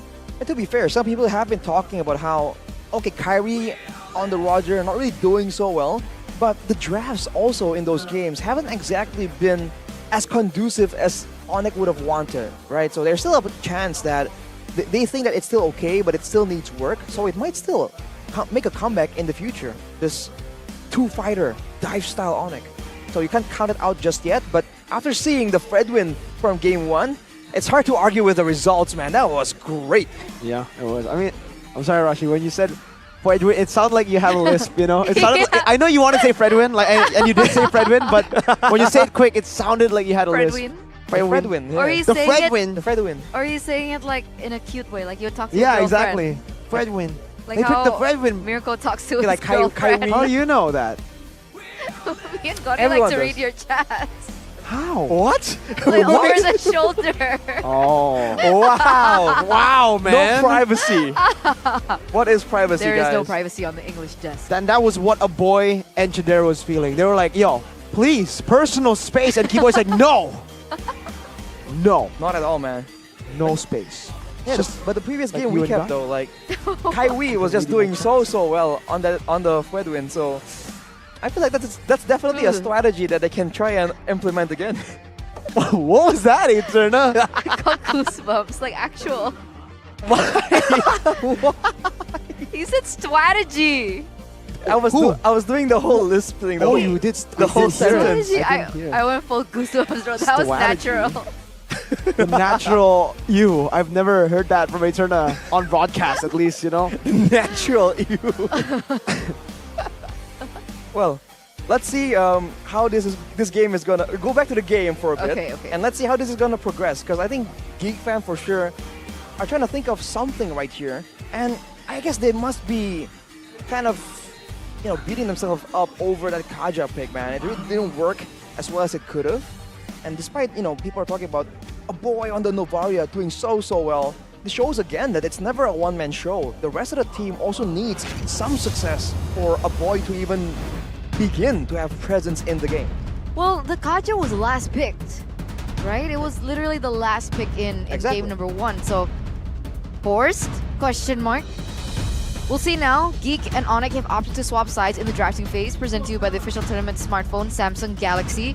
Onyx are now second pick.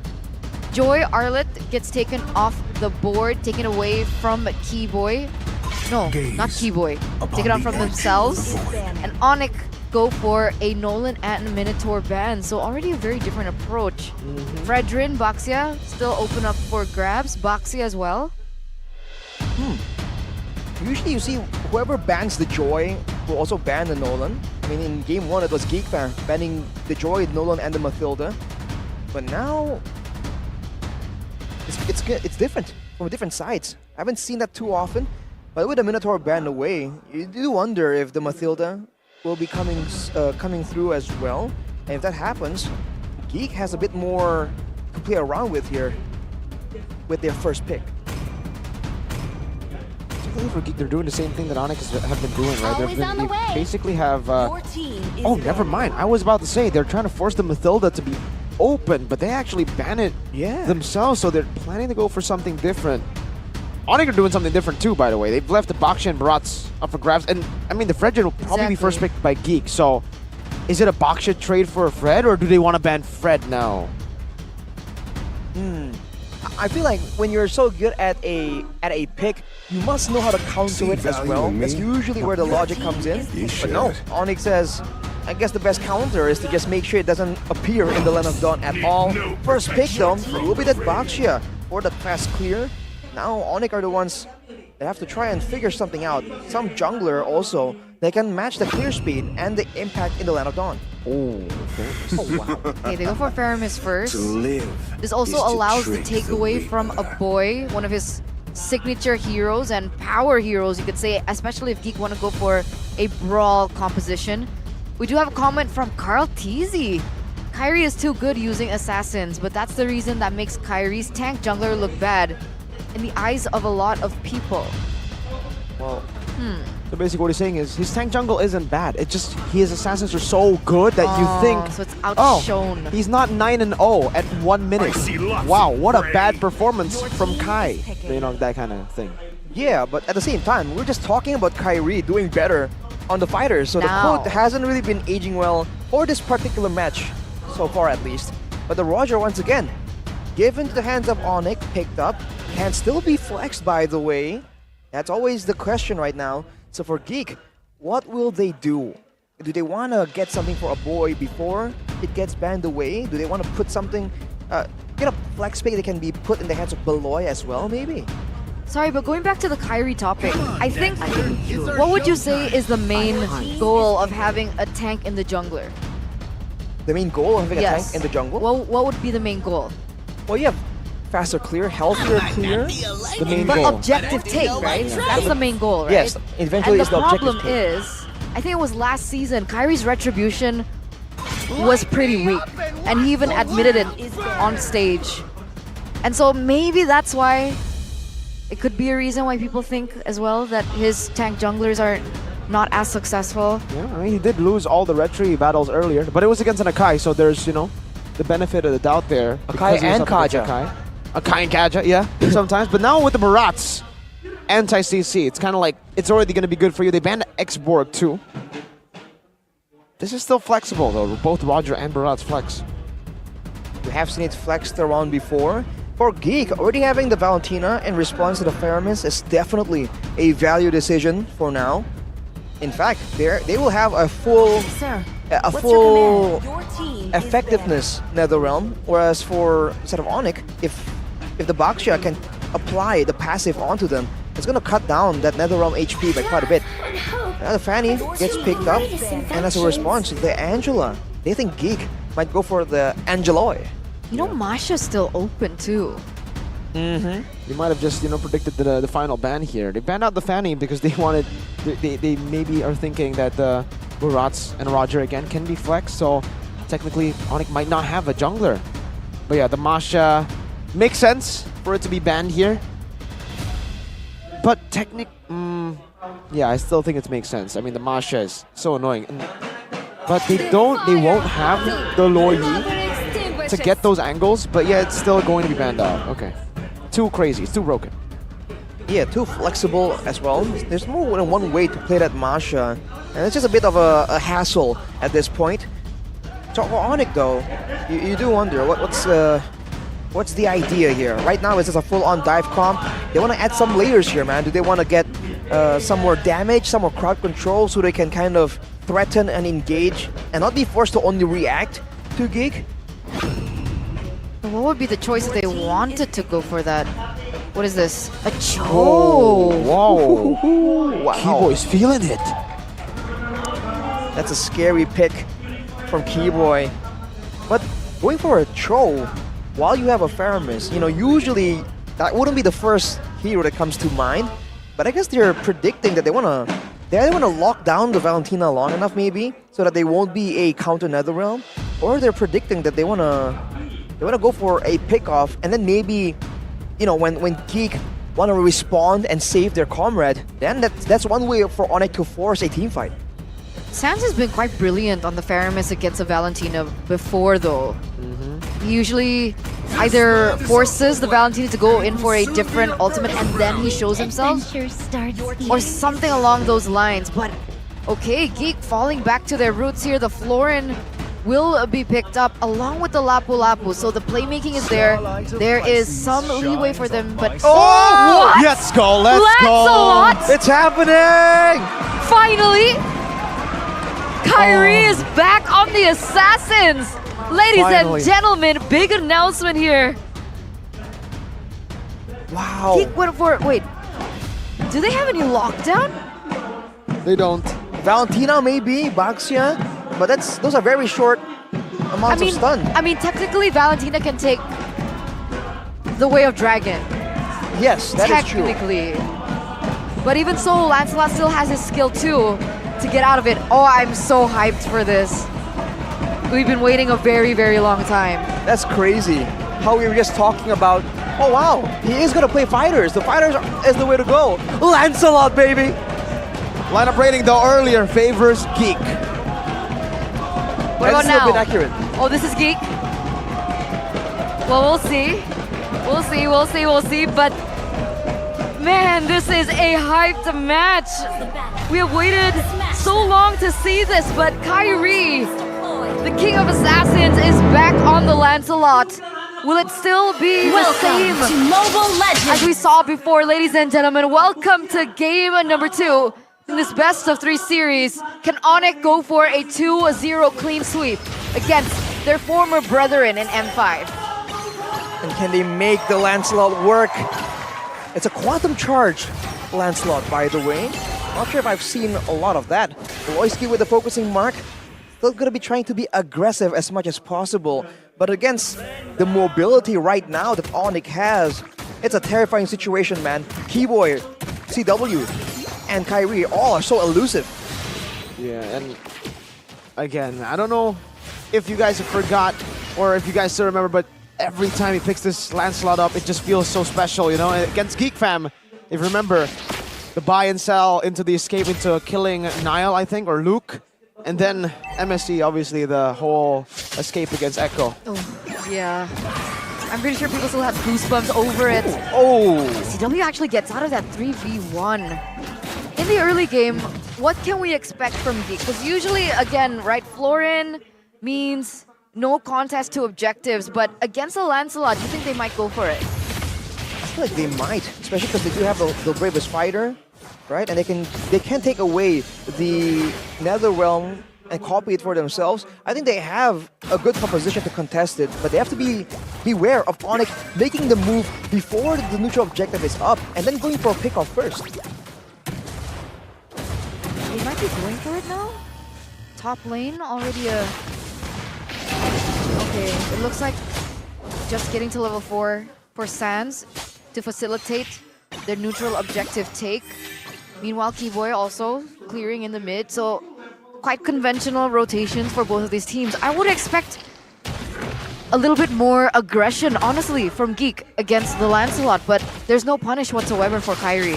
Okay, he's looking for an angle here. Goes on to a boy. Boy the dragon. Ferrimus ult already stolen with the Netherrealm. Now Kairi. Oh, what? Misses the retry. It's Luke who steals it with the bravest fighter. There was no retry from the side of Geek Fam. It was just a miss from Onyx, and now a boy goes on the turret. Sans brings him back there. Kairi still on the orange buff, trying to take it away, but Ray can just retry it. He didn't use it earlier. Kairi stunned up and now taken down. First blood to Geek Fam. Bloisky gets out, Loopy very low. Keyboy looking for a possible... Oh, Luke. Wait, hold up. One more shot, Luke! Oh, he cancels to the Dragon as well with the Bravest Fighter still intact with that. One last shot is all he needs. Luke is styling on Onyx. Wow. They're heavily punishing the audacity of Onyx to bring out the Lancelot in front of the Kingslayers themselves. They might be aiming to make Onyx pay.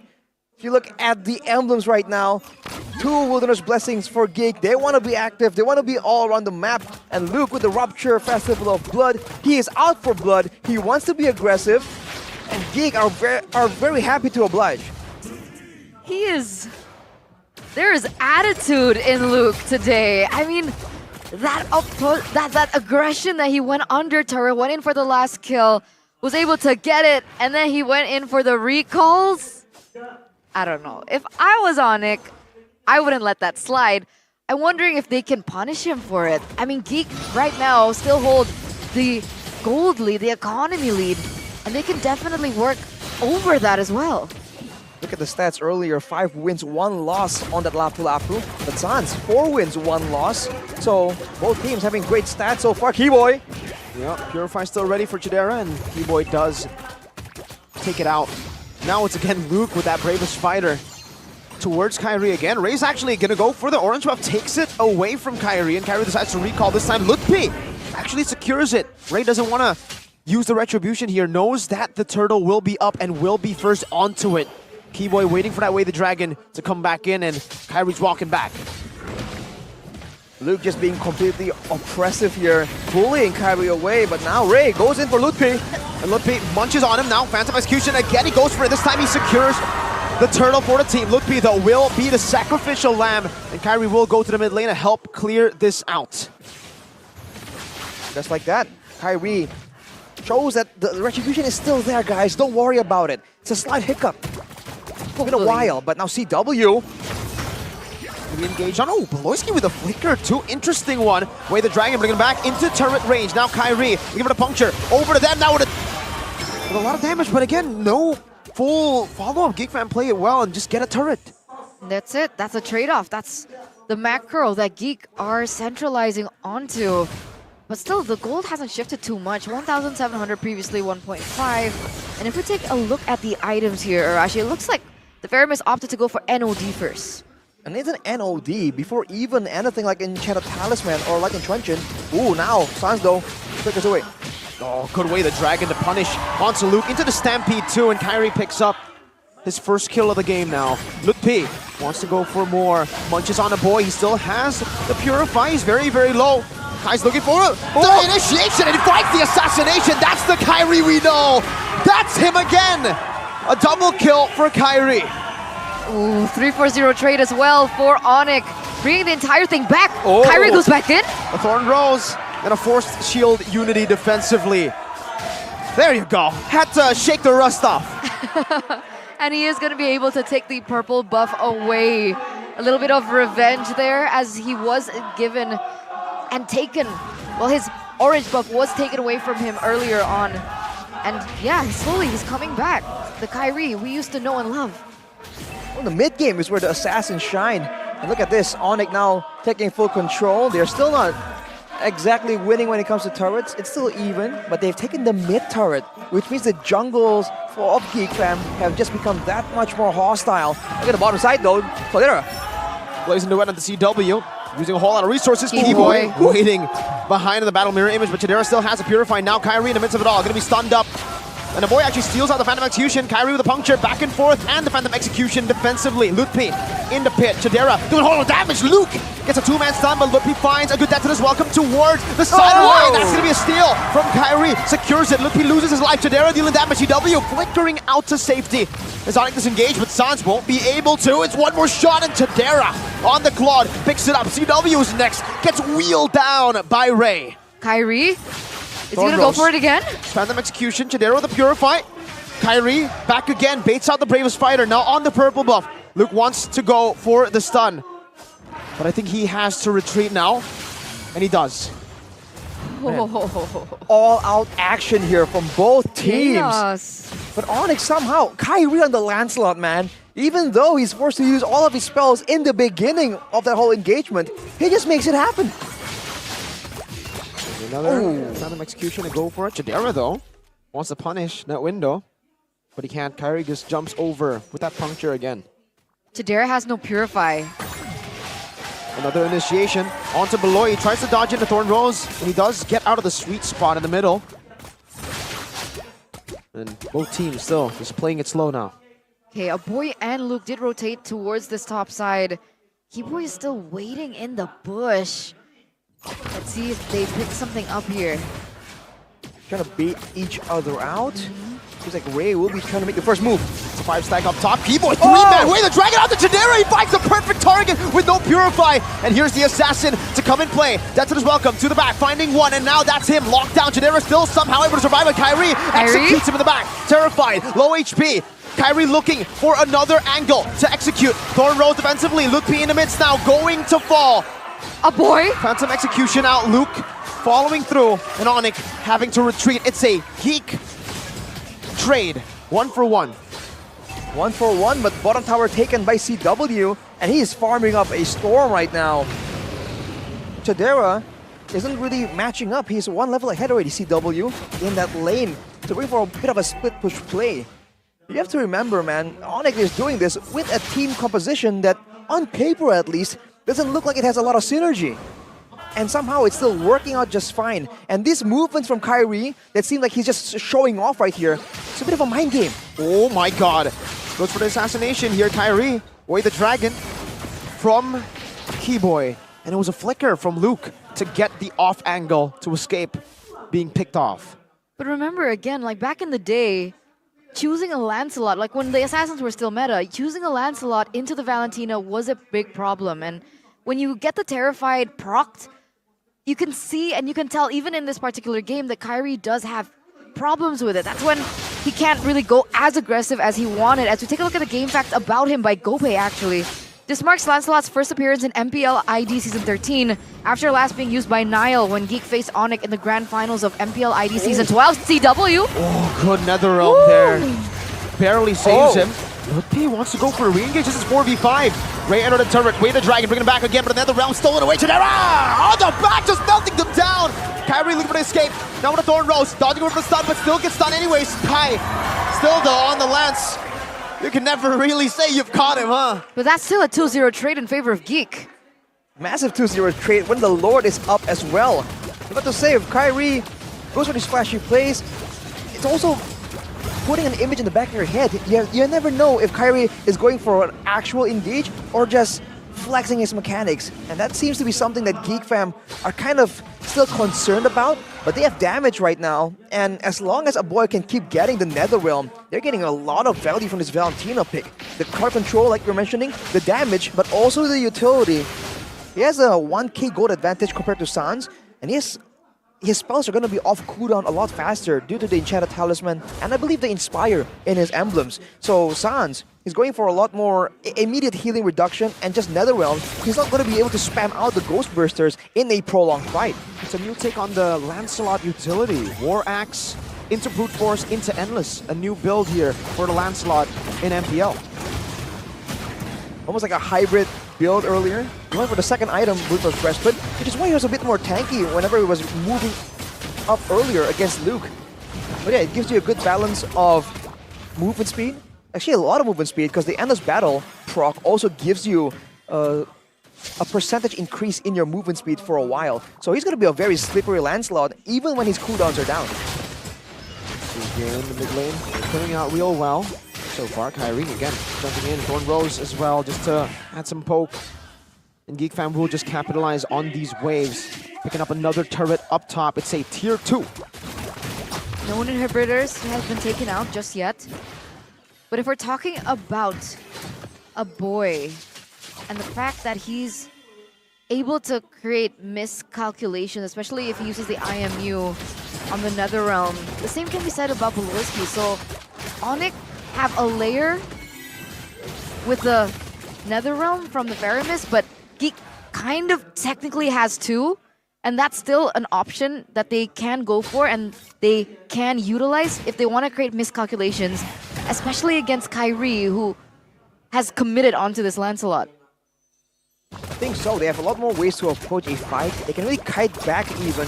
They do have quite a high mobility in their members. But that's where Kyrie comes in and tries to dive all the way in the back line and really confuses Geek in the middle of a big fight. So even their positioning when they are moving around in the map needs to be calculated unless they want Kyrie to just immediately find a route towards the back line. 62% real-time victory rate for Geek. And Lupi gets... Oh, he misses it. It's welcome. And Jadero capitalizes. Ray's on a killing spree. It's another massive win for Geek. And look at the timer for the Lord. It's going to be up very soon. They need to buy some time, Onyx here.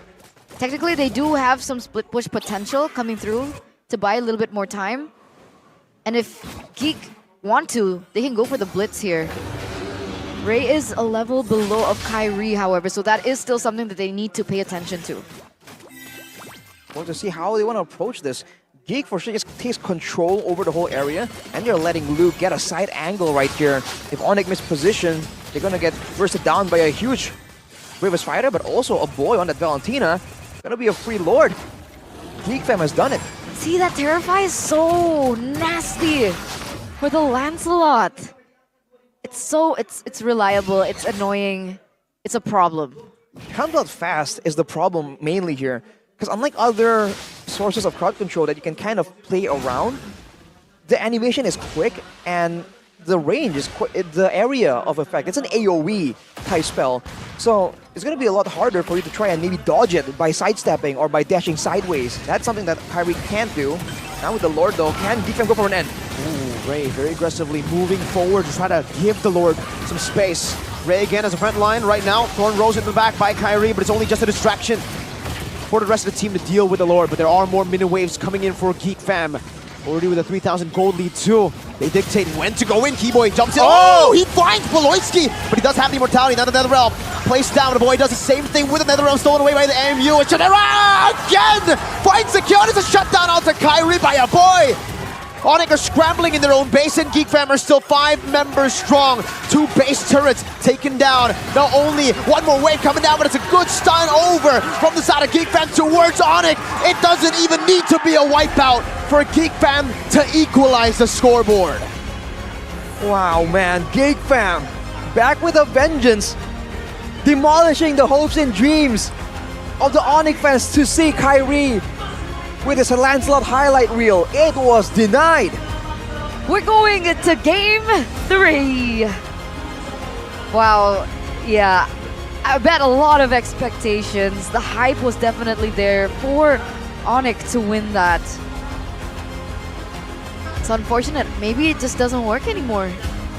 There were moments in that game where you can see the good old assassin meta. There's nostalgia as we were watching that game. But right now, we haven't seen it. It's not quite back just yet. Just like that, and now in a full-on series, that has to be a great moment for Geek Fam right here. Potentially, once again, taking down a king. Kingslayers, that's how they got their title. Exactly. But you know, looking at that game, it was like if you follow a trilogy for so long, and then like 10 years later, they make another film of the same franchise, but it's a flop, and then you just get really disappointed. Yeah, that's how I felt. Man, again, the fact that they were doing pretty okay, by the way, I would give some credit to Onyx as well. Cho with the Faramis, with the Roger, with the Barats, like we said, they didn't really have quite the synergy And I think if they just made small adjustments here, they can do a lot better, composition-wise at least. I mean, you did mention, right, about the lineup rating that we get to see. It's been accurate so far this week. Exactly. It's I in favor of Geek earlier. So, what does that tell us? The first 4 weeks, he was very inaccurate, by the way. Like, to a point where whenever the lineup rating says one team is better, you're like, okay, the other team. The other team. You could say that. Yeah. But now it's actually been, I think, 100% almost. So it's evolving. It's getting more and more. That's why I told you. Wow. Calm down.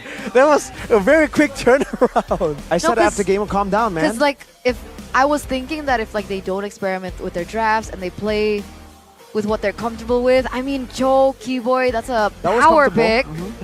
Lancelot, Sans, Faramis, that's also a power pick. I mean, other than Lutfi, I'll tell you one thing that's obviously. not. I'll tell you one thing that's not comfortable. It didn't look like he was comfortable. Lutfi on the Barats, it felt like he was just very, very uncomfortable. Missing the Detonus welcome. Yeah. And a lot of times engaging when a member has already been picked off. I think a few of those misplays ended up with Geek Fam getting a whole lot of the lead, but you don't do that against the player of the game. You cannot. A boy shows why there is room for two boys in this game, in this match. Almost like a counter to game number 1 towards Keyboy. Like I said, with the Inspire, with the Enchanted Talisman, I really like the Quantum Charge on mages, by the way, right now. Especially if you're short range, there's even more value. But if you have to kite away and you need to be mobile around the map, the Quantum Charge gives you a lot of value. And it gives you a lot more sustain as well in, because you already have items to give you mana regeneration. The HP sustain that Quantum Charge gives you just gives you a bit of an edge in the lane as well. The cheering the player of the game highlights by our official gold partner, UBS Gold. You're seeing the moment from Luke, who just comes in and just flexes, man. He knows that he has control when he's on this Lapu Lapu. So good, man. And then we did get a bit of a show of that Kyrie Lancelot that we expected.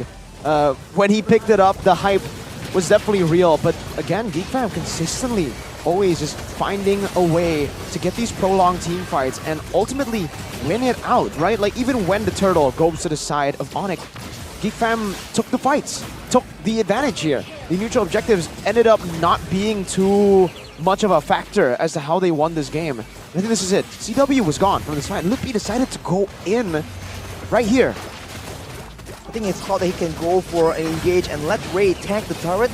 But with the Netherrealm stolen away, and shout out to Chidera, by the way, Cloudera, once again just flexing, doing a lot of damage in this game.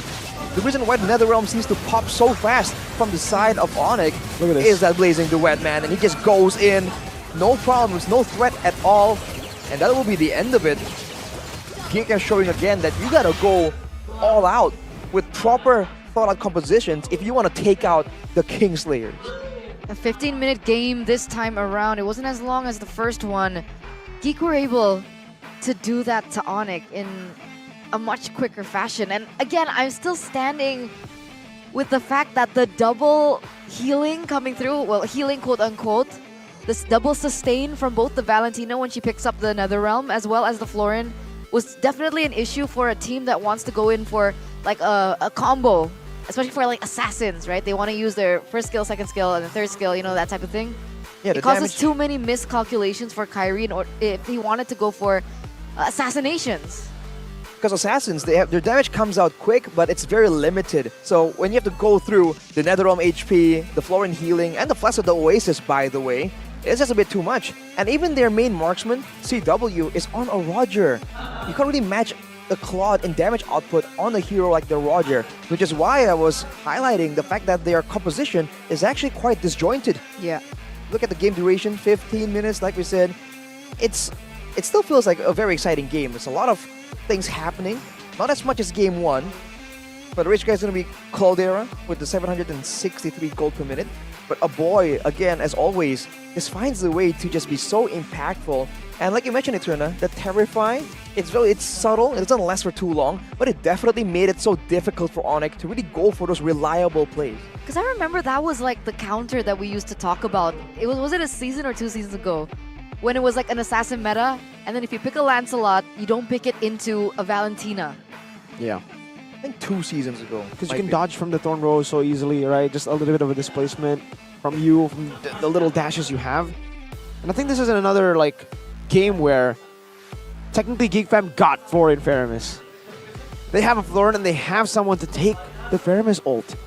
I think for Onyx, they had another option that they could have gone with this kind of composition. I mean, the Lui was up for grabs, right? I mean, it wasn't really banned out. Yep. So they changed a bit too much from game 1 to game 2, and it looked like they had to suffer from it. They try to stay creative though with the Lancelot pick, so I guess it's time to ask the desk now. Yay or nay? Lancelot. Oh wow, just the Lancelot? Lancelot. Lancelot in this game, whatever, but like, yeah, this. See, I feel like with the right composition, there is a chance that can work. Yeah. But not in this composition. If you're saying yay or nay, this game in particular, I would say nay, man. Okay. Yes. I would prefer the Fanny, honestly. Banned. That's why. Exactly. Yeah. That's why it was smart that they banned it out in the second phase. It was the second phase, right? Yeah. Yeah. They banned it on the second phase. They know that the Barats and the Roger is a very good flex pick now. But it just did not work out for Onyx. CW is about 20% team fight participation. He was split pushing for the majority of the game actually. And even there were some fights where where Onyx took it immediately without even setting up for CW to come or to even rotate or even threaten like any kind of maneuver. Like it's like CW just disconnected and just went straight for the lane. That's why don't go for crazy maneuvers. Maneuvers. Maneuvers? It's all The the maneuvers will man. get you, man. I heard that too, man. The maneuvers. It happens. It You does. know, what was it? The moving and maneuvers? Oh my God. Movers. The movers? Is it? No. Movering. I don't remember. Maneuvering. The movering. Maneuvering. There you go. The word always gets you. Maneuvers. And then the moves and the maneuvers. The movers. Maneuvers.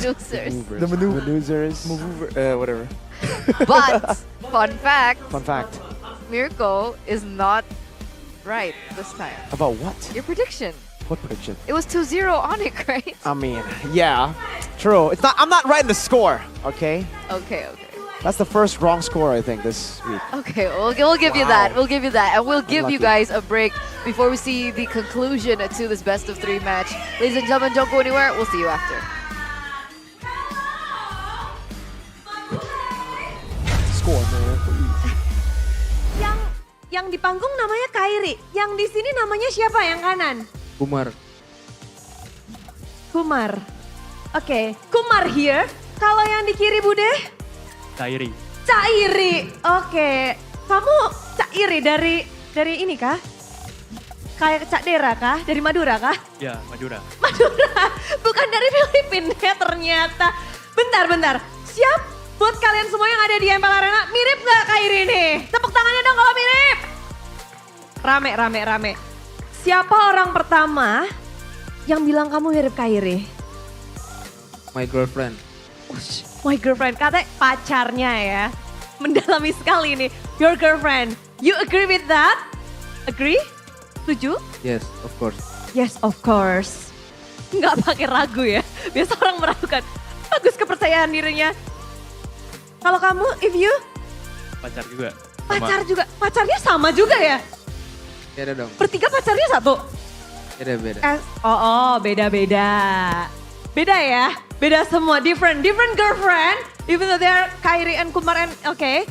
Kalau kamu nih ya, pacarmu udah bilang, ada nggak sih orang lain yang bilang kamu mirip atau mungkin yang salah kira kalau kamu tuh the real Kairi, Kumar Kairi? Ada sih kalau lagi jalan ke mall gitu. Serius? Beneran? Iya. Apa yang mereka lakukan ketika melihat kamu? Dia ngomong gini sih. Bang, Kairi ya? Bukan, sorry, salah. Udah gitu doang. Kamu pernah nggak ngerjain kayak, ya. Enggak sih, kadang juga kayak kemarin dibilang abang Kairi ya? Bukan abangnya Kairi. Adeknya? Bukan juga, Siapanya? fansnya. Oh fansnya. Tapi lucu banget ini ya kalau dia dikira salah pas di mall-mall lagi jalan-jalan. Kalau kamu gimana? Ada nggak orang selain your girlfriend? Mungkin cewekmu apakah ada yang lain? Waktu itu di Indomaret sempat dibilang sama mas-masnya, mirip Kairi gitu. Waduh, langsung ya mirip Kairi, Iya, Kairi. ngomong, iya. Ada yang langsung ngajakin foto bareng nggak? Enggak. Nggak ada? Nggak ada. Tapi disebut-sebut. Iya. Rambut kamu seperti ini sebelum tahu Kyrie atau memang sudah seperti ini? Ngikutin Kyrie sih. Terinspirasi. Iya. Semakin mirip. Role-mu apa? Jungler. Jungler. Pakainya jungler tank apa jungler assassin? Assassin. Widih, hero-mu apa nih? Nolan. Nolan. Kyrie banget sih. Cairi. Kalau ada yang pernah ngajakin foto nggak? Mungkin ada yang pernah tertipu ya, ada yang pernah ke prank gitu, udah foto-foto bareng sama kamu. Pernah sih pas waktu itu lagi ada turnamen di gereja, di panitia, bocil-bocil bilang, "Bang, Kyrie ya, foto dong bang." Oh nolak cuman gak enak, ya udahlah karena bocil. Udah, jadi foto aja. Mungkin ini bocil-bocilnya lagi nonton nih. Mungkin ada yang mau kamu sampaikan gak sih ke orang-orang yang mengira kamu Kyrie? Orang-orang yang ngira kamu Kyrie ada yang mau kamu sampaikan gak? Kamu seneng-seneng aja dong pasti. Cuman sih kadang gak enak juga gitu kan, apalagi kayak kemarin yang viral dibilang abangnya Kyrie gitu kan. Proud dong, happy dong. Cuman kan Kyrie 3 bersaudara. 3 bersaudara. Oke, dan menarik. Kalau kamu adalah sebagai Kyrie nih ya, anggap aja kamu Kyrie. For the last game ketiga, apa yang ingin kamu katakan? Pakai gayanya Kyrie. Untuk game ketiga kali ini. Is there anything you want to say? Semoga Kyrie pick assassin lagi deh. Semoga dirimu ke pick assassin ya. Nanti Yeah. pick assassin ya. Ya pick assassin. Kamu itu, kalau kamu last word. Semoga menang karena udah lama gak lihat Kyrie di interview. Oh, semoga menang. Oke, dua-duanya mereka nggak akan ke panggung tentu saja. Kita akan pegangin ya. Jangan salah sangka semuanya. Karena Kyrie asli akan langsung beradu di line of dance. So let's go. Untuk melihat bagaimana pertempuran terakhir antara Geek Fam dan juga Onyx.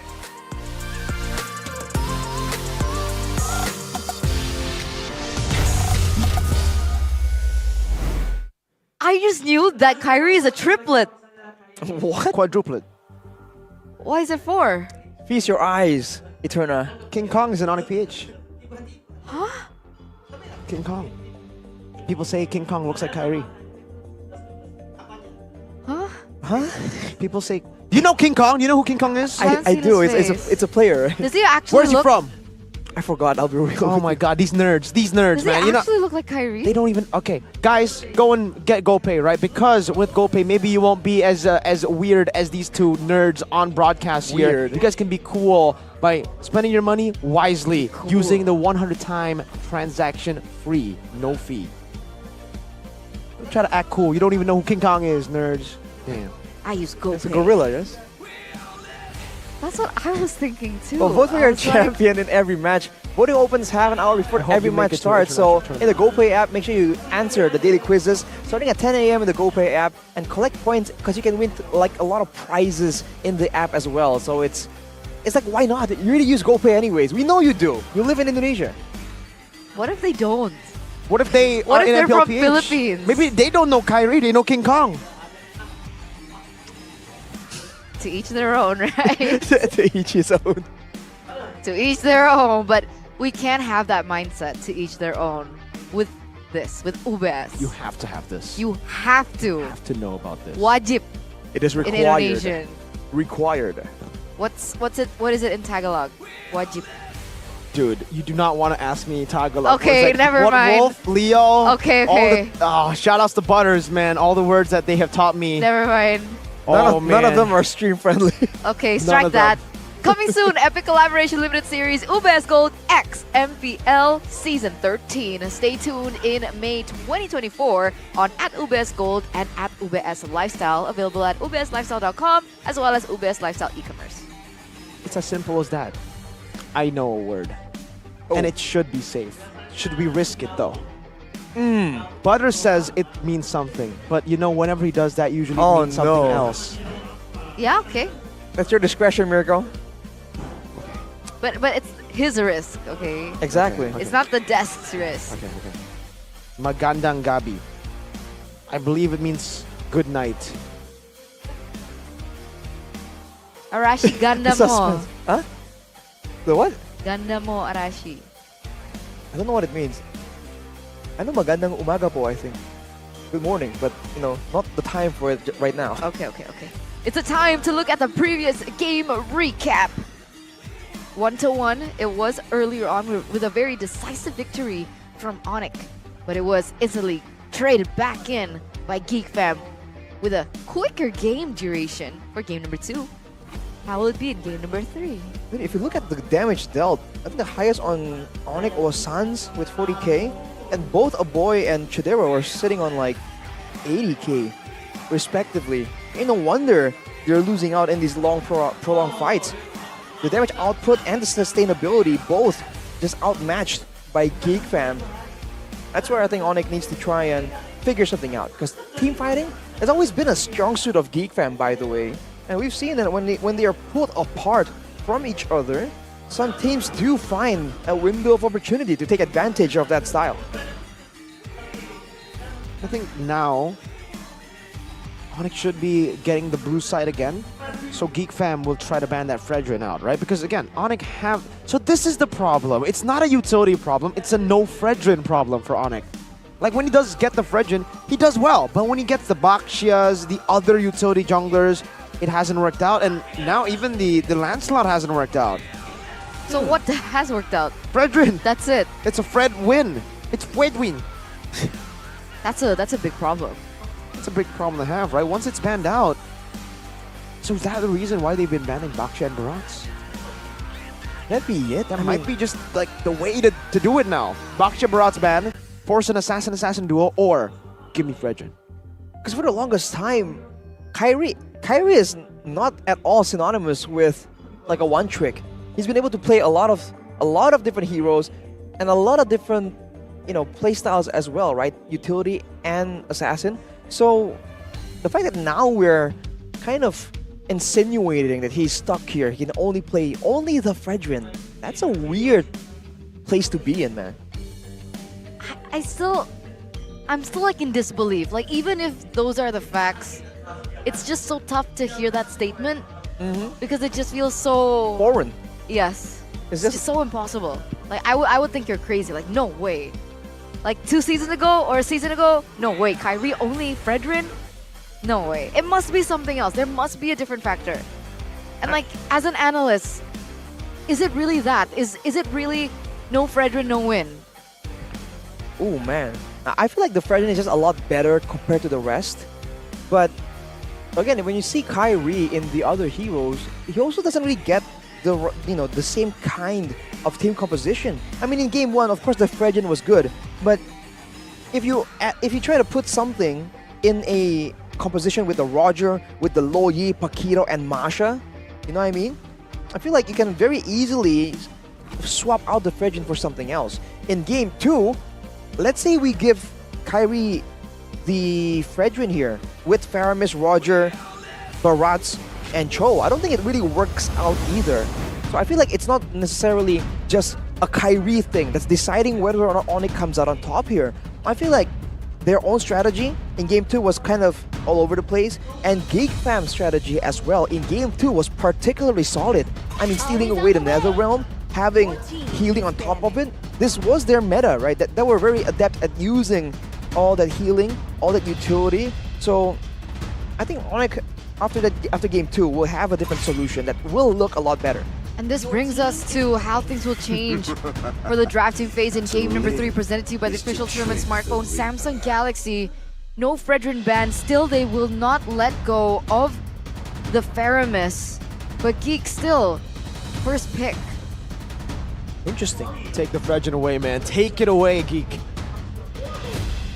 I mean, they can go for the Baksha. Technically, the Baksha on paper does well against the Fredrin, right? You have that anti-regen that helps you up against the sustainability, but Onyx have found so much success in the Fredrin. I think it may be more valuable to just take the Fredrin away over picking a counter pick. I feel like it really is just the fact that the Fredrin serves as a utility jungler, but also as a bit of a damage dealer and a bit of a playmaker as well. It's a bit of a jack of all trades situation. I think that's why Kyrie kind of favors it compared to something else that can maybe have more utility, but not as much playmaking or damage. Geek though will start off with the Baksha, so now the Fredrin is open. Will they go for it though? They take away Cloudera, and it is gonna still be the Fredrin. So let's see, Mirko, if the rule of Fredwin comes through for Onyx. Almost did it twice. The Fredwin and the Tool, but Geek Fam with the Baksha already, and now the dude, they can set up for a full dive comp. I mean, now they can pick up an Angela and then a Roger too. Or if they want to go super crazy, they can pick up... No, they'll probably still go with a boy pick first, right? Don't get ahead of ourselves, but the Roger just makes a lot of sense now for Chidera to have more pressure in that gold lane, which he was already doing well with the Claude against the Roger. Or maybe he feels, because he knows how to counter Roger with the Claude, he feels CW has the same answer to it. It's Lapu first, and a Mage, it's a Novaria Lapu start. So yeah, maybe for Chidera, he doesn't think the Roger is all that. Wow. Those are two signature picks for Geek though. The Novaria I think is particularly notorious, but Luke on the Lapu is also really good. But again, we were talking earlier, Mirko, about Ray possibly going in for a damage type hero, but it's a Baxia. But the Loyi once again back in the equation. Man, will this work? It's the same matchup, by the way, in the mid lane from game number 1. It was the Loyi up against Novaria. Yeah. Now though, I don't think they'll get Masha. I think Geek Fam will ban it 100%. If they don't ban it, it'll be very interesting to see, because then they will have a counter to it. And for Onyx though, last game they banned out the Export and Angela. Now with the Loyi, they're the ones forced to ban the Selena again, just like they did in game number 1. So that's a Selena ban. So when they had Fredrin and Loyi in game 1, they actually banned Selena and then Gwyn. Yep, so maybe the same template here for Onyx. But yeah, like we said, Masha, I mean, too risky to leave the Masha open with the Loyi combo up there. I think mainly the idea is to make sure that Sans, the immobile Loyi, doesn't really come up against a lot of dives, not just dives, but dives with crowd control built in, like the spatial migration, for instance. But they will ban away the carry, so the Gwyn is available, but technically for Geek right now, it can be put in as a roamer though. Yeah, but I think for Baloy, it doesn't really, it doesn't feel like a Baloy pick. With this comp, it does feel like they might want to just go for the Florian again with the Bloom, the global healing, that presence. It really helped them last game. Final ban for Geek should be another XP lane, maybe. On top of the Arlet ban, what else did they take away from? I think X-Borg ban. To take it away from Lutpi could be a pretty good option. Or Paquito, that was really good in game 1. I think X-Borg is a bit better. Oh, I was thinking that the damage could be something they don't want to deal with, right? Especially with the Lapu and Baxia looking for opportunities. But Terizla taken away. So now, Onyx, are they going to go for some kind of engager? Do they want to go for someone with the same kind of damage that Masha can bring? It's the Gwyn. They pick it up for themselves. It's still flex, but it should be roam, it should be Keyboy pick, and then Fredrin jungle. I mean, how crazy would it be if they go for XP Gwyn? We haven't seen that in a very long time. Seasons, yeah. At least 2 seasons, I feel like. Might be wrong on that, but laning Gwyn, some sustain, not a lot of damage though, and the wave clear is kind of subpar. Roger coming in finally later in, but that's the Angela that can be comboed in with the Lapu, with the Baxia, with the Roger. It's not bad. It's the Angelo as well, notorious in the hands of Beloyski. Yeah, there's definitely a lot of options and tools that Geek can utilize with this Angela pick. It's a signature as well for Beloy. And now Onyx are stuck in a position. But they go for a Fanny. What? Wait, it's Fredrin XP. Oh no! I mean, they did use it as a flex, but I hate Fredrin XP. Gee. That's a signature Onyx thing to do though. That's like a signature Fredrin thing to do. XP, yeah. He makes it work. He's the only guy who makes it work. But now with Lutpi, can he achieve the same success? With the mid laner being a Loyi, you know, we talked a bit to Coach Chico about this when we were talking about when RRQ did a very similar draft with a Fanny, with a Fredrin as well. He said the issue is that you have to be able to have fighting power in the early game with the Fanny. So Loyi and Gwyn on paper can stack up to Geek Fam's early game, but we'll have to see the execution.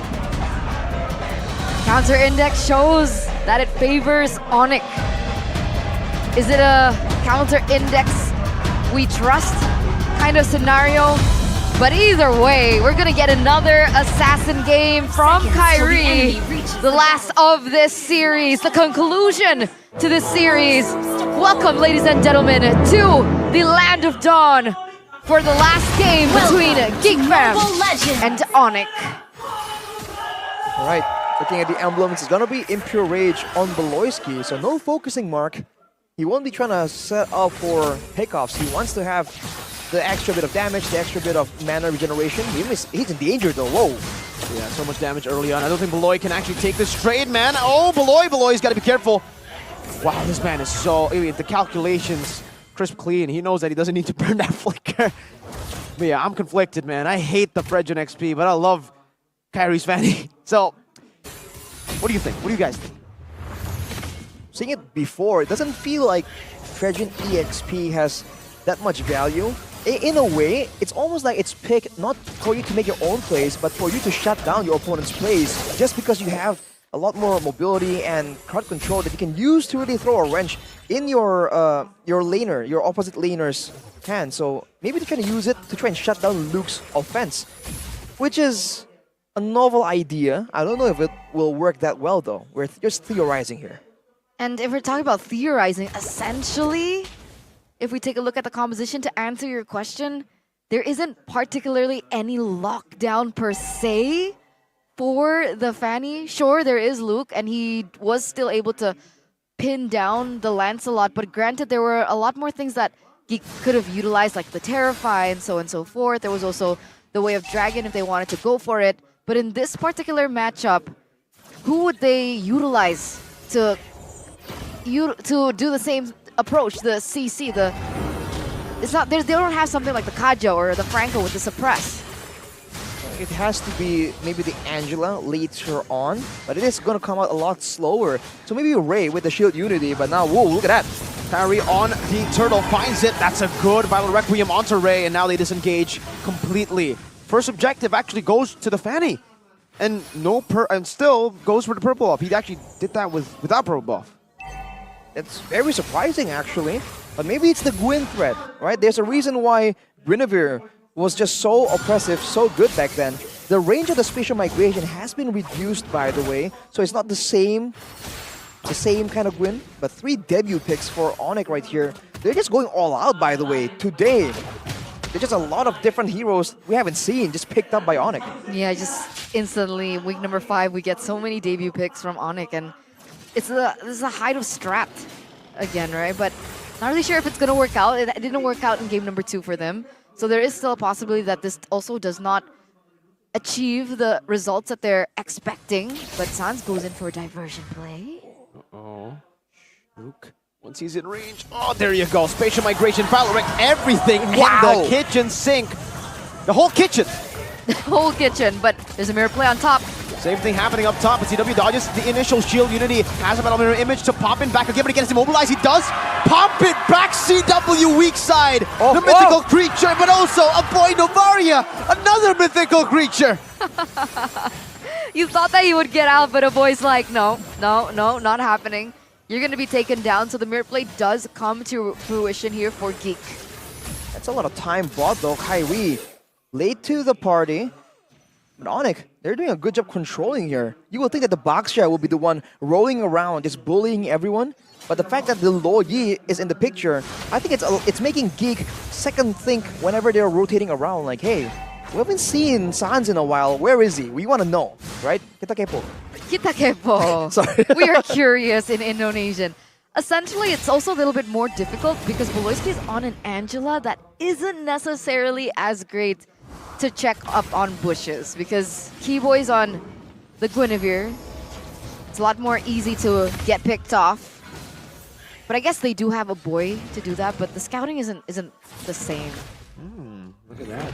Way earlier from the Frederick turns out to be an invade setup for Kyrie. Actually goes for the orange buff, takes it away, and still on time to go for a turtle here. Lutpi also dealing a whole lot of damage with this XP Fred. Sans could flicker out, but now it's another flicker as well. Wow, the peel from Keyboy with that spatial migration and the Battle Requiem to stop him here. Hard guard already used up. Keyboy gonna find the kill on Luke, and again, Geek Fam have not gone for the turtle. It's still only now being started up. Onyx can actually go for this fight. Lutpi is trying his best to delay it. Kyrie's walking again, and it's gonna be Ray who wins it out this time. Lutpi very low, walking back. Keyboy. Oh, Chidera. Oh, he pops the spatial migration. I think he thought he had a flicker. CW with Blazing Duet now on the Chidera. Not enough damage to take him down, not just yet. As an Astral Echo.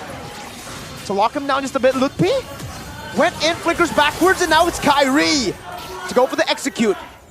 Misses one cable and will not be able to go for more. Luke, though, as the bravest fighter, jumps onto Sans. Has a stun. Cancelled out. Not cancelled this time. Now it's Sans who's going to get obliterated up top.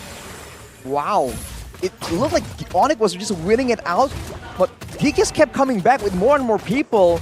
Like, they're doubling down. Like, this has to work, man. We have to come out on top here.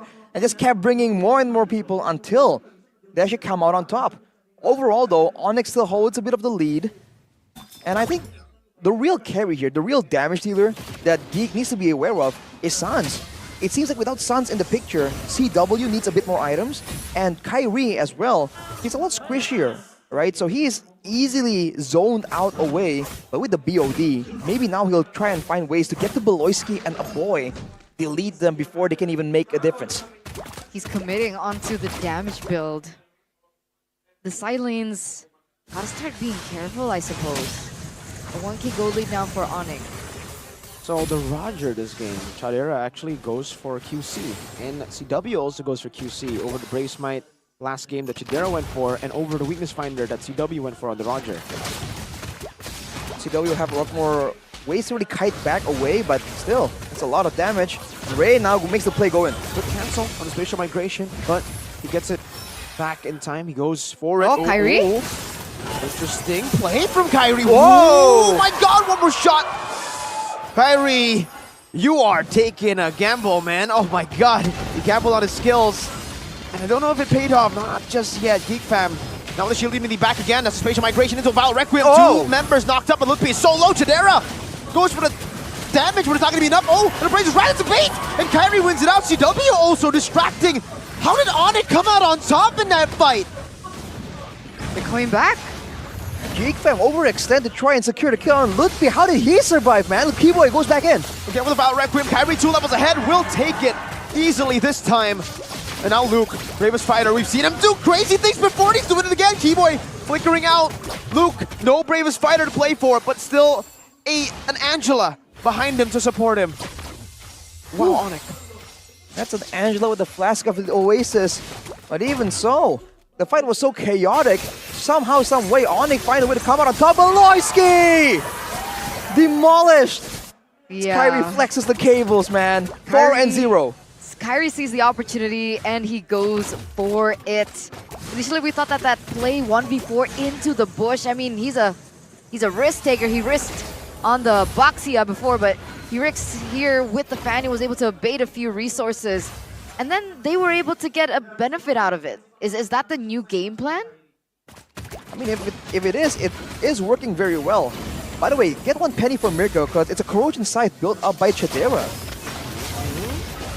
Keyboy again. That's a lockdown on the Chidera with the Battle Requiem and CW and Slikai! And the back finds out, boy! And Onyx again, off of a distraction from the team, gets a kill through Kyrie in the other side. It's almost like Onyx specialty, man. The fact that they are still in a team fight together, but there's so many things happening. They're overloading Geek Fam, a team that's so used to going with a linear team fighting style. When they have to fight off one big ultimate, they always do well, but now they're struggling.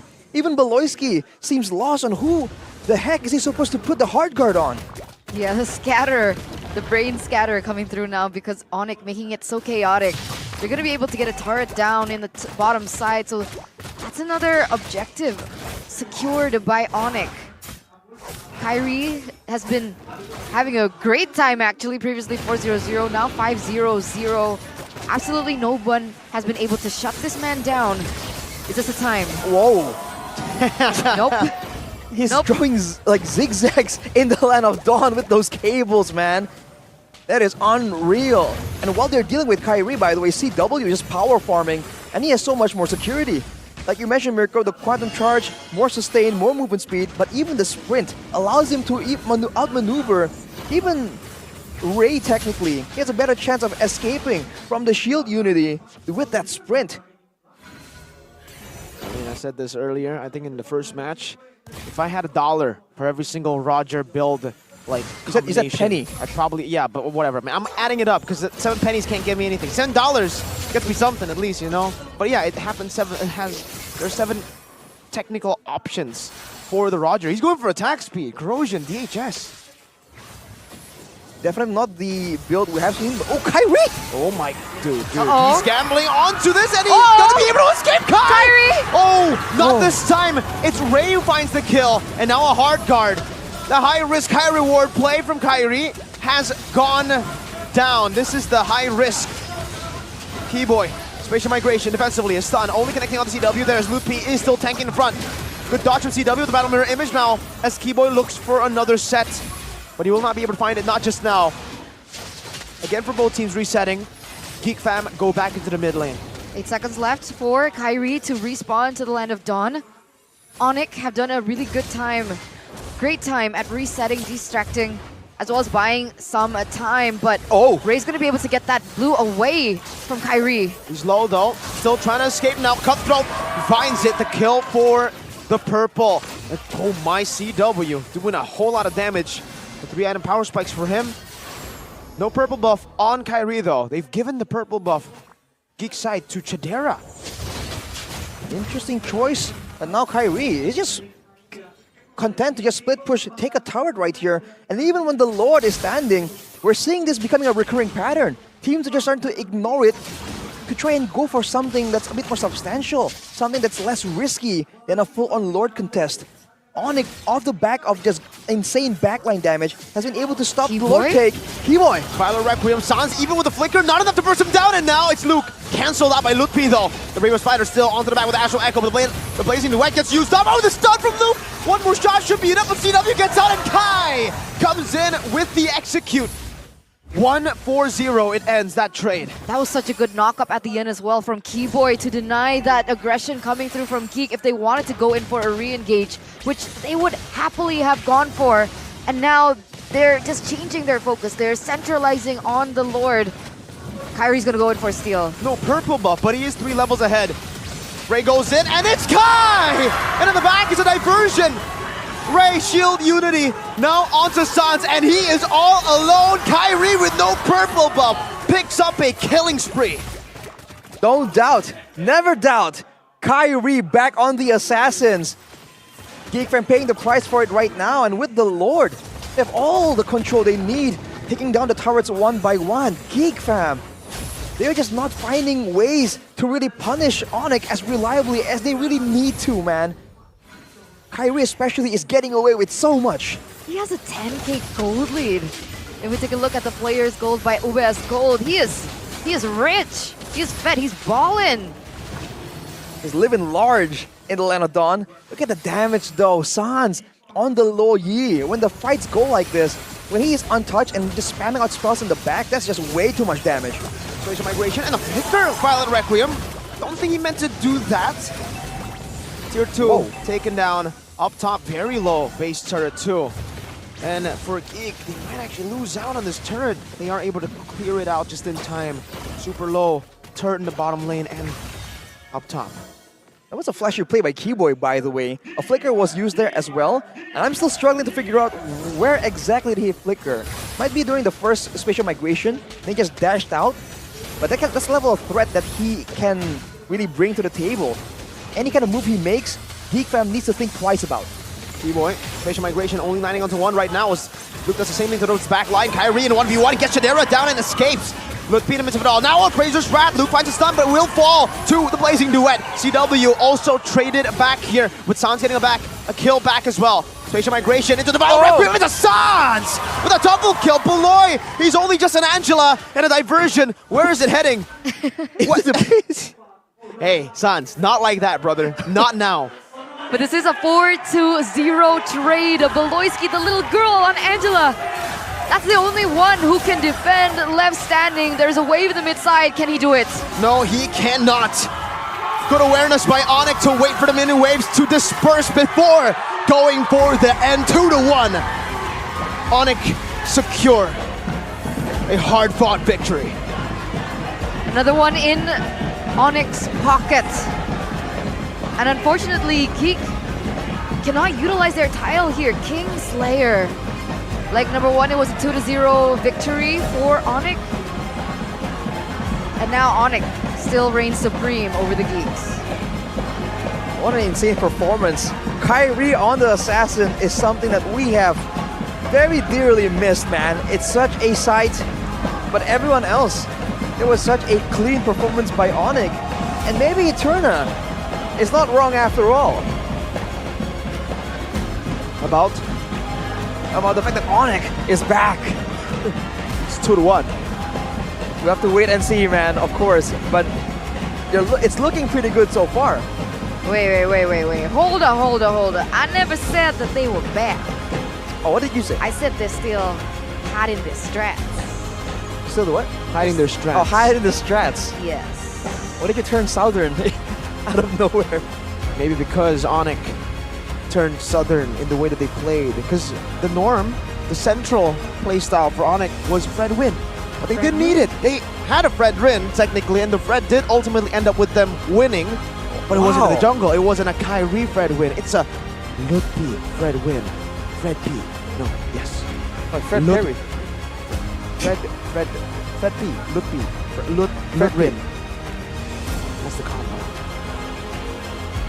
It's like Freppy. I like how you're saying this like with such a serious face. I think Freppy. Freppy's cute. Canny, Kyrie Fanny, or Fiery. I like Fiery better. Fiery. Doesn't that spell fairy? Hang on. No, Fairy's with a Y. Kyrie is A-I-R-I, Arashi, not A-R-R-K-A. Okay. We don't know that for sure, but what we do know for sure is this winner interview with Onyx, with Clara Mongstar, and the Sky Kings coming back. Pasok.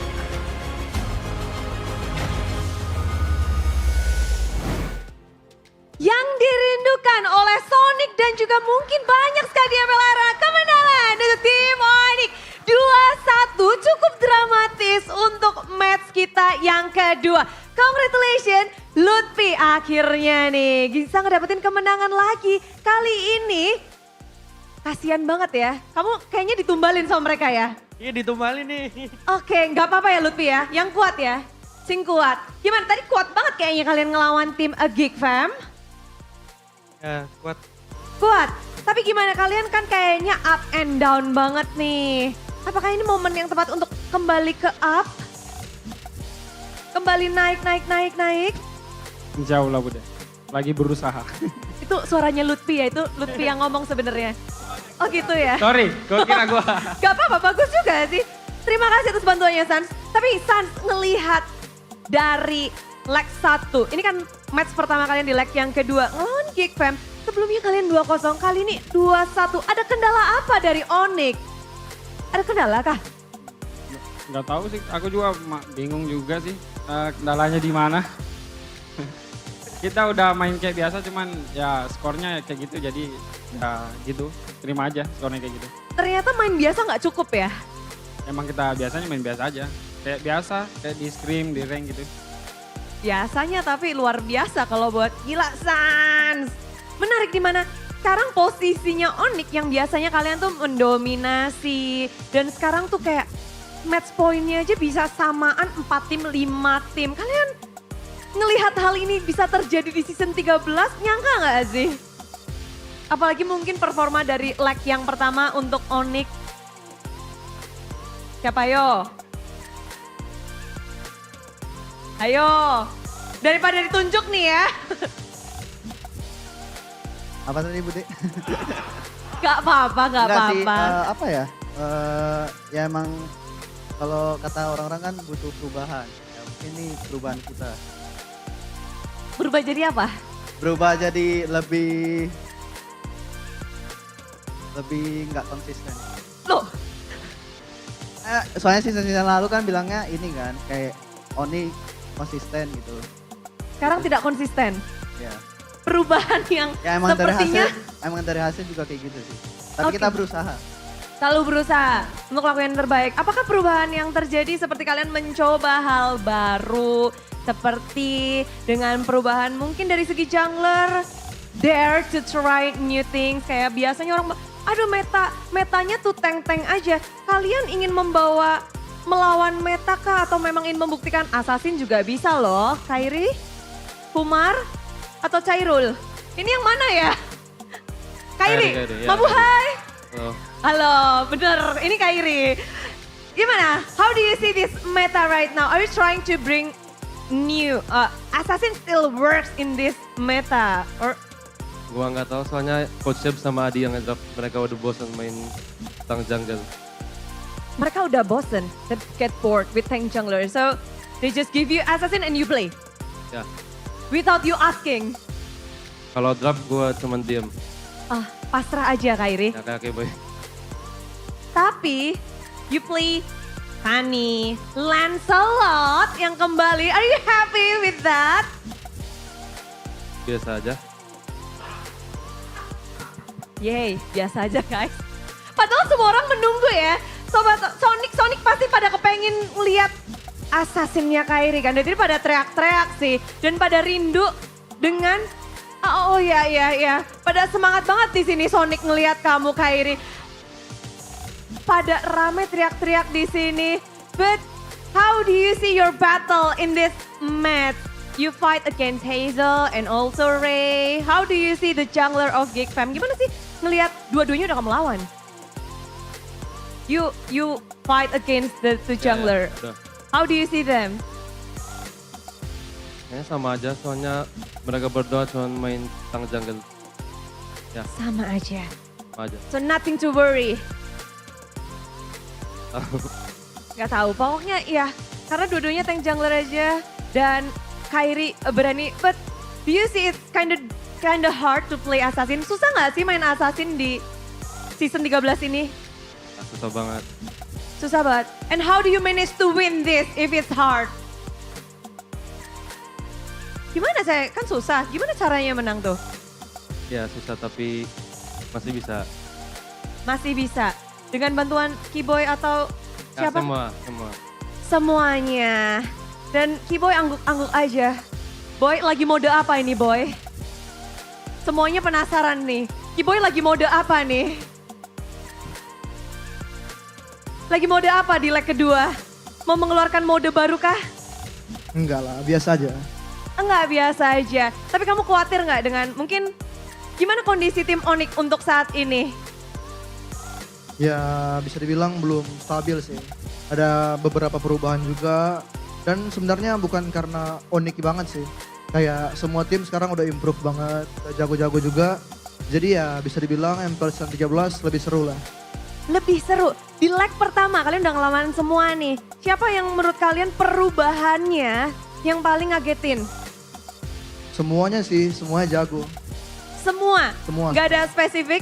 Enggak. Nggak ada. Kalau leg kedua ada nggak match yang paling dinantikan? Karena ini mungkin saatnya untuk kalian revenge kah atau membuktikan kah? Atau kalian mau ngapain sih di leg kedua kali ini? Masih mau trying something new kah atau mau melibas semuanya nih? Enggak tahu sih, sama aja lah. Sama aja ya guys. Kayaknya lagi nggak ada energi ya Keyboy. Berarti cewek aja deh We. Kamu gimana nih leg kedua We? Kasih tahu sesuatu dong buat kita yang serem-serem dari Onyx. We. Butuh dipegangin ya? Kedua ya, ya kita mulai dari game dulu. Wih, selanjutnya? Ya siapa ya, nggak tahu. Selanjutnya kayaknya kalian lawan BTR ya? Iya bukan ya? AE. Lawan AE next. Ya bisa. Lanjut. Insyaallah. Insyaallah. WS dari sekarang. Dari sekarang, WS dari sekarang. Boleh diaminin dong Sonic? Amin, solid sekali.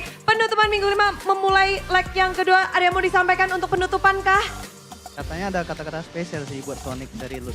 Waduh, langsung Lutfi deg-degan. Apa ini Bang?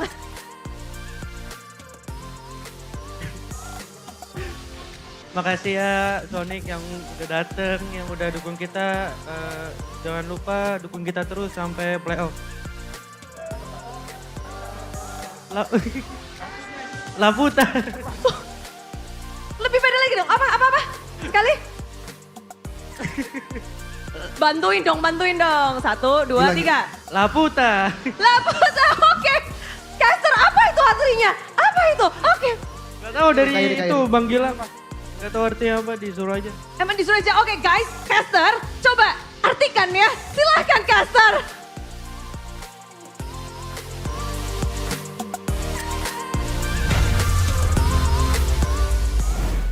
No, I don't think I want to translate that. I don't know what it means. Rashi, you said it's a show? anime It's an thing? anime? Castle in the Sky? Should I just re-say what he said? Yeah. Like, Laputa, right? Yeah. So there is an anime called Laputa Castle in the Sky. I just didn't quite catch Like what the context. exactly the context. I don't know if that's If he didn't even refer to the anime, then you, my friend, have that knowledge. Like anime knowledge, bro. big brain anime. Does he watch anime too? Lutfi? I assume he does. Probably. Most of the pro Watches One players Piece. do. No, Boots watches Korean drama. No, he's been spamming. But he doesn't Oh, watch really? any anime at all. He's been I spamming. think they'll watch Spamming some anime. anime too? Yeah, spamming actual quality stuff. Preach. Anyway, there it was, ladies and gentlemen, match number 2, a 2-1 victory for Onyx. So what does that mean for them in the standings? I'm actually quite curious. They're tied with Aura, I think, 5-3? But Oh no! we're on the same. They're tied with Alter Ego 5-4? Alright, we'll see it later. We'll see what the We will. standings look like. But we'll see him first. Who's Right? him? He is him. Who is him? What? Who's him? You're asking? It's a player of the match. It's Kyrie. Kyrie. Presented by our official tournament smartphone, Samsung Galaxy. The 1010 KDA. The way he was just, man, I would say the way he was playing the Fanny in this game was just impudent, man. He was casually strolling, like cabling through 4 men again and again, randomly, without any real timing, and he got away with it. Player of the match highlights by our official gold partner, UBS Gold. Can't understate, though, the impact of Keyboy on the Guinevere. We haven't seen this hero in a long time, but you're seeing again that it is just very difficult to deal with. Built-in card control removal, a gap closer that functions as a card control tool as well. And if you do land the Massification Migration, you can come in with the Violet Requiem as well and lock people down for a long period of time. Here's a play though. He has no business being that slippery, man. Yeah, but it is Kyrie. The fact that he actually like baited out so many resources before that, and his time weren't able to actually go for the turtle, and it ended up with Ray dying too. It's not how they want things to play out. And of course the Lo Yi plays, man. Suns, before he said he's very creative, and on a hero like a Lo Yi, mechanically, he doesn't have to be very creative, but with that diversion, he just has to be a bit more, a bit more unpredictable with it. And we see that they struggle quite a bit to try and end the game, considering that they're kind of short range. But look at how these fights always play out. Everyone gets so low, and there's just so many things happening. It's like there are multiple fronts in the battle every single time. And here's that final play. I think Suns goes with another diversion, but we don't get to see it. Afterwards, Kyrie towards the end, even just in case he needs the extra bit of damage, he instantly switched out an item for the Wind Talker. The man just knows what he's doing, man. In the draft index, we trust. Oh So far, accurate, exactly, man. Are we I didn't losing get our the score jobs? right too, by the way, but I got team. Dude, we're gonna lose our jobs to AI. These AI, man. Technology. Artificial intelligence. Back in my day, we don't have draft indexes. Please don't talk like that, Arashi. Yeah, I mean, 60 years old. You're like triggering Miracle to say something about our age. Yeah, I mean, Here we he's go. right though. Here we 60 go. years ago, AI wasn't a thing. 60 years Here we ago. go. There you go. Quite the hyperbole, but looking at the items here. Sans on the low Yi. Only the Holy Crystal on top of the Lightning Truncheon as a direct damage buff. And he just goes in for more magic damage because again, it's not just the damage, it's also the shielding. At some point, he was able to generate a shield that's more than half his HP bar. So that's a lot of damage that he can just tank up, which means that Luke and Chidera, they're not really as threatening to him as other mid laners would be, right? So he can just stand there and just trade back against all these bruisers coming in from GeekFam. Arashi, the attack speed build though from the Roger. Why did he go for attack speed in this game?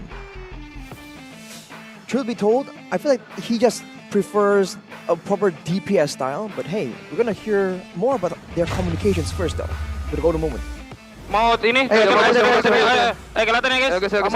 Maju. Goton. Gak apa. Lihat ya. Balik dulu, bisa nggak balik? Gue belakang guys. Belakang dulu guys. Boleh. Box ya. Udah retri. Bisa lihat gue nggak Nova nih guys? Keluar nih. Coba pelan-pelan guys. Ayo. Ada gue. Nggak kena scanner gue nih. Bisa agak majuin guys? Coba majuin tipis-tipis. Gue konsil lah.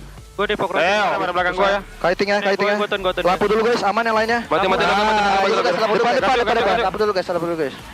Gak ada masalah Angela guys. Mati kok. Masih bisa. Dua maga jonto. Udah dua lang. Boleh. Nice lang, lagi lang.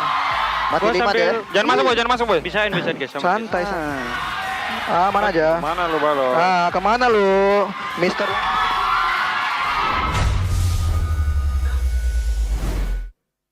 Yeah.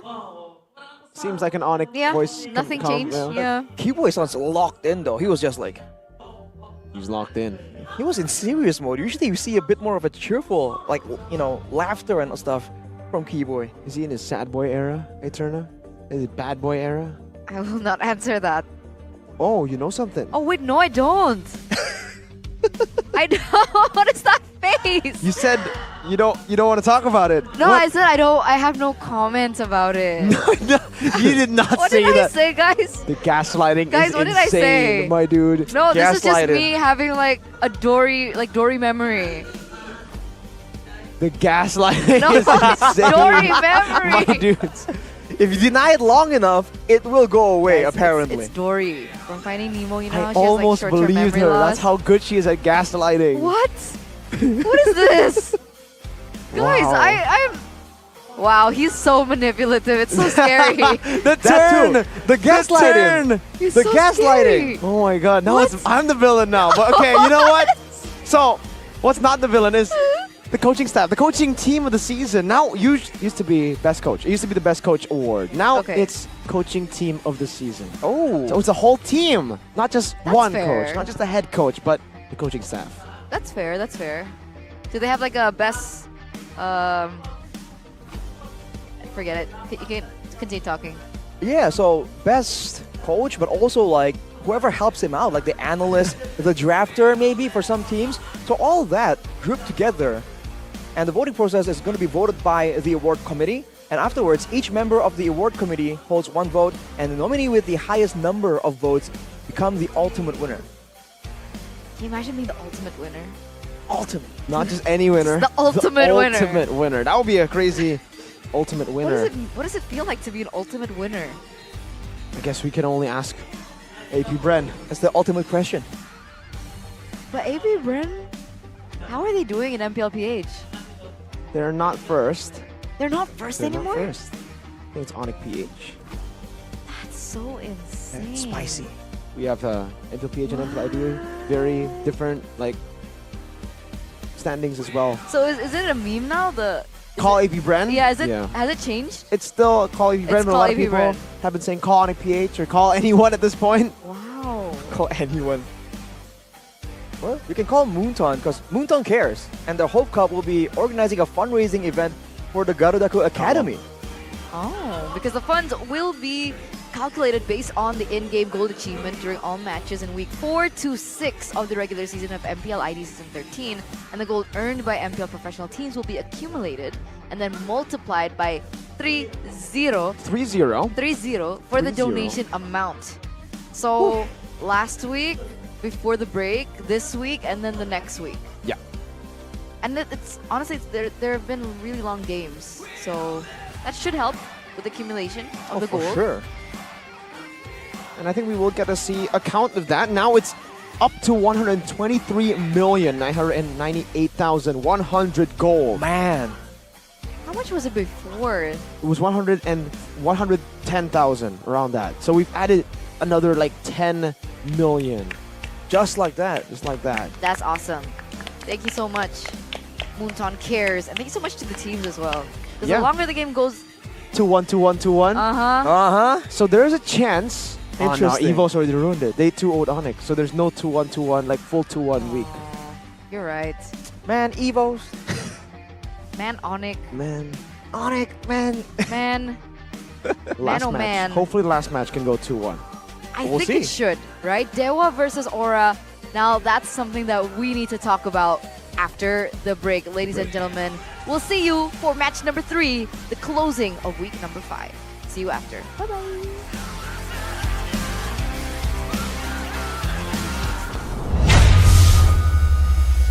Welcome to MPL Indonesia Season 13.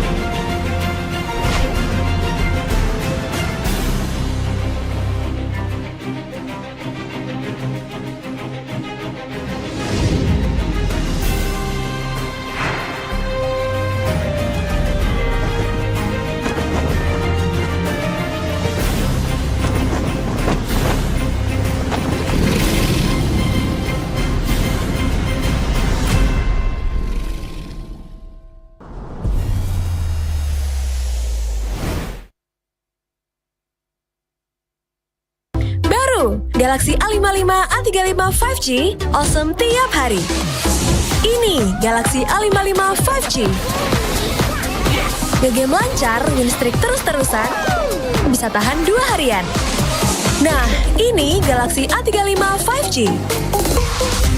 Bisa terus berkreasi walau dalam gelap, dan tanpa batas. Makin aman dengan Noxvolt. Be awesome everyday. Pakai aplikasi GoPay, dompet andalan gamers. Banyak damage-nya.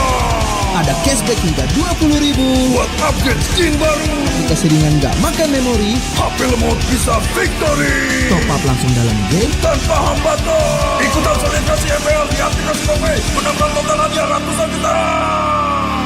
Bonus stage. Gratis kali transfer kemana aja. Beli pulsa harga termurah. Scan QRIS dengan mudah. Download sebelum mabarkan.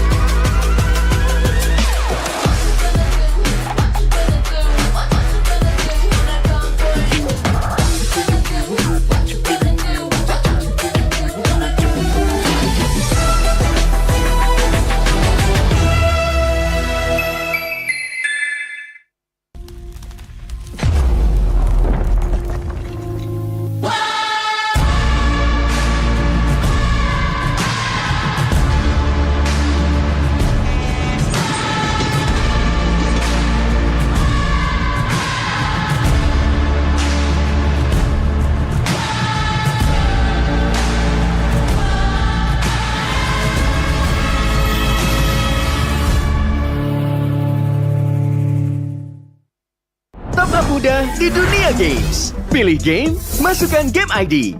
Pilih Diamond, masukkan kode promo, dan pilih metode pembayaran. Masukkan kode OTP. Selamat, kamu dapat tambahan kuota. Upgrade gameplaymu sekarang. Game Flash andalanku bikin mainku semakin hebat. Tukar DG rings, diamond dan voucher game kau dapat. Main MOBA apa aja, win streak di tanganmu. Cuma game Max, makin no debat. Beli paketnya dan aktifkan boosternya sekarang. Character select. Better. You lapper.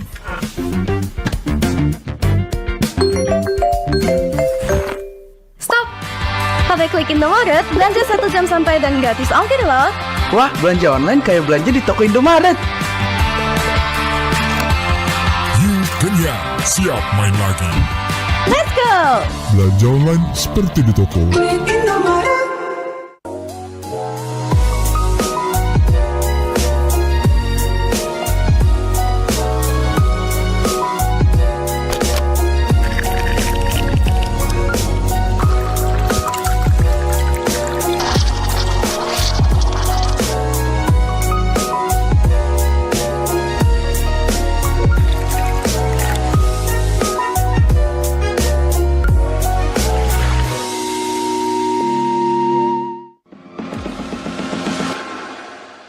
It's only you who rocks my world.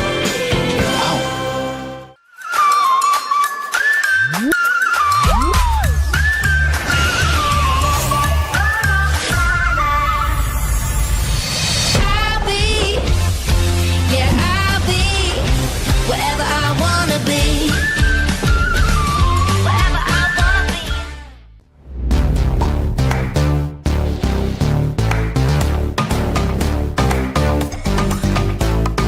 We don't need no sleep because the party.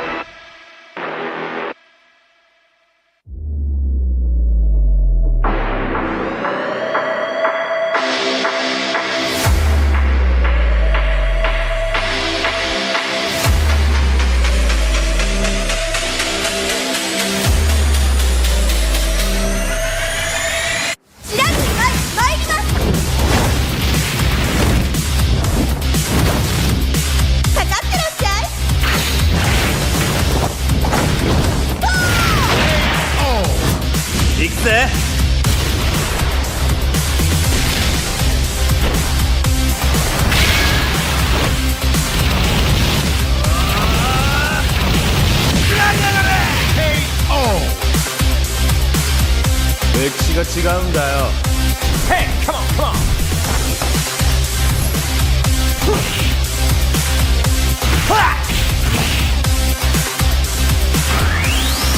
Okay. Power Geisha.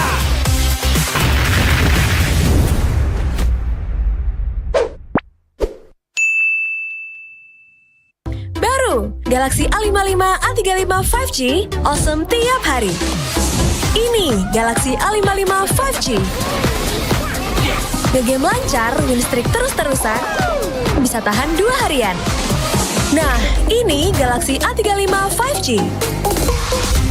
Bisa terus berkreasi walau dalam gelap dan tanpa batas. Makin aman dengan Roxfold. Be awesome everyday. Pakai aplikasi GoPay, dompet andalan gamers. Banyak damage-nya. Ada cashback hingga 20.000 buat upgrade skin baru. Dikasih ringan gak makan memori. HP lemot bisa victory. Top up langsung dalam game tanpa hambatan. Ikutan selebrasi MPL di aplikasi GoPay. Menangkan total hadiah ratusan juta. Bonus stage. Gratis 100 kali transfer kemana aja. Beli pulsa harga termurah. Scan juris dengan mudah. Download sebelum mabarkan.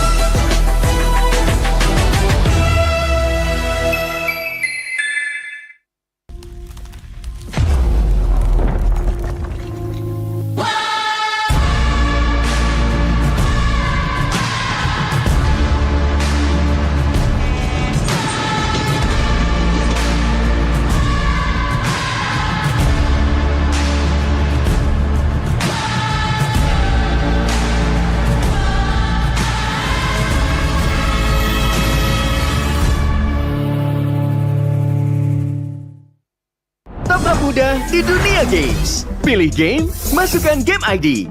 Pilih Diamond, masukkan kode promo, dan pilih metode pembayaran. Masukkan kode OTP. Selamat, kamu dapat tambahan kuota. Upgrade gameplaymu sekarang. Game Smash andalanku bikin mainku semakin hebat. Tukar DG rings, diamond dan voucher game kau dapat. Main MOBA apa aja win streak di tanganmu. Cuma Game Smash makin no debat. Beli paketnya dan aktifkan boosternya sekarang. Character select. Better. You lapar.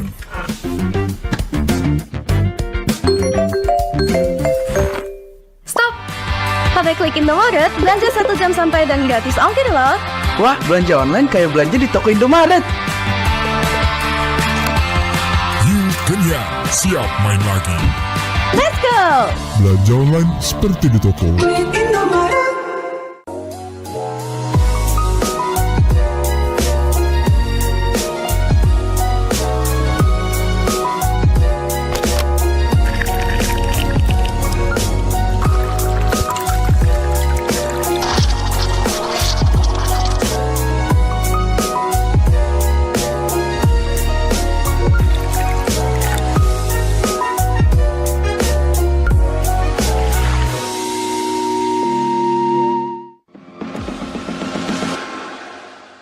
It's only you who rocks my world.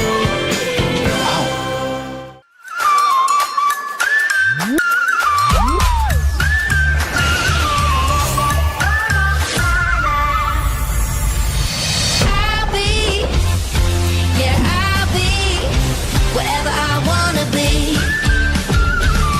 Wherever I wanna be.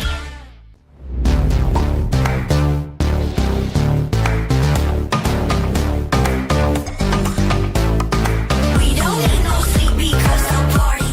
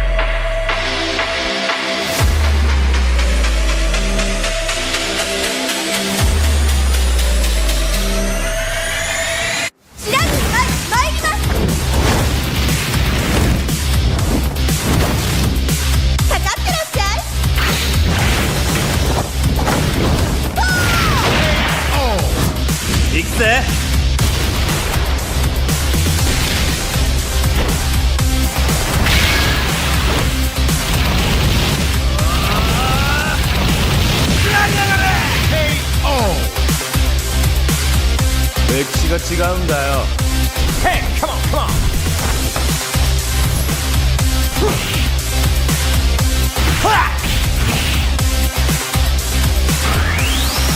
Okay. Power Gazer.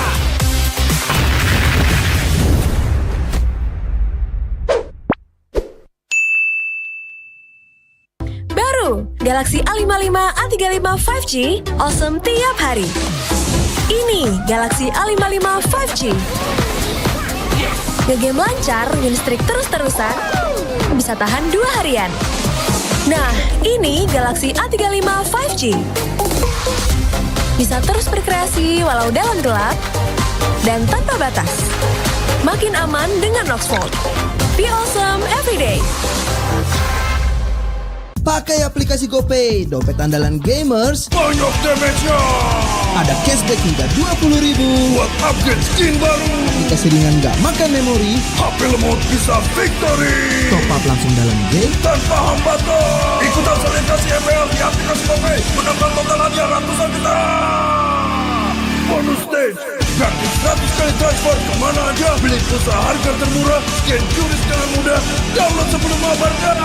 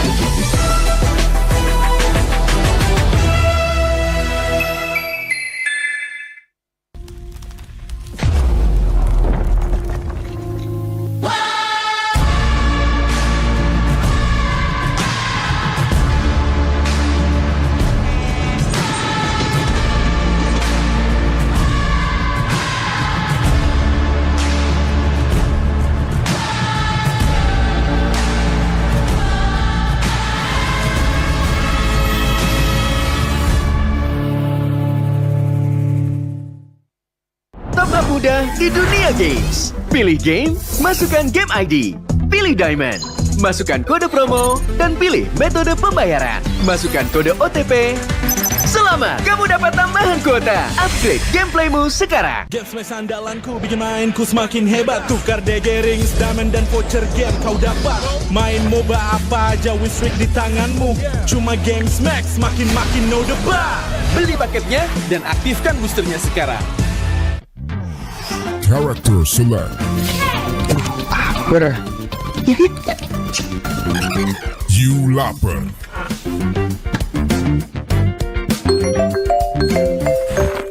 Stop! Pakai klik Indomaret, belanja 1 jam sampai dan gratis ongkir loh. Wah, belanja online kayak belanja di toko Indomaret. You kenyang, siap main lagi. Let's go! Belanja online seperti di toko.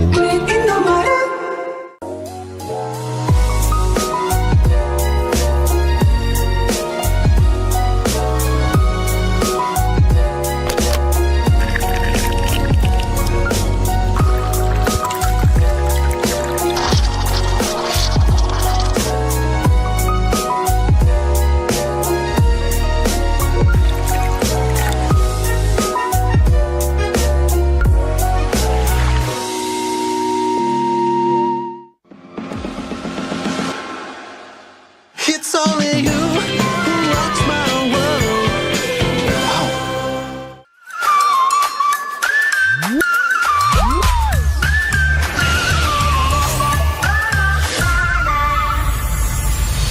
I'll be, yeah, I'll be wherever I wanna be. Wherever I wanna be.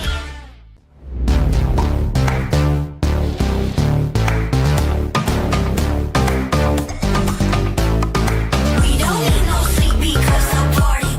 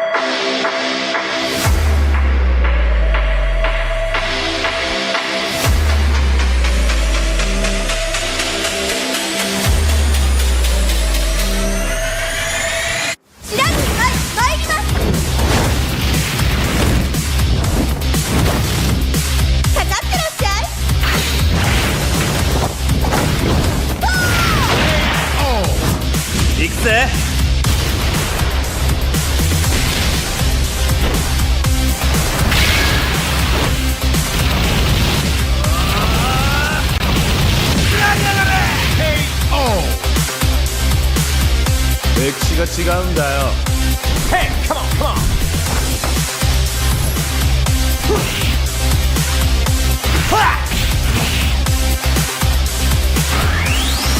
Okay. Awas, kita.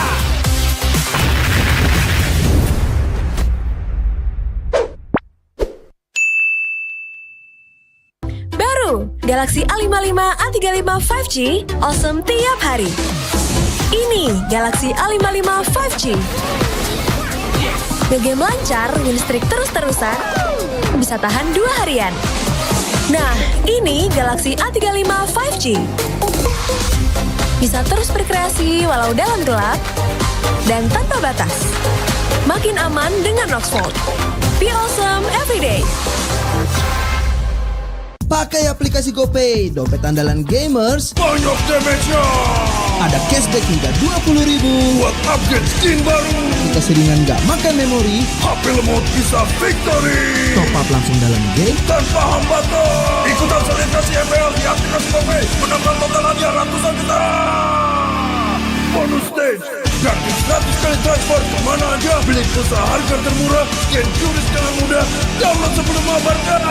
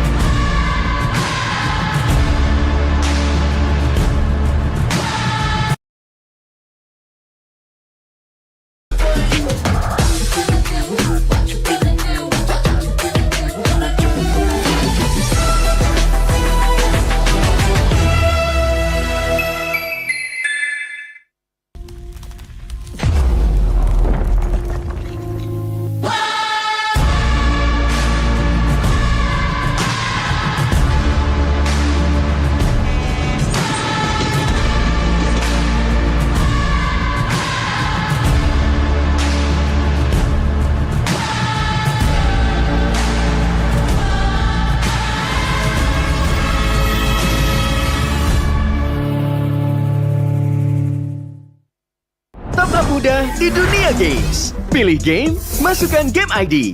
Pilih Diamond, masukkan kode promo, dan pilih metode pembayaran. Masukkan kode OTP.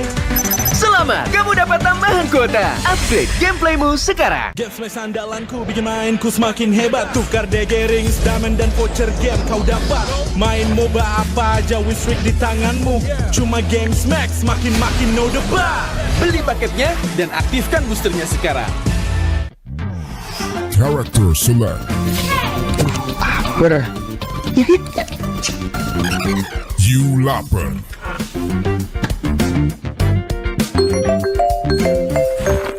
Stop!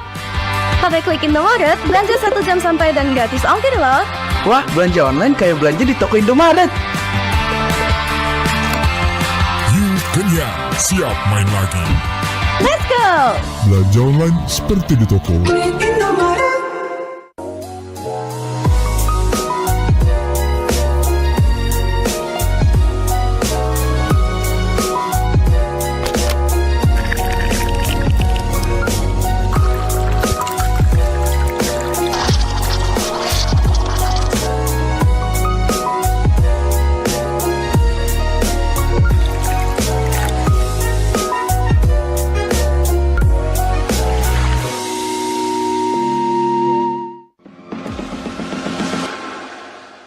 It's only you who rocks my world.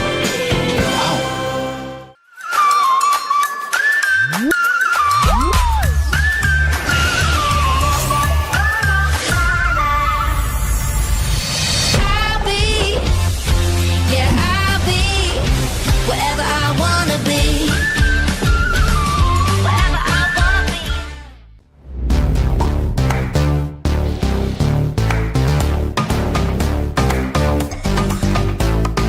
We don't need no sleep because I'm party.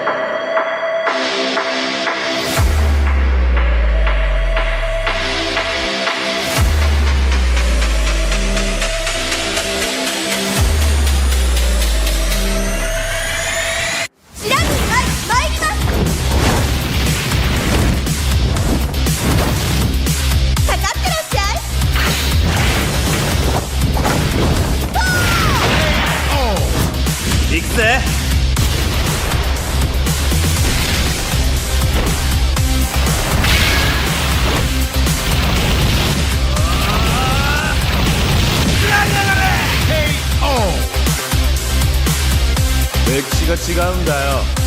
Hey, come on, come on.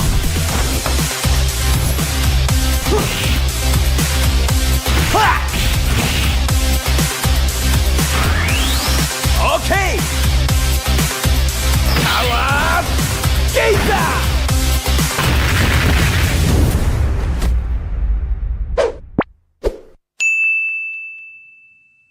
Baru, Galaxy A55, A35 5G, awesome tiap hari.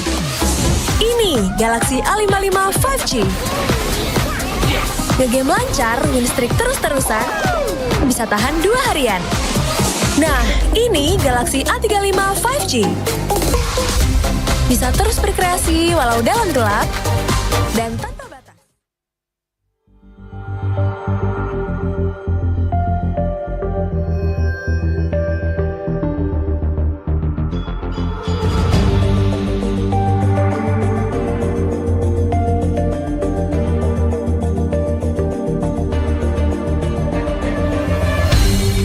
Aku kan berdiri dan terus berlari, terus ke arah puncak tertinggi.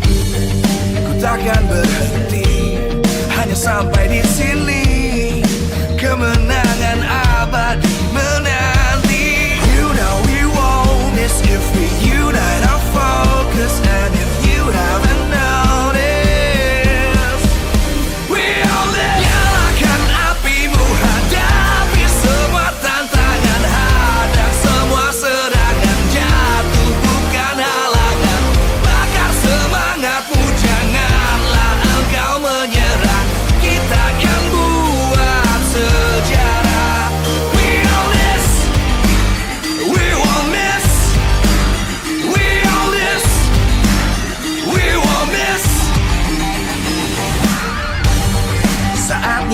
beraksi, jalani ambisi.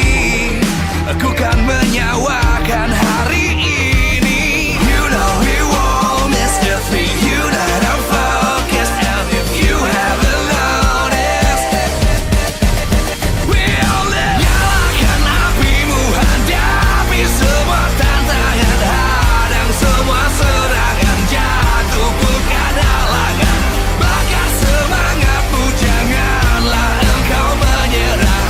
Kita akan buat sejarah. We all this, we won't miss, we all this, we won't miss, we all this.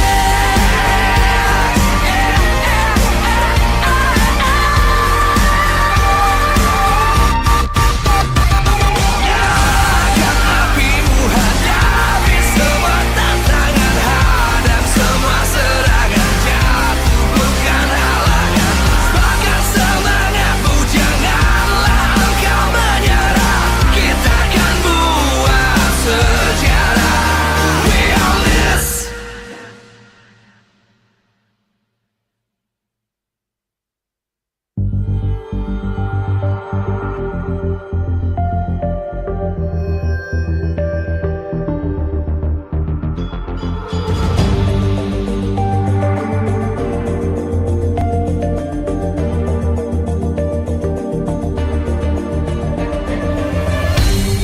Aku kan berdiri dan terus berlari, terus ke arah puncak tertinggi.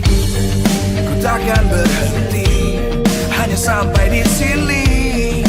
Kemenangan abadi menanti. You know we won't miss if we unite our focus. And if you haven't noticed, we all live. Nyalakan apimu, hadapi semua tantangan, hadang semua serangan, jatuhkan halangan, bakar semangatmu, janganlah engkau menyerah. Kita akan buat sejarah. We all this, we won't miss, we all this, we won't miss. Saatnya beraksi, jalani ambisi. Aku kan menyawakan hari ini. You know we won't miss if we unite our focus. And if you haven't noticed, we all live. Nyalakan apimu, hadapi semua tantangan, hadang semua serangan, jatuhkan halangan, bakar semangatmu, janganlah engkau menyerah. Kita akan buat sejarah. We all this, we won't miss, we all this, we won't miss, we all this.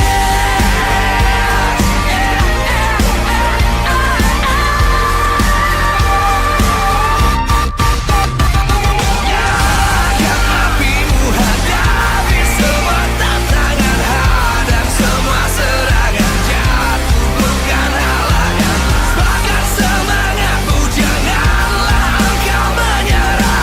Kita akan buat sejarah. We all this.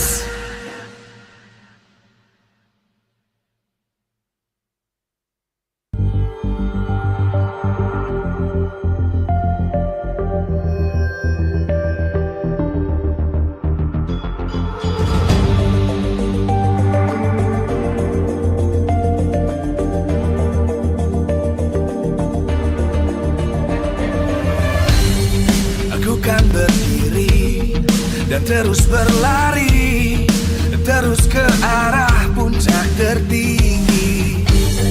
Ku takkan berhenti, hanya sampai di sini. Kemenangan abadi menanti. You know we won't miss if we unite our focus. And if you haven't noticed, we all live. Nyalakan apimu, hadapi semua tantangan. Akan bertemu untuk penutupan match hari ini dan pula kedua, minggu kelima di MPL Indonesia Season 13. Semuanya bersemangat melihat bagaimana perubahan klasemen yang begitu fluktuatif di mana semua tim bisa mengalahkan satu sama lain, memberikan yang terbaik dan terhebat. Untuk saat ini kita bisa melihat bahwa poin demi poin sangat berarti untuk semua tim yang beradu. Dan tentu saja kita melihat kemenangan bahkan dari setiap gamenya begitu terhitung untuk klasemen sementara.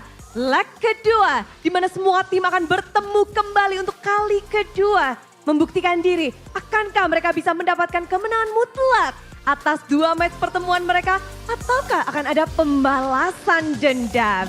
Dan kali ini Bu Deklara Monster mengucapkan selamat datang untuk kalian semua yang ada di MPL Arena yang udah gak sabar untuk menyaksikan pertarungan epic dari kedua tim ini. Dan tentu saja yang ada di rumah, kira-kira siapa yang akan ngedapetin kemenangan hari ini? Penutupan match, kita akan melihat seberapa panas panggung MPL Arena.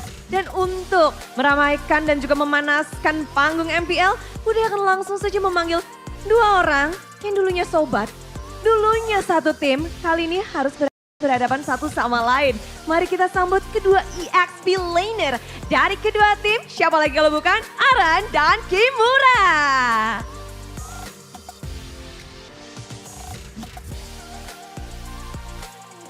Seru nih ngelihat berdua bajunya beda, udah bisa sebelahan langsung. Kimura langsung senyum-senyum loh. Apa yang kamu pikirkan berjalan bersama tapi dengan jersey yang berbeda nih ke panggung bareng Aran?